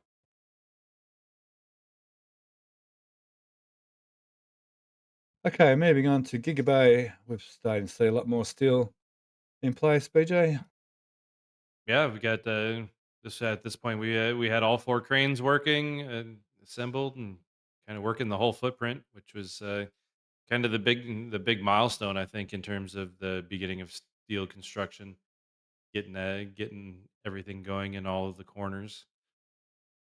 But yeah, early stages. Interestingly, this first level had some extra platform layers in the essentially the 18 kind of working stations that we expect, that didn't continue higher up. So it's one of the things I'm looking out for to see what changes going up. It's also one of the differences to Roberts Road. So it'll be really interesting to see how some of these differences that we've been seeing pan out, if we ever get to find out. That is. Cool. And over these weeks, we finally saw that little platform get installed into Mega Bay 1. Yeah, it's between this date, which is what, 15th of November, through to now. Yeah, quite a lot of work has gone on with Giga Bay.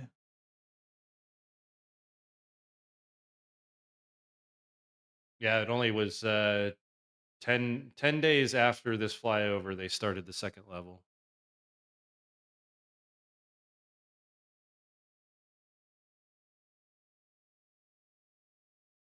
We get a shot inside Mega Bay 2. So we're looking at that's that is ship 39, yeah.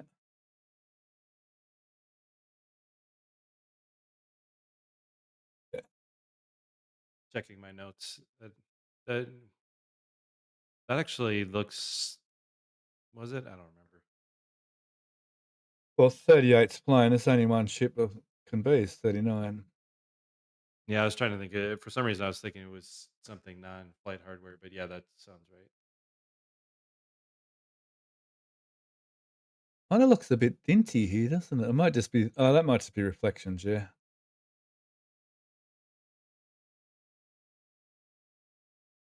Okay, so there's that, and there's another So at this stage, I think 39.1 is still in here, perhaps too. Yeah, But now they've yeah. To clarify on that, yeah, the reason it looks weird is because this was when they moved the ship, they moved it off and put it on a stand on a I forget what stand they put it on, but the aft went in this day went in on the 15th over to the turntable, and then the rest of the ship was moved up and over because they didn't tandem lift it,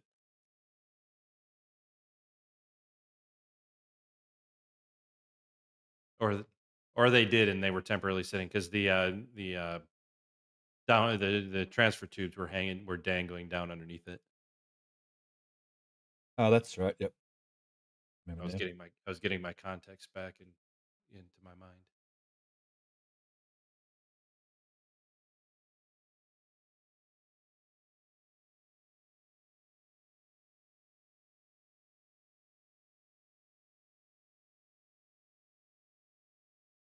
The cryo stand's been moved here, ready for booster 18.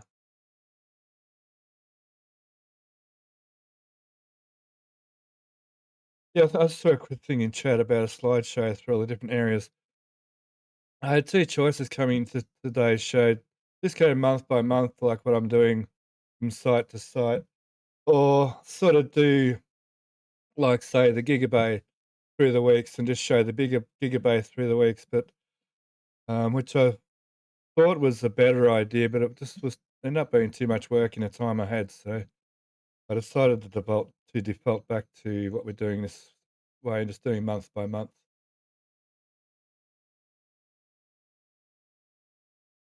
Apartment building by mid-November's really well got all its main superstructure in place. Just a little tiny bit of decorative work going on here, and a little bit of now. There's obviously a massive amount of fit out work to do for the actual apartments, the living areas, and the commercial areas, of course, as well.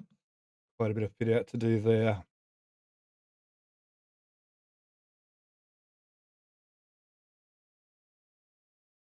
I actually had no idea how I was going to approach today's show for the longest time. But anyhow, we've managed. I think we've done okay. Seems like everyone seems to have enjoyed the stream. We even got 5 gifted subs from Jap Kuipers. So thank you very much. 5 gifted memberships for 5 lucky people in chat. Awesome. Good on you. The live viewers, we normally get a lot more than this, so I guess everyone's on holidays, that's all. So all you who listen to the stream later on, I hope you all had a lovely holiday. Got to safely travel to and from your destinations and had some lovely time with family and friends. I know I did. I travelled down to Melbourne, a lovely lunch with Kelly's family. Okay, we'll go to the launch site for mid-November.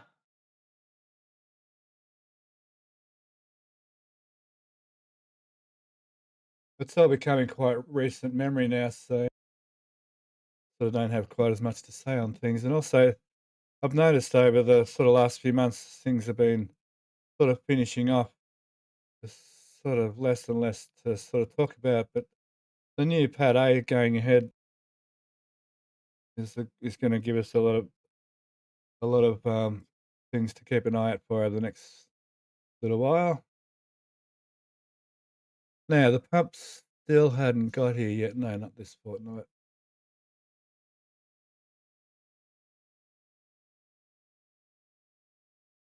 But slowly, things have been going forward still though. I like we'll go the other end first. Hang on, sorry, that wasn't supposed to be that. Like the hoods on the back of the booster QD panel, booster QD, the QDs have been put on. My words are starting to fail me. They still haven't moved this tent yet, so they've finished all this wall work in here. So perhaps, I'm not sure. I think you're right, Alex. I'm not sure if those walls will stop water going over there or not, or whether they're just doing it to show they're trying to do something. I don't think there's any expectation to keeps the water in. Oh, because of the puddle water thing. Yeah, sure. Yeah. And I mean, a lot of it'll vaporize depending how soon they start it in relation to engine startup. Yeah, that's correct. I've said that before. I think what we see from the testing is not really the same amount of water as you're going to see during a launch because most of it's going to be, a lot of it anyway, is going to be vaporized. For atomized thrown as a mist before it, because water will stay liquid until it boils. So, which sounds funny,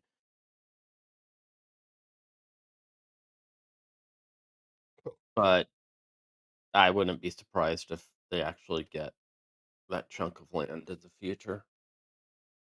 Out here, Yeah. yeah, I've said over and over and over, it's such small pieces of land that they need compared to the size of the wetlands. It's a pity most of the wetlands going to Mexico. I guess they probably can't really count that land down there in the United States wildlife equations, or maybe they do. Maybe they do take into consideration the wetlands go right down in Mexico when they're working things out. I mean, there's what things, but for an offline, long-ish conversation. Yeah, I mean, wildlife doesn't know about borders. Now, in this week's, we see them getting ready to do the lift for the SQD arm. In fact, that's the other thing I say about borders. It's one of the things astronauts always say when they come back down to Earth is the when you see Earth from above and there's no borders, it gives you a whole different view on the world.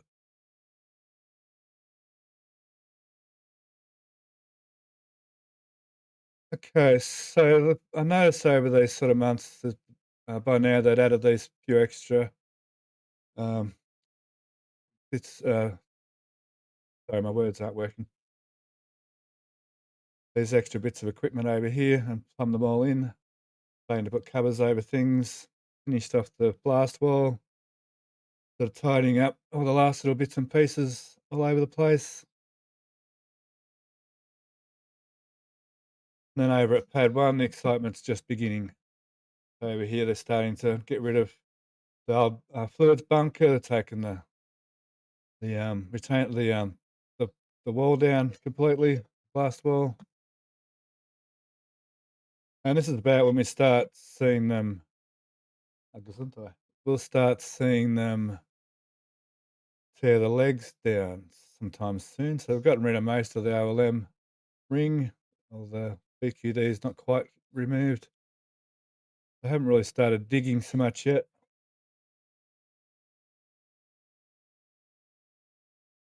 Starting to prep those tanks to be removed. So finally, the new crane had arrived. It's getting put to use here at the launch site. The first thing it did, I think it was the first thing it did, was pull down the cable chain.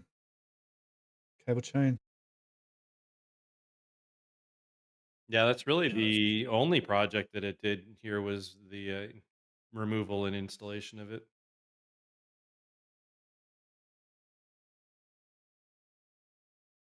They moved and reinstalled it. I guess maybe they just inspected it and put it back up again. Maybe they added some lines and put it back up. Well, I guess my question is would they need to remove it to add lines, to add more cables or hydraulics to it? I don't think it was I'm sure. it probably wasn't necessary, but it was probably significantly more efficient to do it that way. True, yeah, considering they got the crane sitting around and all. Anyway, because yeah, as an electrician, I can imagine I'm not licensed anymore, but as an ex-electrician, I could imagine doing that up in the tower here would be kind of tricky. I mean, doable, but on the ground, it's yeah, so much easier. Over at the ASU site, they're starting to get all their formwork ready for their main pour of concrete, and you can see they've been busy with the pile digger, putting plenty of piles in. Well, they'd already done heaps in this area, and two along here. I'm not sure that by now they've done the piles in here or not, but there's some piles in here. Oh, is that that same square were trying to point out? Is that it in the piles underneath? Indeed, it is. That's funny. That should be for the low pressure cold box.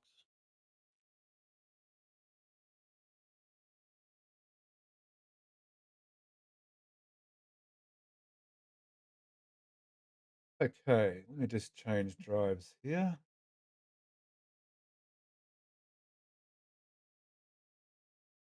So going from mid-November, or we can, um, I guess we go to the 19th of December.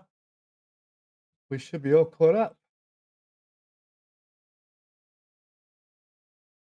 We'll go over to Massey's.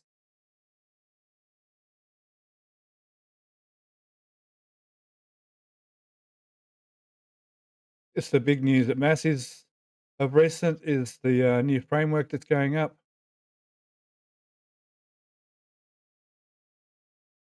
So we've sort of been through, I know, 3 shows of this week, images already last week. So I guess there's not much to sort of everyone's probably well and truly caught up with everything for this week. They're starting to do a little bit of protection in here. We were talking just a minute ago. They are you saying they're probably going to go up to the roof, Alex? I think I may agree with that.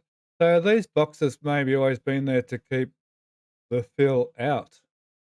Yes.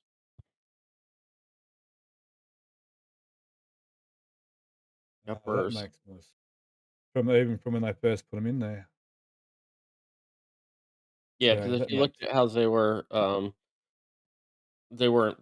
They're just their normal pipe ways with some metal coverings on it.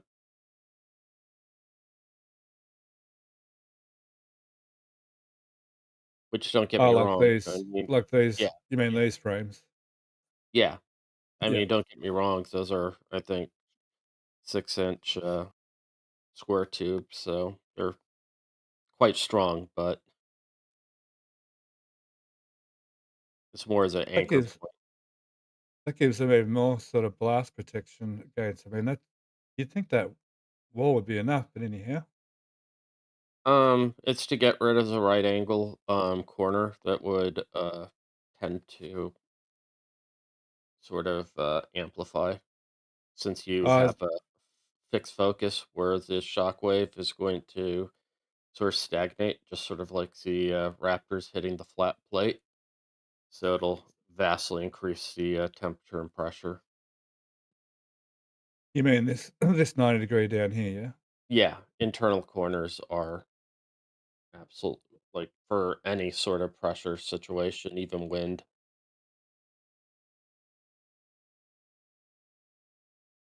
Sloping it up at least will deflect it to an extent. Yeah. Okay, that makes a lot of sense. Thank you. Appreciate that Hmm. explanation.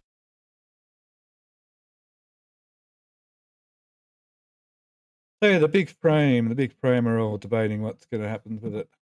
We can all only give our 2 cents worth and whatever have you. But yeah, but that's going on top of a fairly large frame. That's going to be somewhere around top of the ship.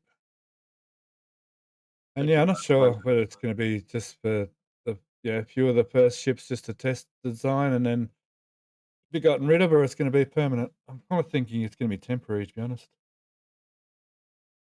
You haven't heard BJ's theory. Oh, a new theory, please let me in. I'm not sure what you're alluding to. What I think. I mean, I honestly, it could. I mean, it could be a temporary thing. I mean, outside of it being for some kind of docking hardware stuff, I don't know that I have any longer term thoughts on what it would be needed for. It's I feel like the other thing is if it was going to be a more permanent installation, I wouldn't have I would have thought they would have mounted it to more structure on the backside of the gantry. This whole hanging it off of the pipe stands only on there is kind of interesting. Yeah, But yeah, yeah, we should probably by the next time we fly, we should probably even see the second level up on it already. I saw it today from the live cams that the um, last 2 X braces for the lower half have been installed. So I think the side of the top half frame should be the next thing to go on. Yeah, so they're stable like with the X braces that attach here and here and cross from one side to the other. Yeah, that would be somewhat important before they put the next section up to give it some sort of stability in this direction. Yeah. Yeah, my only speculation, I guess, is they're going to use it for some kind of sort of testing they can sort of push and pull against whatever up here. Just seems, I don't know. Seems, I don't know. I get the platform thing, but the thing about the platform is that if it's a platform out here, it may need some kind of bracing, to hold the platform up. As to why this is so strong over the head. If it was just a platform, it just seems over. I don't know. I've been wrong before, and I've been made to eat crow before, so I'll just leave it at maybe it's for testing. I mean, everything's for testing And here. I was gonna say that's a very good guess. And it's just a matter of what. I mean, it's just really confusing on what exactly they plan to do. And maybe over the next couple of weeks before it goes up on top, we'll see some more hardware on it that kind of clears up the thoughts on what kind of testing. But yeah, it's interesting. Yeah, I I'm mean, I'm guessing testing the docking hardware, the actual fit, not the ports, but the actual physical docking of the two vehicles together. And maybe they need to push and pull. So what I mean by that, if they want to pull on the mounts, they may need to offset it and push against the ship, maybe the upper flap mounts or something, to so they don't rely on only this for the strength to stop the top of the tower rocking backwards and forwards. Just that that leverage is fairly massive by the time it gets up here to be able to start pushing and pulling on the ship. I kind of think it needs like is to be grab it one arm and push and pull it against it with the other arm. That's where it's probably the most detailed speculation I can give about that for now. I mean, it Because it's looks probably like it's just for vertical load the way it's framed, unless they put some stays on the tower section. yeah, you're right. At the end of the day, Alex is going to be right. It's going to blow everyone's mind once again.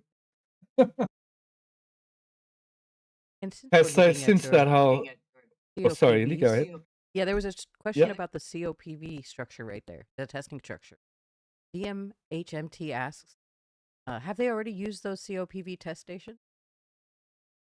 Yes, Have we seen it? we've seen COPVs come back from Massey's. But we haven't actually seen them use those particular stations, correct? I don't think we'll be yeah, able to. Yeah, what yes, about it had a flyover either just before or just after us, and they do have images of COPVs connected to the hoses on that test structure. yes, they did. Oh, there's a photo here. Just give me a second. There's a photo. We have a photo of the tanks in the frame, but not of them actually. There they are. Actually, there's a better one a little bit further over.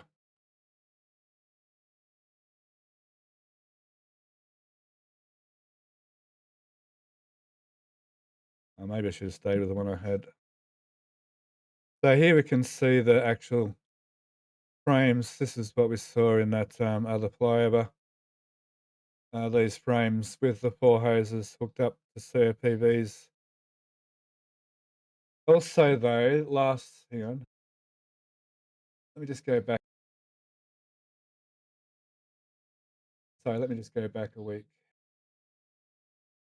At Massey's, we actually saw COPVs here, but we didn't actually know what they were. But in these boxes here are COPVs. And we learnt that this week. Was it this week or that week? No, this week we learnt that from Sanchez. Over here it's Sanchez. Where are we? This photo might show it. Yes. Over here it's Sanchez. We see those same boxes here with COPVs in them. We start to piece things together bit by bit. And not that photo in it. it soon became very apparent that that's exactly what's going on here. Now, as Alex has drummed into our heads over the week, that there's more than one thing to test with COPVs. It's not just about absolute pressure. There's the whole GSC, how the GSC equipment treats the tanks as well, how fast they fill them, what the pressures and so on. So there's any number of testing that may have gone on here. Because Alex, you'd think they'd be QC'd anyway at their factory. Yeah, and I mean they're like every high pressure vessel. They generally have to, they're regulated, so they're inspected, and every couple of years you usually have to recertify them. Because it might not necessarily been the tanks faulting out just because the tanks were faulty, but maybe they were through the GC filled too quickly, or the something empty, the pressure changed too quickly, or something happened that actually caused a previously tested COPV to actually fail in a way that they did, or nearby the COPVs, maybe a valve or something on the COPVs. But yeah, they're definitely testing the COPVs in lieu of the last two vehicle anomalies. I mean, it could be too hot, it could be too cold, um, or I mean, firefighters run around with COPVs on their backs from fires. When I used to play paintball, I had a 4,500 psi COPV on the back of my marker and did not treat it like it was fragile in any sense of the word. So for them to be rupturing, it's more than likely a procedure. Yazada's asking, do they Good. have to evacuate Massey's or most of it when they are testing COPV? No, if they, I mean, there's a from this year, NASA has a COPV report where they were testing some to rupture, most of them to their design limit, and to get them to ruptures, they were using shape charges. I think one of them they had to shoot with they shot with the 308, and it just went in and out. The tank didn't rupture. Um, they're ridiculously, most of them were bursting at almost double their rated pressure. I mean, it's a fairly mature technology. I mean, if you're using Type 5, which is 100% composite, that Type 4 has a plastic liner, and then the lower grades are various metals. Some are aluminum, some are steel, some are Inconel. Depending what their use, they're completely tailored for that domain. And then, And sorry. go on. Crane Man asks, are the red COPs newly designed, or are they still the same as the black ones? I think they just are. That's just a little bit of a padded shell for manufacturing because they may bounce against each other. They may rub. There's a whole host of things. Um, temperature. They might just be heating pads for temperature excursions. If you look at the chines, they are fairly heavily insulated facing the tank. So yeah, there's a whole gamut of things that could be causing them, but it's more than likely temperature related. Because I mean, again, they use them in a blowdown, so they pump them once before flight and just use the pressures. They're not repressurizing them during their flight operations. Nice. Um, And then we just want to say a special thanks to Fazilla for donating 5 gifted subs. Thank you so much for the 5 gifted subs, and congratulations to the 5 people who received those subs.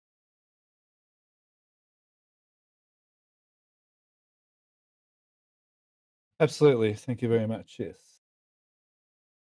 So this, yeah, BJ, you talked about this image earlier. Interesting to see the new platforms going in. Yeah, and we even what we had been seeing in Mega Bay 2 with having airlocks going into the for accessing the tanks is actually happening in here too, which is a good sign. Keep all that FOD out, hopefully. But that's like a super clean room, isn't it? So it remains a clean room all the way through. Yeah, and I'd be really curious to see how it actually works in here because I can't really tell. But the one thing I don't think I even noticed before is not sure if that walkway on the side of the booster is attached to the booster or if they've some got. Yeah, I think that's just the same. That I was trying to decide if it was that or if that's somehow connected around, but I think that's just similar to how the maybe even even a more permanent catwalk, modular catwalk that goes into the same mounts that they always have used on the common dome. Does look very much attached to the booster, but yeah, it does look like it's specifically designed to only to be here, and they can just take this off, bring a booster out, put another one in, and they can put this straight back on again. Yeah, it makes me think about how maybe in we've been thinking in some of our discussions about Gigabay on how maybe we might see some kind of wraparound workstation. I wonder if some of the stations won't have that, and maybe it's just something like this where they've got a whole bunch of these little module pieces that they can set one in, you stand on it, you set the next one, and you can just work from the cow. You can work essentially from the permanent structure left and right, and then meet in the middle type thing. It almost looks like that now, doesn't it? Actually, hmm Yeah, it looks like a whole bunch of smaller pieces.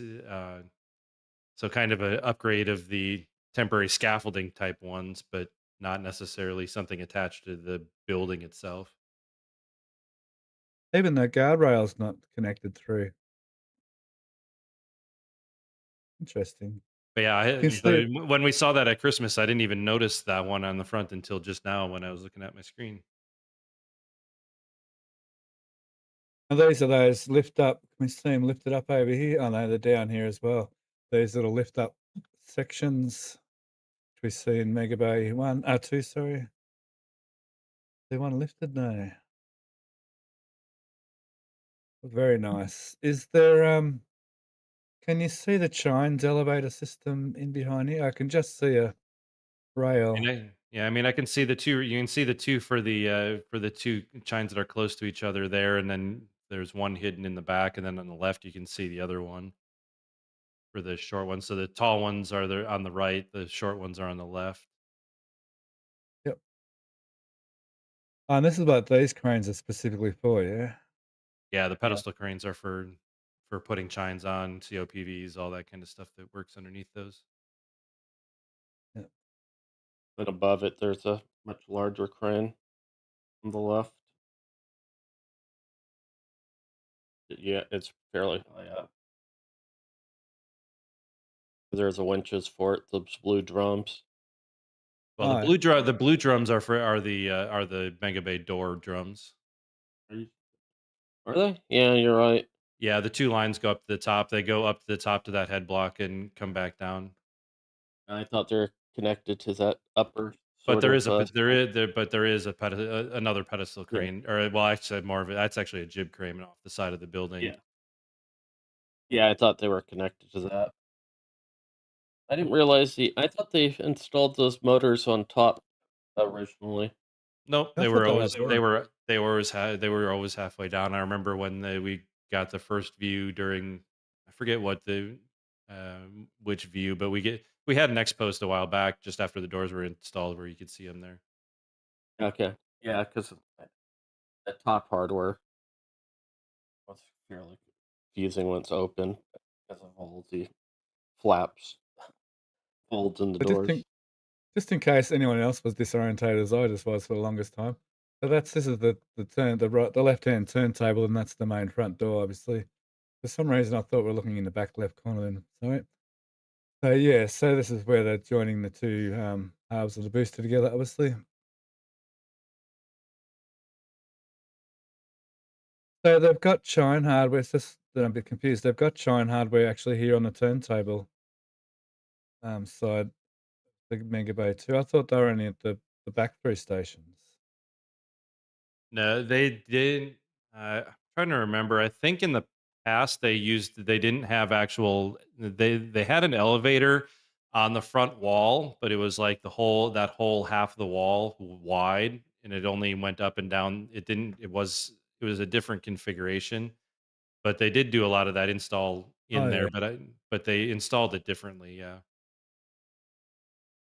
And Are just they looking at trying it now, there's not a lot of room between. Is that right? There's not like a lot of room here between the turntable and the back left station here. Is that the back left station? Yeah. Yeah, yeah. that's what that is. I think it's more than you. I think it's more than what you think it is because the arc on that work platform is already starting to kind of wrap itself around. I mean, there's probably about 2/3 of a booster's width between the front and back, maybe roughly. Yeah. Okay. Yeah. This So it must be perspective, tight. Sorry, Alex. this photo's perspective to capture everything. Also, Yeah, it's Yeah. a lot of distortion. I was just thinking it must be a tight fit if they've got a booster on the centre back station and a booster here. It would be kind of a tight fit getting that booster into the corner, but obviously there's room. Very good. Okay, seeing booster 19 stacked, I guess that's where we're up to finalising the year 2025. I must reiterate uh, the praise and thanks for everybody joining the RGB streams over the year. Um, Personally, I feel very honoured to be able to be involved in the streams in the way that I am, and I really appreciate everybody. Personally, I really appreciate everybody's personal support towards me. A lot of people have reached out with DMs and messages over the years, over the year, and I get one or two bad comment a year, and I think that's awesome, awesome odds. So yeah, thank you very much to all you, to everyone who listens into the show and who shows support and donates and keeps this channel running throughout the year is very much important. Everyone's just as important as each other as far as that is concerned. Just showing up and commenting in the live streams and liking the live streams, all those things have very much helped the channel to continue to grow and to continue to be a viable thing for us all to enjoy. The commentators, I've only got two to thank today. I've got BJ. Thank you very much throughout the year. Thanks, and always glad to hang out and be around and talk about all the things we get to see. And Alex has been quite the regular this year, especially. So just about every week, Alex, you've been very much part of the broadcast team. So once again, on behalf of the whole team, not just myself, obviously, but on behalf of the whole team, very much thank you for your time and your knowledge and your patience with us throughout the year. Thank you. You're very welcome. Yeah, look forward to another interesting year. And after 5 hours, I'm a bit low blood sugar. Yeah, same. And thank Indy today and throughout the years with India. And I keep reiterating Indy's been one of the main main people as far as getting this whole media channel up and running in the early days, and continues to help and support the channel in so many ways, continuing on into the future. So thank you very much, Indy, for not only for today but for your time over the years. It is always my honor and my pleasure. And one last thing, we want to thank Fazilla for his 5 donated subs as well. Thanks, Fazilla. And thank you all for joining Aw- us. Awesome. And on a personal note, I have a lot to thank Indy for personally becoming a presenter on this channel. India was very, very supportive of me in the early years. I was very shy to come on board, and she's helped me no end with my confidence over the years, as has Zach as well. I've got them both very much to thank for getting us on board. And the Astros. The Astros have helped me over the years as well with some confidence issues and so on. They've been very much part of me, my journey as well. So once again, I'll just say thank you all for your support over the years. And I'm not going to get this right again. I'm going to say main engine cut off. Hot stage confirmed. Love you. Bye.